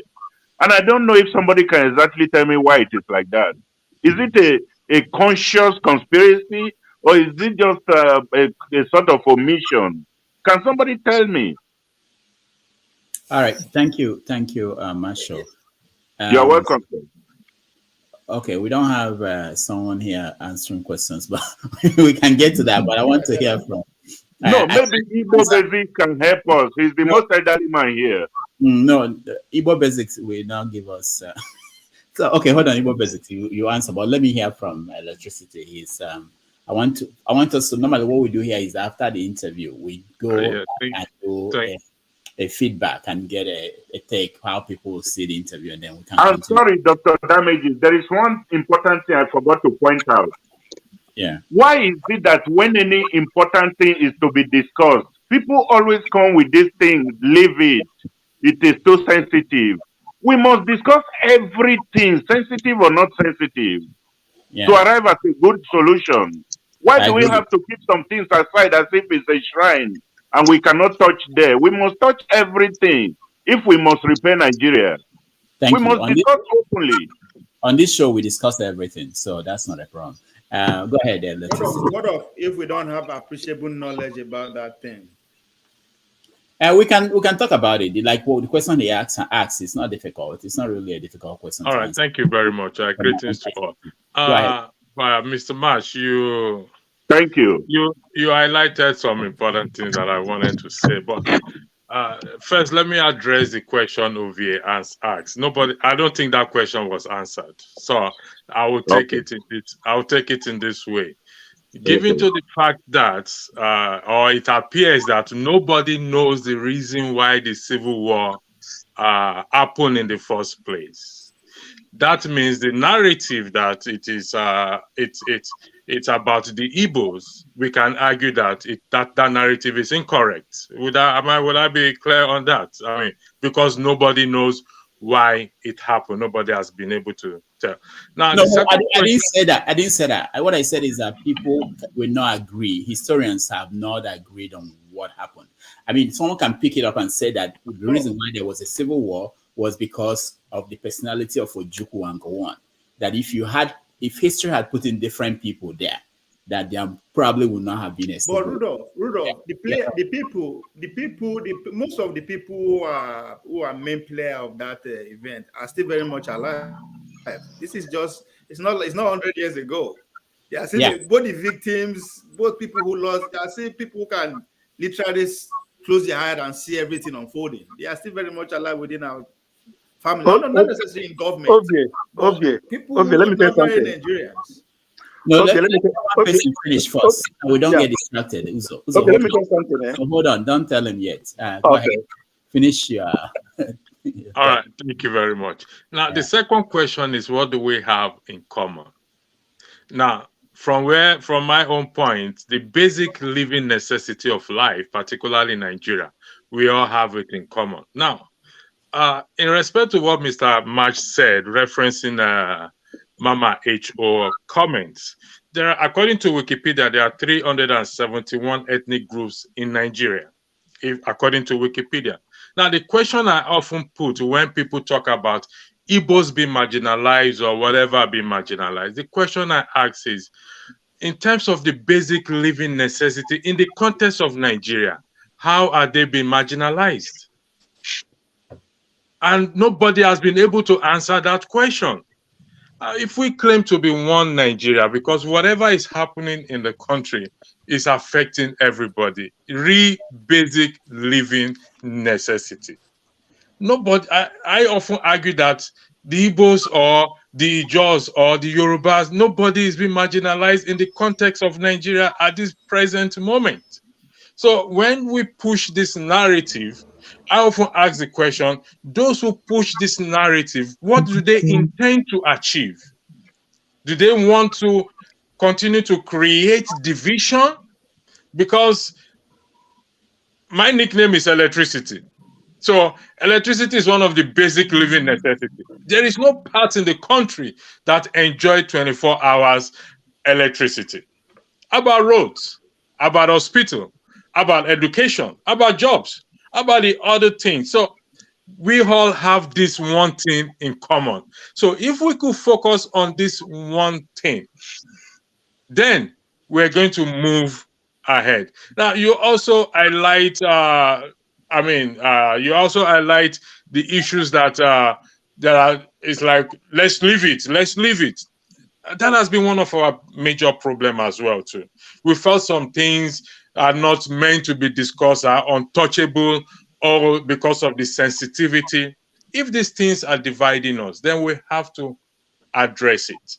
So from where I'm standing, I am not an anti-Igbo or anti-any tribe, but I have stand on the ground. My argument is the Igbos are not marginalized in any way, in any shape or form, in the context of Nigeria. Some people just push that narrative just to continue to divide us further in this struggle to get a better Nigeria. And I keep saying, if really some ethnic groups say they are tired and they really want to cut off from Nigeria, so well be. Maybe that will happen.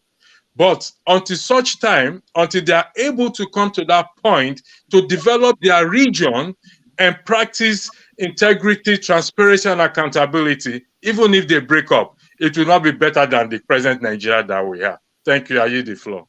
All right, thank you. Let me point out this. There's something that I think Mama Echo said about the three big ethnic groups, that they are the problem. Someone wrote on the comments that the three big ethnic groups are fighting for their own interests, that nothing stops the Yoruba or the small ones from fighting for themselves. So in trying to use that to answer some of the points you raised, I think when they said that the Igbo people, when they complain, I think they are not complaining that their life. They are not saying that their lives is a lot worse than other people. I think it's all about political positions. I think that's what the people refer to. They talk about that. And I think when they think about that, they also think about they are one of the big groups. And they think about if the big groups are sharing this, because the big groups are Americans don't see the small countries here. So big groups, I'm thinking about this without putting myself in that position, looking at it from far. The big ethnic groups in Nigeria, they don't see this. They don't really. They are basically thinking about themselves. And when they look at Nigeria, they look at, okay, we are the big ones, and what is coming to us, they count. I was just looking at the names of the presidents of Nigeria. People will be surprised that there were so many of them that we assume that it's all the big ethnic groups that have been president. No, there are a lot of minorities but because they are affiliated, there are some people who look at Jonathan today and they think that Jonathan is Igbo. There are some people who look at Abubakar Tafawa Balewa, they think he's Hausa Fulani. But they are different people. But so if you look at it technically, Gowon is not Hausa, but there are people who look at Gowon and say Gowon is Hausa, is one of these Hausa Fulani. So minorities have not had it that bad if you think about it in terms of if you look at the presidency. And of course, the argument that the government is making about other positions, you think about ministers, you have to have a minister from a state, every state, in any administration. So any government will come up and say that we shared it according to the constitution. So people should not complain that they are not getting anything. But of course, people will now say who has the main ministry, that there are some that are in ministry. So these are some of the arguments that are there. Go ahead, Ovie. Based on what you just said, based on what you just highlight now, two questions here, general question. Are you saying now that Nigeria is more conscious, they are more progressive? I mean, I'm talking about in the days whereby, because if you're saying that minority actually govern more, and this is pretty much back in the days, I used to say Nigerians of those days, our elders are more democratically driven and more futuristic, and they don't care about no. It's not that. It's not that. It's not that. It's just that at that point it wasn't important. People were still seeing people for whoever they are. It was the word that caused. No, yeah, go ahead. Or what? Or the minority are using the minority to actually play against each other, right? That one. And two, 200 years from now, how many of these tribes will actually still be in existence? Very good point. Very good point. Someone said that European countries are more like a nation state. I don't know who said it along the way. What they are forgetting. I think it was you, Christian. What you're forgetting is that if you study the history of people who are today in Austria or people who are today in France, 600 years ago, there were some minor ethnic groups that were basically wiped out. Not whether they died off or that nobody is speaking the language or they basically disappeared, and you have the big ones now dominating. And that's what will happen in most of African countries. So you have but isn't that the problem basically, that this some ethnic nationalities want to wipe out, or like what is happening in Nigeria, want to wipe out, wipe out other people. Okay, Christian, you are getting it wrong. And the question is, why I asked that question? It's as if these are things that we cannot control. It's evolution. This will happen. Whether you like it or not, Yoruba, Igbo, Hausa will not be speaking in that territory forever. So why don't we pay attention to what me and you can enjoy before we leave, which is electricity, as he said. Good roads, like just normal things that matter. Listen. Wherever you are living, if those people that build that place were thinking like you are thinking, it will be like a mess, like in Nigeria. Okay, it is a mess. Hold on. Listen. Before you conclude, just hold on first. Before you conclude, I live in America, right? You go and talk to the Native American. This is a mess for them. It is a mess for them. you understand? That's what I'm trying to say to you, because the Europeans went to America and almost wiped out the Native Americans to establish their own nationality, according to them. Listen, at times, don't listen to argue. If you listen to what Rudolph said, it is not necessary that people will come and wipe you out. It's natural. How many Igbo people are marrying outside Igbo today? Don't you think that is a minus? You don't see it like that. So if you continue listen. Okay. Listen, what you are trying to say is there is this nonsense. They say there's a strength in diversity. What that meant is not that cross-pollinations, because what is happening marrying over the places is what is called cross-pollinations. Actually, cross-pollinations is not good for hybriding. And it is where the strength lies. Now, let me say this. Let me say this to you. You are saying a different thing. That's not my point. No, because you are thinking of today's stomach. You are looking at stomach infrastructure. That's not how nations are built. Just hold on. That's what I said. Nations are built based on ideas. Can you hold on? You are missing the point. The ideas are not the same. Can you just listen? How many more years do you have to live Too much, 50 years. I don't have to enjoy. I don't have to enjoy. I don't have to enjoy anything because those who built where you are, those people who built where you are living didn't enjoy it. Can you listen for once, please? It is not about me and you, right? It has never been about me and you. We are already here. We are looking forward to go. We can leave now or tomorrow. We don't know. So I just ask a basic question. What is the probability that Igbo language, either anybody fight them or they don't fight them, they will exist in the next 200 years? It's a question before you. Yes, that is what I'm trying to answer to you. You see, those who exist today are those who prepared 200 years ago. Those who will exist in 200 years are those who are prepared today. So, in other words, what I'm trying to explain to you is this. As long as a particular ethnic group in Nigeria or a nation in Nigeria wants to take over the whole Nigeria, and now they are trying to kill everybody out there, and when they have done so, then they will exist. That's what it is. So in other words, if you want to exist, in 200 years, you have to fight for yourself, for the existence of your forebearings. I mean, those who you bear, who will come after you. Christians, the place that we occupy today, hold on, as a Biafra land, 2,000 years ago, who were those people that were there? That is what I'm trying to explain to you. Now, if those who are living here today,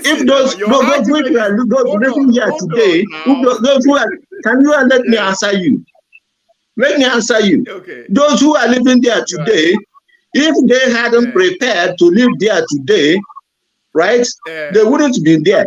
So if there had been people living over there 200 or 2,000 years ago, because I know Biafra is more than 2,000 years now, but if those who have been living there were not prepared, and that's why they were wiped off and they stayed there. Now, you want your children to be wiped off?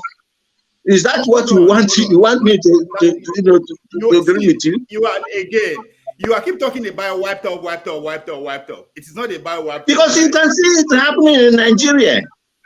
Oh my God. All right, Christian, hold on. Christian, just look at me. Just hold on. Look at me and you. The language we are speaking today, right? Okay, hold on. Do you consider the effect of English on Igbo language? Do you consider that first? Do you consider the effect? I muted him over. Yes, I do. And that is why, for instance, and that is why we need to have our own nation so that we can preserve the Igbo language. All right. Yeah, go ahead, Electricity. Go ahead. I wanted to hear from someone else. Yeah. Before I address, because my question is going to Mr. Rudolph, but before I address Mr. Rudolph, Mr. Christian, you don't need to have Igbo nation to preserve that language, with due respect. So that is not true. That is a narrative that certain people are pushing to cause division. I can argue with you from now to thy kingdom come. Anyway, Mr. Rudolph, Dr. Rudolph, I beg your pardon. Forgive me that I did not. Let's hear your arguments. Let's hear your arguments. With due respect, you see, one good thing about Mr. Christian, hold on. I don't argue over that. It doesn't take me anywhere. So please, Mr. Rudolph, Dr. Rudolph, you highlighted about this big ethnic group or major ethnic group or whatever it is. Now, Ovia said something about that he highlighted the basic electricity of it. Now, you live in America. Now, I don't know whether you operate ethnic group in America or not. Oh, we do. But even with the minor, there's what they use, the minorities or whatever it is they use there, to a large extent, regardless of whether it is Democrats who we consider as a big group or the Republican or whatever it is, most Americans enjoy the basic living necessity. Would that be correct? Mm-hmm. Yeah. Good. So this is what I am driving at. Regardless of major or regardless of who is there, The consign, what Uve is trying to say, and what I'm saying is that the basic living necessity must be enjoyed, or we must have it. I use the word must, regardless of who is there. Whether it is this major group or this one who claims to be this and that, that should be the focus. I yield the floor back. Thank you. No, hold on. What does ethnicity have to do with providing basic needs? Electricity. Yeah. Mr. Ethnicity. No, ethnicity. What does no. What I'm trying to say is, regardless of who is in power, regardless of which ethnicity is in power, the basic living necessity, everyone must enjoy it. Yeah, I agree with you. All right, thank you. That's the point I'm trying to. Electricity. There's one thing I want to just say about it. You mentioned the part of marginalization and the rest. I'll say you are okay, but I differ with you just a little bit. Yeah, go ahead. It's an open floor. The point is this. There are some things that fuel development. Those things, if you get them to a particular area, it helps them to develop. Like, for example, the railway. We crafted the railway throughout the nation, but the Igbo land was left out of the whole thing. Do you realize that if I give you, one thing I talk about government, just create the necessary working condition, people will create their jobs for themselves. If you give such conditions to Mr. A, it is just wise and nice you give it to Mr. B. If you use it for your well-being and develop yourself, fine. But a situation where we need to give 1 or 2 federal projects to this zone, and this zone, and purposely I leave out your father's house, because I know that people from that region, we know how the thing happened in the Civil War, but somehow people from that region in the East managed to find themselves, bring themselves out of the mess. It doesn't mean that we should not put 1 or 2 federal projects in their place. That's my point. Whether I give you your own part and you miss it or you misuse it, I don't care. But if you are giving, give Rudolph's case, give Christian's own, give Uzo's own, give this place. If you like, use it well, you don't use it well, fine.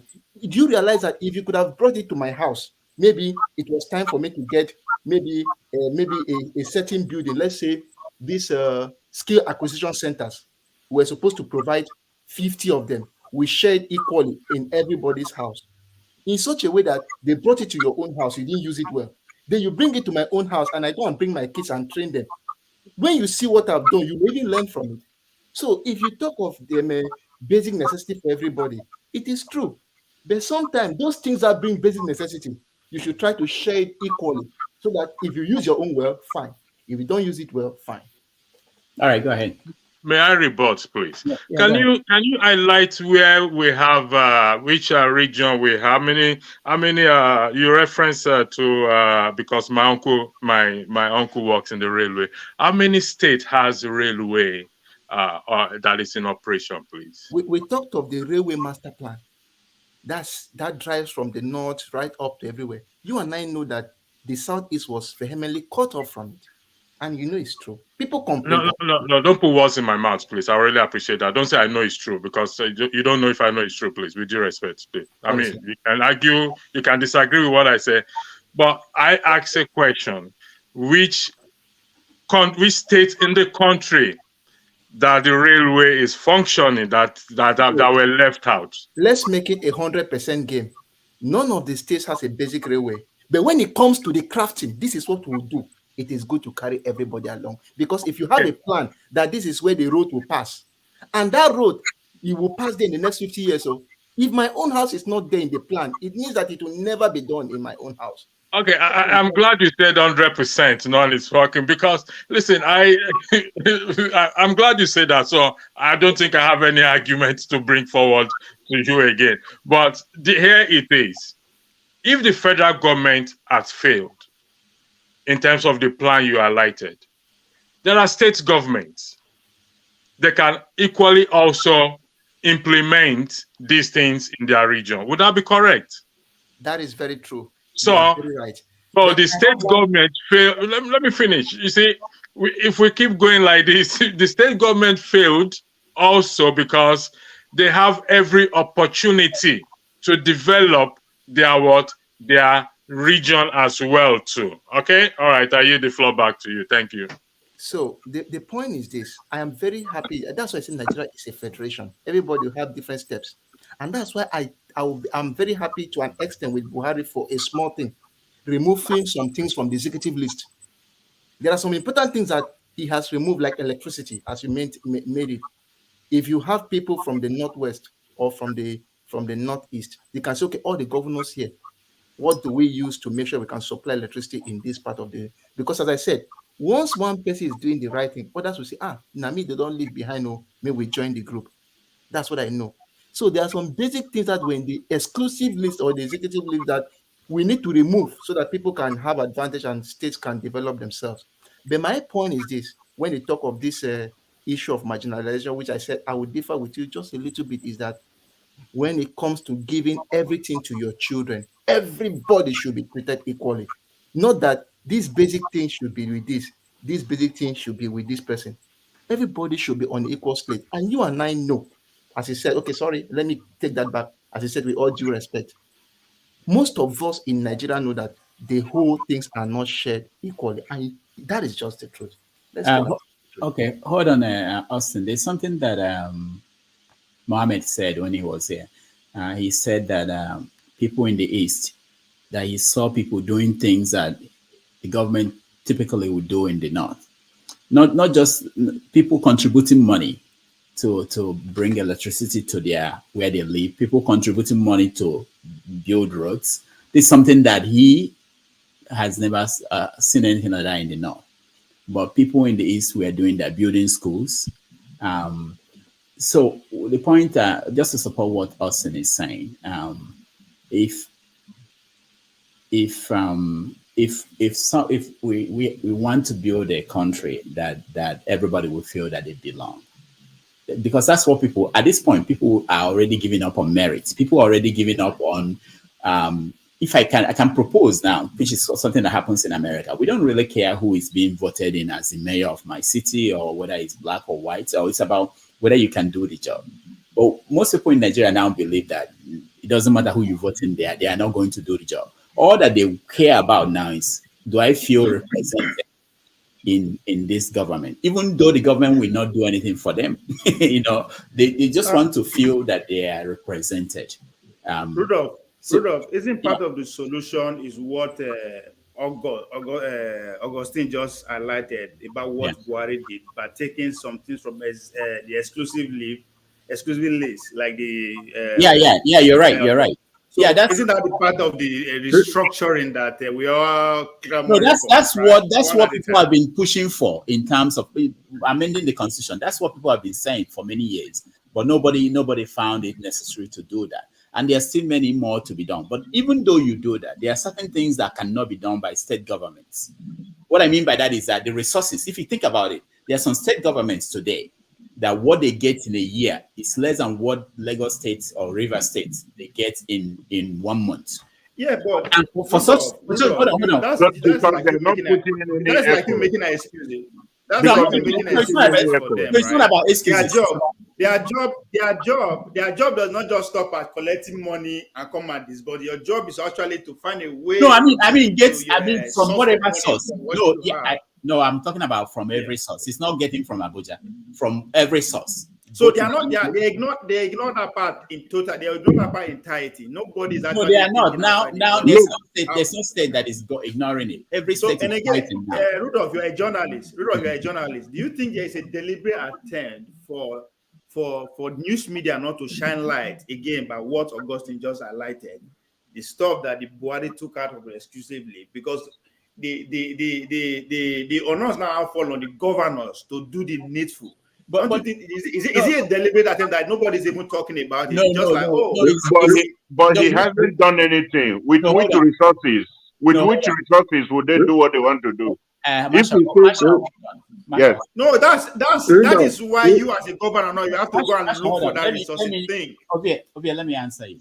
The governor of Anambra State just assured the people of the state that there will be 24-hour electricity in Anambra State before he leaves, before his first time. Okay, most states they had it. They are taking action. Okay, you don't need the media. It's not a very fancy. You don't need the media.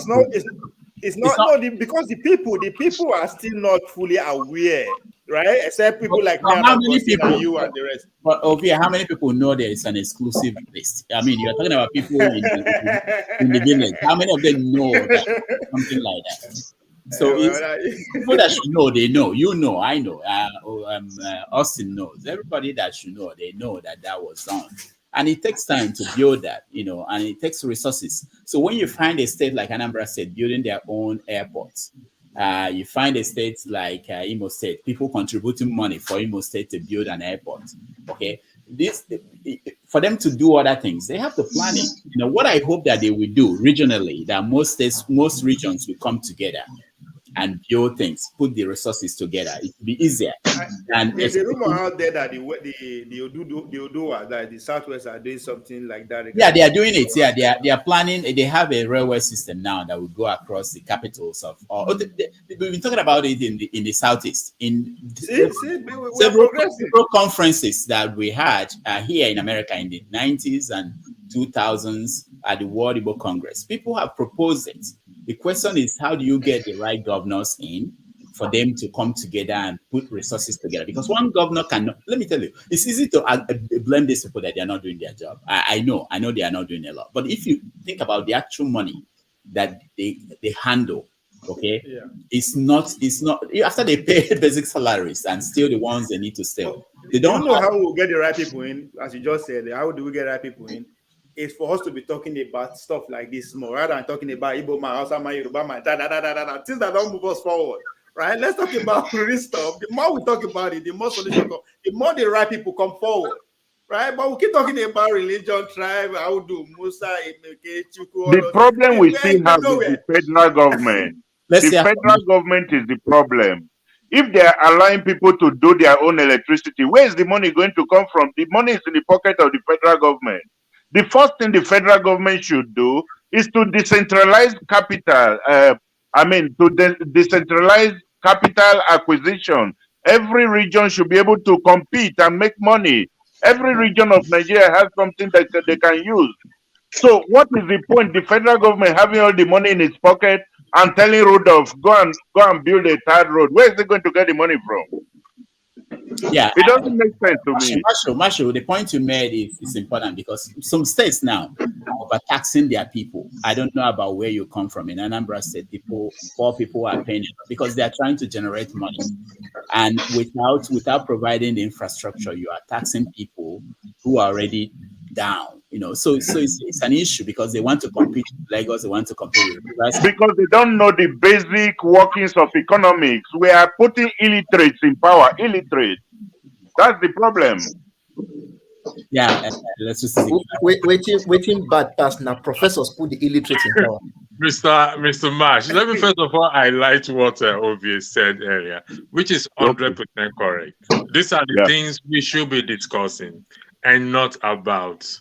And I know some people will come here tomorrow and kick against what you say. Write it down, because they want to push. They want to push their narrative. And I understand.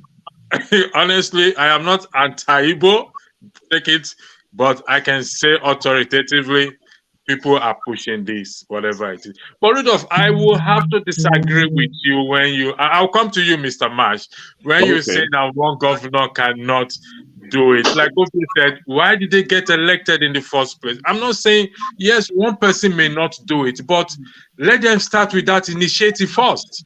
Let us see them come up with that initiative. Then others will now we key into it.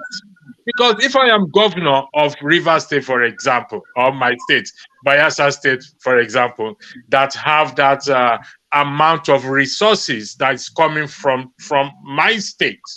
So I can, on my own, call my team together. According to Tinubu, we said he has a think tank. I don't know where that think tank exists, with due respect. That is a clown. I don't know where that think tank exists. Have a think tank to say, okay, Even if we don't have this money, because projects are done in future. They start it this year. They say, okay, we're going to finish it in the next 10 years, and this is the budget, and they work towards it. That is the reason why they compete to say they want to become governor, and they say so many things. I'm going to do this. I'm going to do that. I'm going to do that. Now the opportunity now comes for them to do it. But what they are not doing. Now, to you, Mr. Marsh, you did highlight something about the federal government is not is holding up everything. Now, yes, I did a video recently, and you see, the federal government, the executive arm. I'll try to split it. The executive arm, with Rudolph have highlighted this in OVA channel once. The executive arm is put under checks and balance by the legislative arm. And the legislative arm is put under checks and balance by what? By the electorate. Now, but that's not true. That's not true in Nigeria. Wait, Mr. Mr. Patch. I only read that in the books. It's not applicable to Nigeria. Nobody checks anybody. If somebody were to be checking somebody, nobody will be stealing 190 billion naira. You know, Mr. Patch, we refuse to check them. We citizens refuse to check legislators. I say this with full confidence. We refuse to, and that is why you see the corruption. You see that structure of corruption between the executive and the legislative arm. The executive can come under, like the last money Buhari requested. How much is it? So amounting to trillions or billions. It was signed off immediately. By the legislators there. And I keep wondering why they continue to sign off so much money to him from time to time. What has he done with the one he got before? Okay. Exactly, because you and I fail to do our own, to carry out our own responsibility. I always refer to Section 68 and Section 110 of the Constitution, which gives the citizen that power to put the which constitution? The decree 24? Is that what you mean? No, I mean, you see, we cannot make progress if we continue like this. If we start having such perception on our constitution, we are not going to make progress. We do not have a constitution. We do not have a constitution in Nigeria. No, we do. Okay, if we don't have a constitution, how do we move ahead then? Let me ask you that question. If we had a constitution, we Buhari single-handedly decide that headsmen should be killing people all over the country and it will be I have to disagree with you that Buhari decided that. We have to be careful on what we say. No. Anybody have evidence me, I will answer. I will answer any question. Do you have evidence? I have the conviction of what I'm saying. I have been watching people dying all around the country. And Buhari says nothing. What is the meaning of that? It means he approves of it. No. All right. Hold on, guys. I did a calculation. This is for you, electricity. I did a calculation about the budget of Abia State is 385 billion naira. That's the budget for the whole year. So that's about $520 million. So that's the money you have. So, there was a day I was worried that in my state, in my local government, we only have fire truck only at the headquarters of the local government. So, and all the towns in the local government, they don't have. In my hometown, there's no fire truck. So if there's fire anywhere, they can put it off. And I've been there watching a house burning and people were inside. People were getting water. And it traumatized me. I was a kid. Until today, they don't have it. I thought about it. I said, okay, how would the local government buy this? They have to buy it in the open market. How much? I checked how much they sell a fire truck, typical one, maybe $80,000. You move to Nigeria and everything need to get to $100,000. So for a local government with a budget that is less than this, what you have for Abia State, how are they going to do all the other things they will do? Buy fire truck. So what I'm saying that I'm trying to point out that when I said, I know you raised an issue about what I said about coming together, states coming, especially geopolitical regions coming together to do some of these things, because it will be difficult. It will take a long time. And what I'm concerned about is that there's this drive now at the executive level in some states to raise internally generated income, and they are overtaxing the people, and it's counterproductive. Go ahead. Thank you, Rudolph. Dr. Rudolph. It is, if I give you 10 naira, Dr. Rudolph, as your investment, I expect you to think of how you are going to increase that 10 naira to 100 naira without, because look at the country as it is now. If not for the corruption or whatever it is, we have a lot of means to generate revenue without burdening the people. We have the tourism there to generate revenue in each state, even in Bayelsa State, even in Rivers State. We have that to exploit to generate funds, revenue in each state. You see how they protect their revenue in the Western world. Every cent, I'm telling you that every cent of anything that comes into the country that the people pay duty on matters a lot. When they gather these cents or pence together, it runs into millions of pounds and millions of dollars. We are not idiots in Nigeria. We are educated people in Nigeria. Unfortunately, maybe we've been governed by, I don't want to use any derogatory word on any elected officers, but the truth is they don't have the common man in mind. Because if I put you there, Rudolph, except something entered into you and you change and become something else tomorrow, I believe you will have the common man interest at heart. Given to the narrative of the fire issue, the fire truck or fire station you just highlighted, you're going to work towards it. And definitely you will reach out to other governors in the same region that, listen, we are in this region. These are needs that we need to address. These are the needs of the people. The resources is there in that country. I'm being honest with you. Yes, it may not be spread evenly, but if the legislative arms are being put under checks and balance by the people that are going through this suffering, we will not be talking this story today. I yield the floor back to you. Thank you for the time.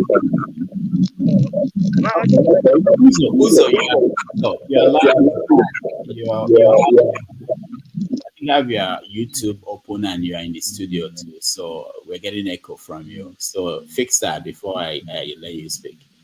Uzo, yeah, you, yeah. Whenever you're on, we hear echo. You. All right. Electricity, I just want to cover one example right now. Do you think that the way wording about this is going, if he becomes Senate president by the something is echoing back, so I'm not hearing you very. Somebody might.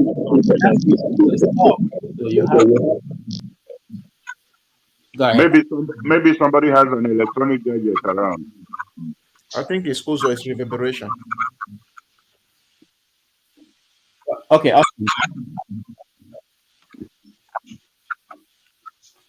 Hold on. I'll figure out who that is. Okay, Austin, go ahead. I was just giving an explanation for what I think may cause the noise. I wanted to ask Electricity a question, but I think it just went off my memory. But maybe I'll just try to recap it in about a minute and ask. Okay. All right. Uzo wanted to ask a question. Unfortunately, we lost him. I want to believe that the question he wants to ask is in respect to Akpabio being presented as Senate. Okay, he's back. Okay, my question is this: as things are going, if eventually Akpabio being presented by Tinubu as the Senate president, do you think somebody said that Tinubu will bring a approval of a loan of 100 billion Do you think that Akpabio will have the court not to like sign it for them for him to have it? That's a very important question. Somebody mic is on, please. Okay, we lost his on again. Now, if you see the way the 10th Senate is playing out, let's take our mind back. I don't see Akpabio performing. Akpabio is just, how do you call it? He's going to be a puppet to Tinubu, okay? If you see the way the primaries went, you will know that there is already a deal between Akpabio and Tinubu if Tinubu wins.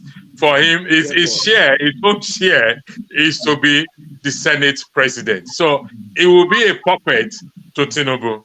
And I have my fears that things are ever going to, just the way it is playing out now.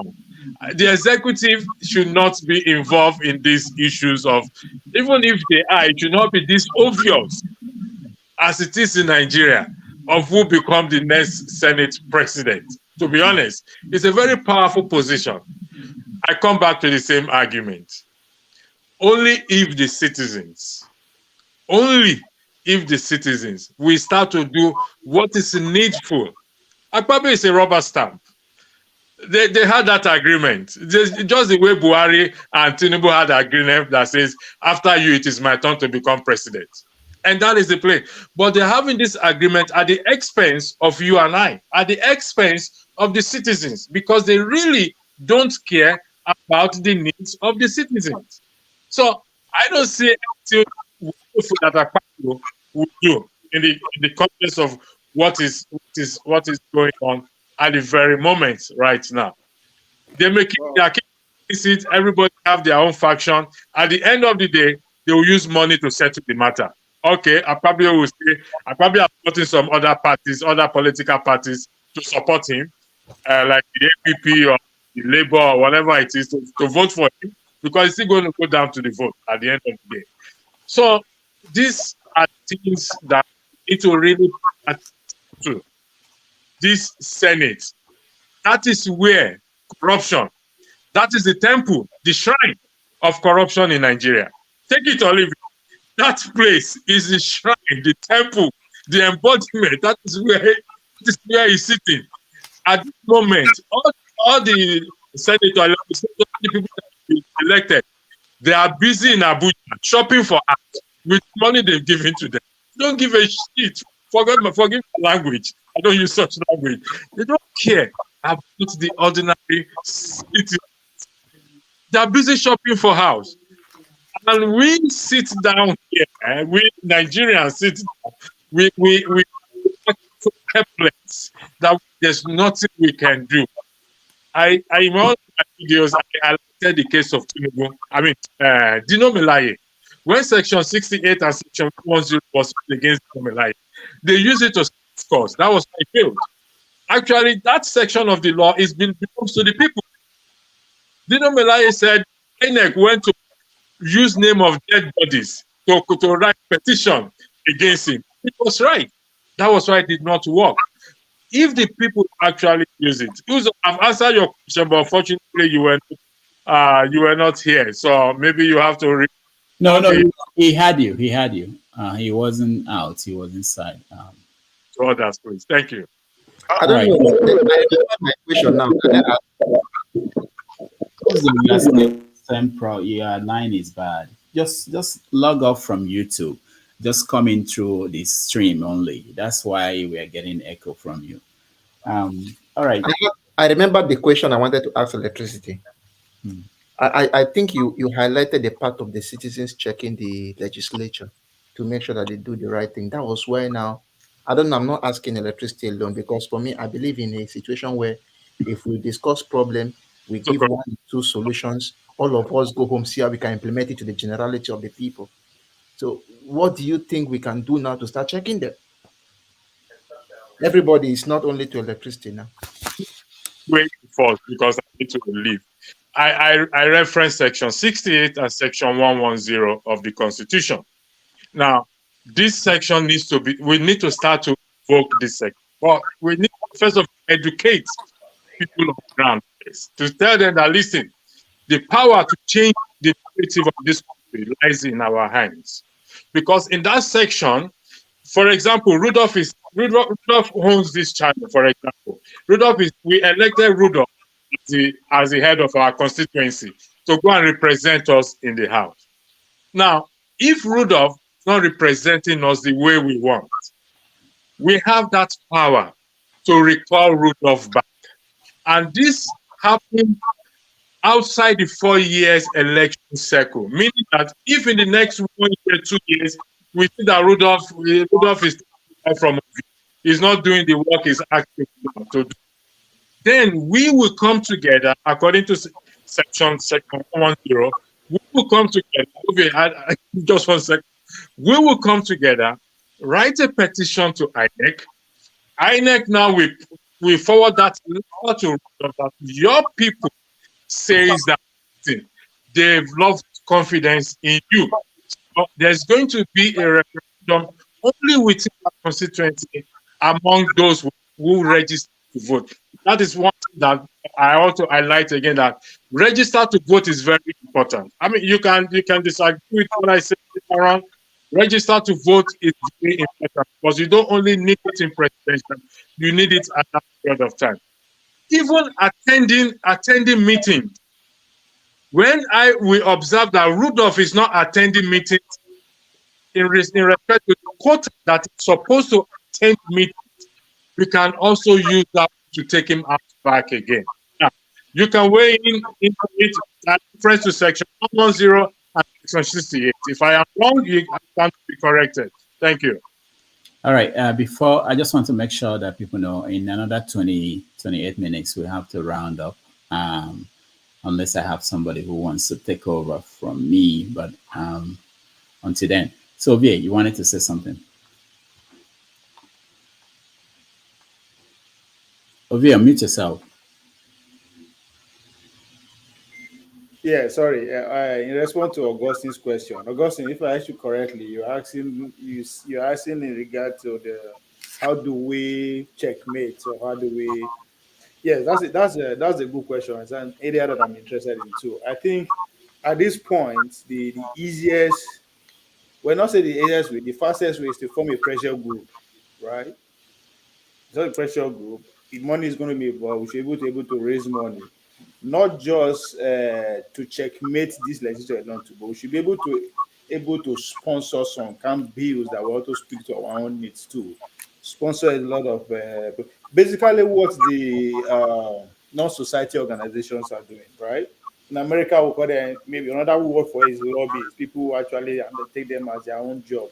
So we need to form like kind of pressure group, think tank, whatever name we want to give them. But the whole point is to be very active on ground, to get involved in things that we care about. People who, senators and House of Rep, who are in charge of committees that are actually in charge of what we care about. Those are the people who begin to talk to, lobby them, support them. It's not necessarily that we have to like keep going against whatever they have to, but what can we bring to their conscience that they can actually support and bring into the floor of Senate or House of Rep. So I think that's one way we can do our own. That from here, coming together first and have a very concrete foundation, and we go from there. All right, Uzo. Thank you, Doc. I've been in and out because my Wi-Fi has a problem. The electricity. I take particular interest in the way suggestions you've been making. The way you're speaking, it's right in a place where things cannot be. In Nigeria today, we know that Nigeria, you think the people have the power, yet the people have the power. You look at what happened in this past election. People vote, did their votes count? How do you recall somebody from, when these people get to Abuja, they become lost on their own? Do you think that the people can hold them accountable? I mean, I think we something we are not getting right here. Nigeria system needs to be re-engineered completely because we are building on a foundation that is not strong. They have to buy bulletproof vests. Bulletproof vests. I think we just need to involve money. We can hold them accountable. We also have No, to we have involve to lawyers, pay buy them. bulletproof It costs vests. money. Yeah, no, it costs money to do this thing. It's not cheap. If we are ready, we can actually do it. Because what would they fight us with? They fight us with money now. They pay the police. They pay everyone. Look, the first thing you need to buy is bulletproof vests. Okay. And also, you know what we have noticed. We have noticed Sorry that for even though as we are here speaking, and most of us are outside of the country, and we have things work, and everything is at least to a great extent. Now, these governors and the legislators, they come here, they enjoy everything, and they go back and they still do what they are doing. But look at what's going on. Is because they know they can buy some of the people. And it's a divide and conquer kind of system they have. Is anybody by politicians have people who follow them? By politicians have people who follow them. So if you're talking that this politician is not doing his work, some people say he's doing his work. What are you talking about? Before you know it, both sides are fighting, and then they're winning. They're going their way. Let me tell you, we are people. You're right in some sense that the people are responsible. But let me tell you where that does not really compute is that these people that when they come here, who don't people roll out red carpet for them? If they say they have a party at let's say New York, they have a party near the airport, JFK in Queens. You see people, everybody going there. What they struggle for to get a card from him, so that when they go to Abuja, they can contact him. They can't even tell him you are not doing your work. Nobody can stand before them and say, "Why are you not representing us adequately? Why not doing what you're supposed to? The constitutional allowance you are giving, what do you do with them? Allowances you are giving, what do you do with them? People don't raise these issues, so they think they are doing well. For some people, just praise them, and at their back they talk ill of them. So the people are also responsible. Because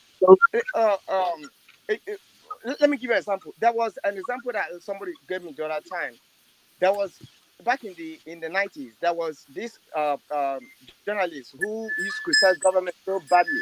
They took him and made him gave him a position in the government. He started singing a different song. He wouldn't even let his colleagues get access to the person that gave him the job. That's the nature of things in our country. So what do we need to, what should we do to make sure that things start working the way? We can't be building on a foundation that is faulty, no matter how much we build it. Rudolph was talking about fire truck. That is very good. You can have that. But you take a fire truck and down to home, who will repair the fire truck? When things are bad, what do you do? This thing happens with all sectors of the economy. You something new from overseas, and then when something goes wrong, because there's no foundation. Okay, and I give the time. Thank you. Rudolph, can I chip in something there?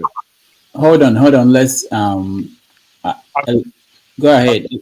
Your line is now good, electricity. We can't hear you. I don't know why. Should I say something? Yeah, Marshall, go ahead. Yes. Okay. Good evening, house. Good evening, house. No, Marshall. I said Marshall. I'm not.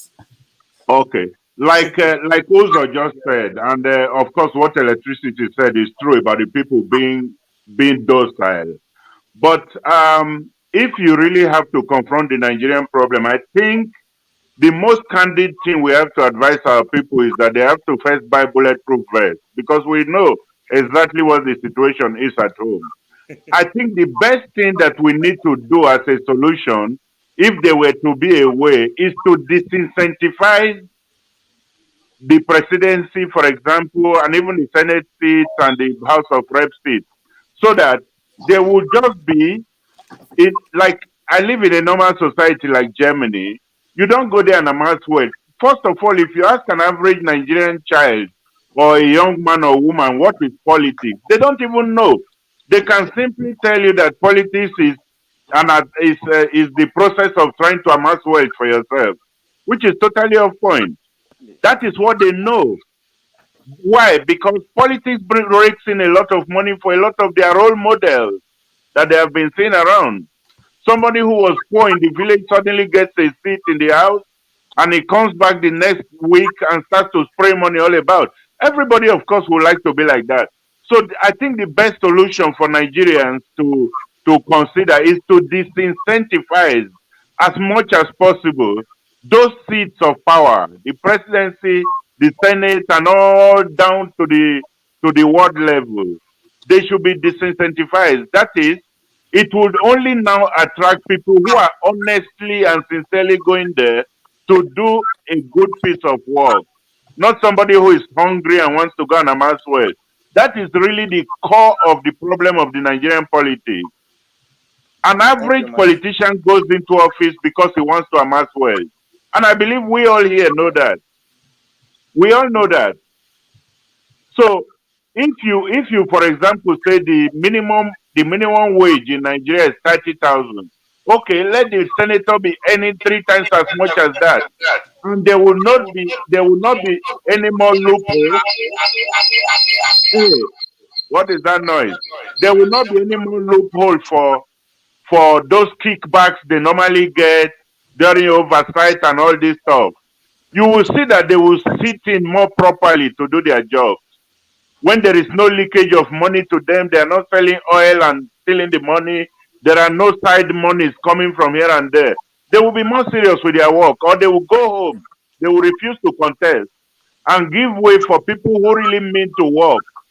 That's the only solution I see. As far as there continues to be very serious monetary incentives in our seats of power, people will continue to go there and goof. That is the truth. I rest my case. Thank you. Mastro, welcome to the show. Yeah, good evening, everyone. Good evening, Dr. Rudolph. You have had a fantastic show today. I didn't want to come on the panel because I felt that things were going okay until it started going, to the direction of blaming the victims. I'd like to pointedly speak on what Mr. Electricity was saying. I heard him say certain things in respect of the people. You are putting you're putting the job, you're placing the responsibility on the people, on the masses again. I don't know. I wanted to ask you if you experienced the last election. If you experienced it, you would have felt the impact of the people. The people have done their own job. How do you feel they still have the power to make changes even when they make these changes in broad daylight, everything is rigged against them? Or do you want them to face the bullets like they faced during the NSAS? How do you expect the people now to change the situation? I heard you saying recalling their senators. Or do you want me to answer that question? Yes. Okay, yes. Thank you very much. Let me tell you what gives me the momentum that I'm going now, because actually I was at the last election. I voted. I worked with INEC even unofficially. And when I saw the momentum and the zeal that the people came out to vote, then it occurred to me that we, the people, can change the narrative. So I was there. I have my PVC, so I can speak in that respect boldly. Now, if we go with the same zeal that we went to vote during the 2023 election, it is unfortunate the way things are going. That's just the truth. Because my vote matters. That's the first time I vote in that country, and it's an historical time for me, and I feel proud to have casted my vote on May 23rd. If we apply the same principle in reference to Section 68 and 110 that I'm talking about, I can guarantee you that will be the start of turning point for the country. So, my brother, the people, when I say it is with the people, I don't mean it in a negative terms. I mean, we the people have that power to change the narrative. And we are able to do that if we start. Ovi said one thing, pressure group. It's one thing to talk, it's another thing for us to start to do it. Start a pressure group. That is another way we have to do it as well too. Sometimes we come out as if we are helpless. We can't do anything about the situation. I disagree with such sentiment or with such attitude that we can't do. I keep saying we are Nigerians. Whatever happened in Nigeria there today, the same will reflect on us in the Western world. Take it or leave it, that's just the truth.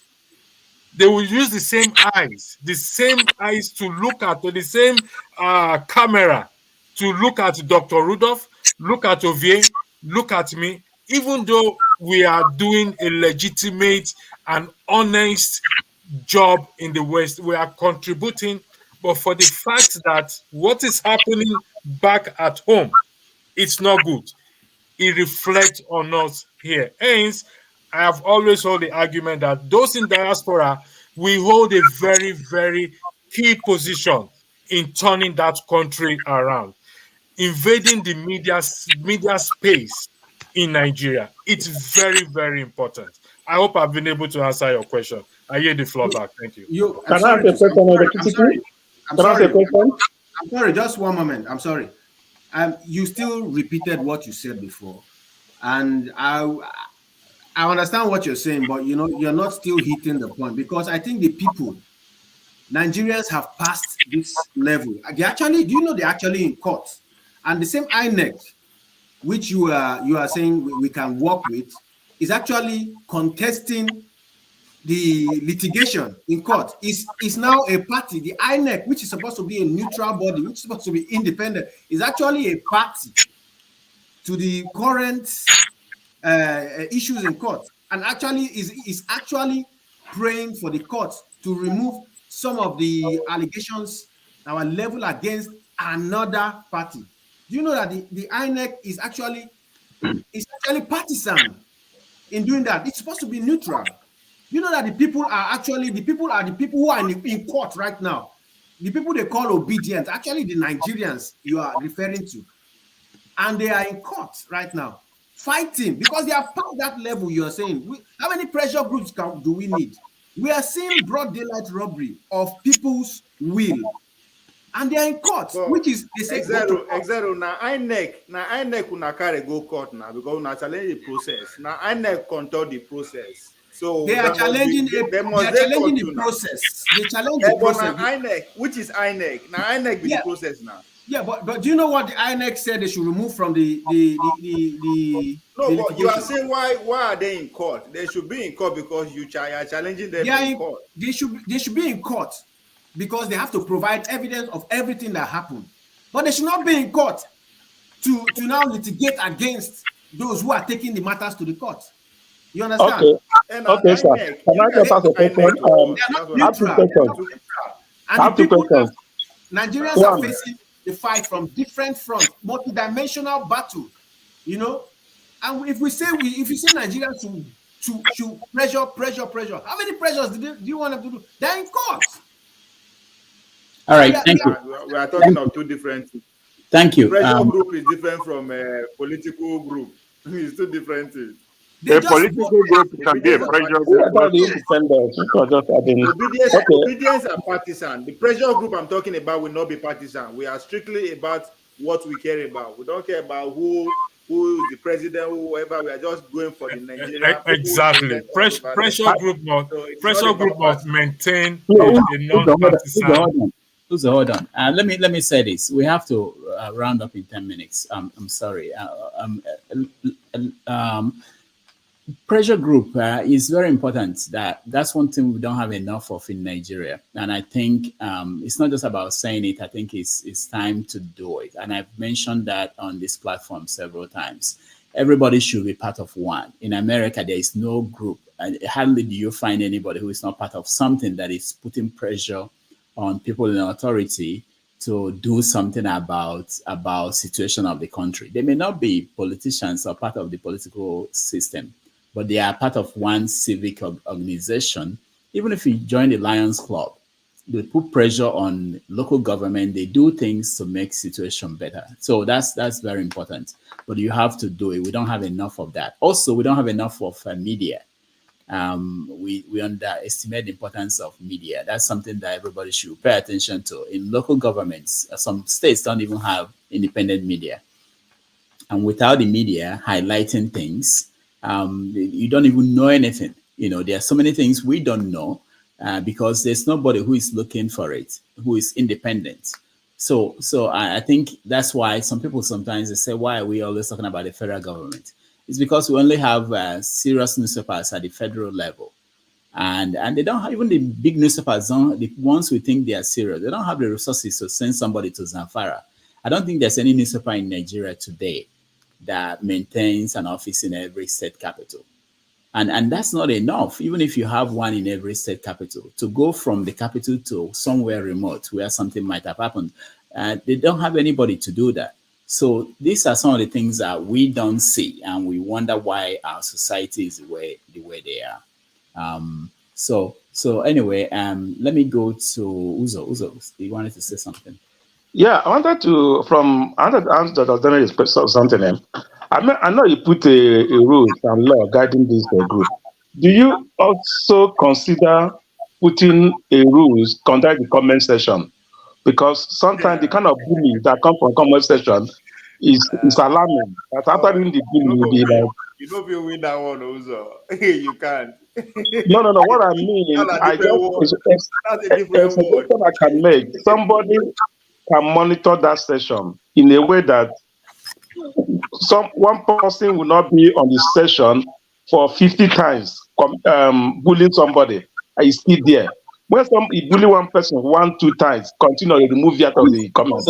So sorry, I missed what you were saying. There was time you were cut off. What were you saying? You mean the comment section? Yeah. Oh yeah, I know it's going to happen, but unfortunately, we don't. I don't have the manpower. Unless you want to volunteer, I can go there and I give you the power. I mean, I don't have the manpower to do that for now. But I'm trying to find put that in place. But it has to be. Yeah, you're right. Someone has to monitor that. I can't do it while I'm. Go okay, ahead. let me finish. Secondly, I wanted to ask something. Is it now a time we'll stop blaming the legislators, everybody, and the main election umpire, who is also a partisan, who is INEC, all right? The chairman and the people that supersede that decision are being appointed by the president and the whole league of the president. So what do you think is going to happen? It's not a time we start talking about to make that independent, make it independent that they won't be partisan. They will come. I was reading in Chinese. Somebody make that analysis that if every party can be their candidate, their representative to make that INEC, it will be more better than one person, which is still appointed by the president and the state. The governor will appoint an chairman, and the local government an chairman. So the state they always play and dance the tunes, the reggae of whoever put them in their seats. That was my question. Okay, go ahead, CCC. Yeah, just to address what Uzo just raised, it's a very important thing. But Uzo, I will still tell you that it's still down to the legislators. Take for example, when Biden or any president appoint people, they go through this screening with the National Assembly, okay, and because they do these checks and balance, they want to be sure that even if you are coming from the president appointed you, that it is not a free pass that it will go through. Okay, is it down to the legislators? And because there's this romance, this structure of corruption between the legislative arm and the executive arm, anything the executive arm says, the legislative arm go ahead because there's this structure of corruption within them. Yes, the president had the power is vested on the president to appoint INEC chairman as the third schedule of the constitution, which a lot of people are kicking against. Actually, I did a video on that when Niger Watch people came up with a topic and say Buhari must sack the current INEC chairman, and I said this is putting the cat before the horse. If Buhari sack the INEC chairman, when Tinubu becomes president I said, guess who is going to appoint? He may appoint MC Oluomo as the next INEC chairman. So why are you putting the cards before?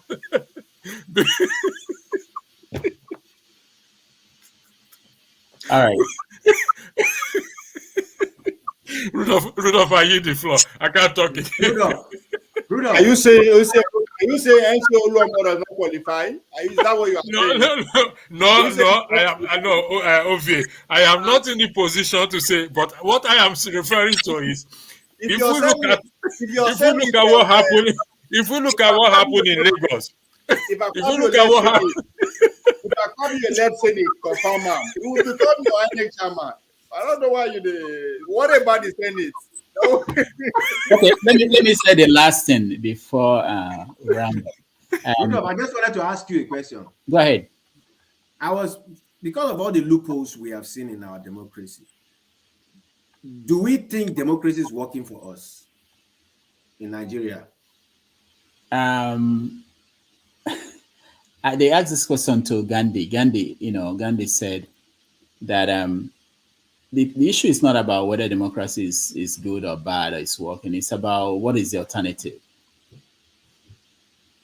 The reason why he actually said that the problem with democracy is that votes are counted, that they shouldn't be counted, they should be waged. That the votes of someone who does not read a newspaper, doesn't care about what's going on, should be not the same with that of someone who knows what's going on. So, but the point is that there's no alternative. So that's what we have. We just work with it. We have ranked choice. Yeah, that's another one. That's Dr. Rudolph. Yeah. I disagree with you that there is no alternative. I'll leave it at that. No, tell us what's the alternative. I will leave it at that. We'll leave it for another time because you have to round up now. Or is it the Russian style, or is it the Chinese style that is the alternative? Which one? We'll leave it to another time, Dr. Rudolph. What do you think about voting? About what? Rank choice, ranking. Oh, I think I like that. I've never used it. I've not voted in any local elections, so I don't know. But I think it's a good idea. New York. Yeah, it's in New York. I know. I don't vote in local elections. Rudolph. Yeah. The problem with our politics still centers around the issue I brought earlier, money. The president has too much money to play with. So everybody would like to dance to his tune. If the federal government or the president has limited amount of money to play with, he will not be able to make people dance to his tune. That is how it is in the developed world. You're right. When you have Buhari can suddenly request for $200 billion now, and it will be withdrawn from the central bank and passed over to him. Why would he not be able to influence everybody? So that's where the problem really is. What we have been discussing here is just like tackling an Iroko tree from the apex of the leaves without dealing with the taproot. The taproot is the money available to the center. It should be made weaker. The center should be disincentivized so that anybody who is going there is going to work, not to eat money. In Nigeria, they believe too much in money, and anybody you give money will do what you want. That's where the problem is. Anyhow, let me just chip in. The person who asked about alternative to democracy, for me, I think if you look at all the system of government, we know that all of them have their weakness and their strength. I live with a roommate who is a Russian, so she took time to tell me what happened in Russia. Trust me, you will not want to go through that. Oh, you get local, you get woman roommate. No, if I say roommate, it doesn't stay in my room. But the fact that you have to explain it says a lot. Yeah, but I know where he's going to. They stay next door. So they explained to me how, she just came to the US when the Russian war started. So she gave me a clue of what happened there and some little things. And when he explained how the system works, trust me, you will prefer the democracy even with Tinubu as the head. So I prefer that. No, never. No, let's go. Let's try that way first. Then the second thing I wanted to talk about was the issue of my brother Mash said about the excess money. You know, the two things that make Nigeria somehow ungovernable is that you mentioned the excess money and the excess power. There was one day in our church group where we had to put our president to check. You know that kind of thing where they just wake up, say, this group are supposed to support church. It just happened suddenly. Igbo president, it just happened. The chairman did not even ask. He did not even say, okay, let me call the secretary and the rest and ask them, okay, how much we will give this person? He just went down and called the money. And when he came back, they told him that, look, no be that way chairman get utmost powers, that money you promise you paid yourself, that you will not pay it from our coffers. And he had to talk up and down, say no way. And at the end, he paid it himself. To tell you that you cannot do something because you feel you are the chairman, you have utmost power, nobody can challenge you. And that is one thing we need to put, to know that it is not because I am Mr. President, as I don't talk and so it don't finish, nobody can say anything again. And that is why we need the strength of the institutions as well. So power in the center is very strong, that once the chairman speak, like maybe PDP and APC for primaries, once they say this person is our flag bearer, to change them is difficult. That means the other arms are not working. All right, thank you. Any other person, final words? Anybody? Just because I came late, but we will discuss this. Actually, I would have loved to ask X0 Mastro a question, but there is no time. No, go ahead. X0 Mastro, the question is, what do you think is the solution? Given to you experienced the election, you are arguing that the INEC is in court, where they are in court because they are the party that people, the Labour Party is challenging, so they have to be in court. Moving forward, okay, because as far as I'm concerned, I've moved past 2023 election. I've moved past it. Just give me 1 second. I need to capture something that Dr. Rudolph sent me before I log off the system. So I've moved past that. So what solution are you proffering at this very moment? Seeing that you experienced the election and you appears to be suggesting that there is no hope. We are not well able to overcome this elite suppression, and it's like it's a dead end. That is what I hear. I stand to be corrected. What solution are you proffering to this issue right now? Well, the current situation requires a proper understanding of what we are facing. If we properly understand what we are facing, then we can begin to deal with the situation, because I don't think we properly understand what we are facing. Your reaction matters a lot. You see, you cannot already move on from such a situation, because this situation is a rape on our psyche. We've been facing it from the Buhari administration. So many abnormalities trailing this election. I mean, I've never seen in my life where there is no money, where all of a sudden the presidency is saying something and the president is saying another thing. You know, it has never happened before. So we faced a lot of problems that we are not reacting the proper way. We are saying, oh, it's not our politicians. No, there's a state capture in our hands where the president-elect is seemingly illegitimate. We are not reacting the proper way, because if you react the proper way, they will be scared of even announcing. They will be forced to retract.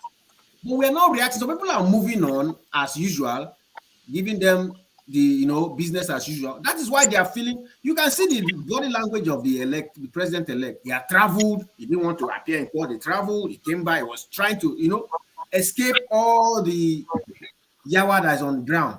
Okay, and then, sorry for interjecting you. What should be the proper way, if not the courts, if not the process that is going on in the court right now? The proper thing to do is the process in the court should be followed fully, and if everything fails, everyone should be on the streets. We should hold that country down, shut down. We are not reacting the proper way. We are following these people, and they've captured us. We are just like retired. How will I put it? Soldiers. The problem still boils down to money. Ego. It's not about money. It's about money, because these people have shared our Commonwealth. Tinubu has been feeding from the feeding bottle of the Commonwealth for a very long time. He has too much money. Don't leave the solution to third parties. You cannot fight for the international community to come in. You can see the politics that's going on worldwide. They even want to come in and rape the country. They want anybody that should be there. Just give them the resources. Give them their own. So our own is to hold down the country. And they prefer somebody like Tinubu, who will not be able to respond when they talk. Yes, they cannot kill everybody. If everybody, we need to unite and then hold down everybody. Not when we unite and hold down the West or the Southwest and Southeast. The North, they say now they are not part of it. That is what that's our problem.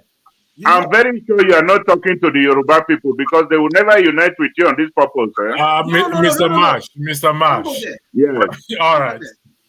All right, everyone. I just want to thank you. This conversation is interesting, but we have to end it here for several reasons. I want to thank everybody that joined us, those at home, those on the comment sections, and our guest, Dr. Mohammed. Next Sunday, I have a very interesting guest for the obedience. One of your big names is coming. I don't want to announce it until I finalize everything, but we will be getting you interesting people on Sundays, and on Saturdays we have our own panel. And then it's going to be more interesting as we approach the 29th. Thank you all for being here. Thank you, Marshall. Thank you, Mastro. Thank you, Electricity. Thank you, Uzo. Thank you very much for having me. Thank you, all of you. And of course, thank you, Ovie. We are going to add Electricity on our list of moderators, so he will be able to do that if we need next week. So thank you all, and we see you next time. God bless. Take care. Thank you very much. Have a wonderful evening. Okay, take care, guys. Thank you. Thank you.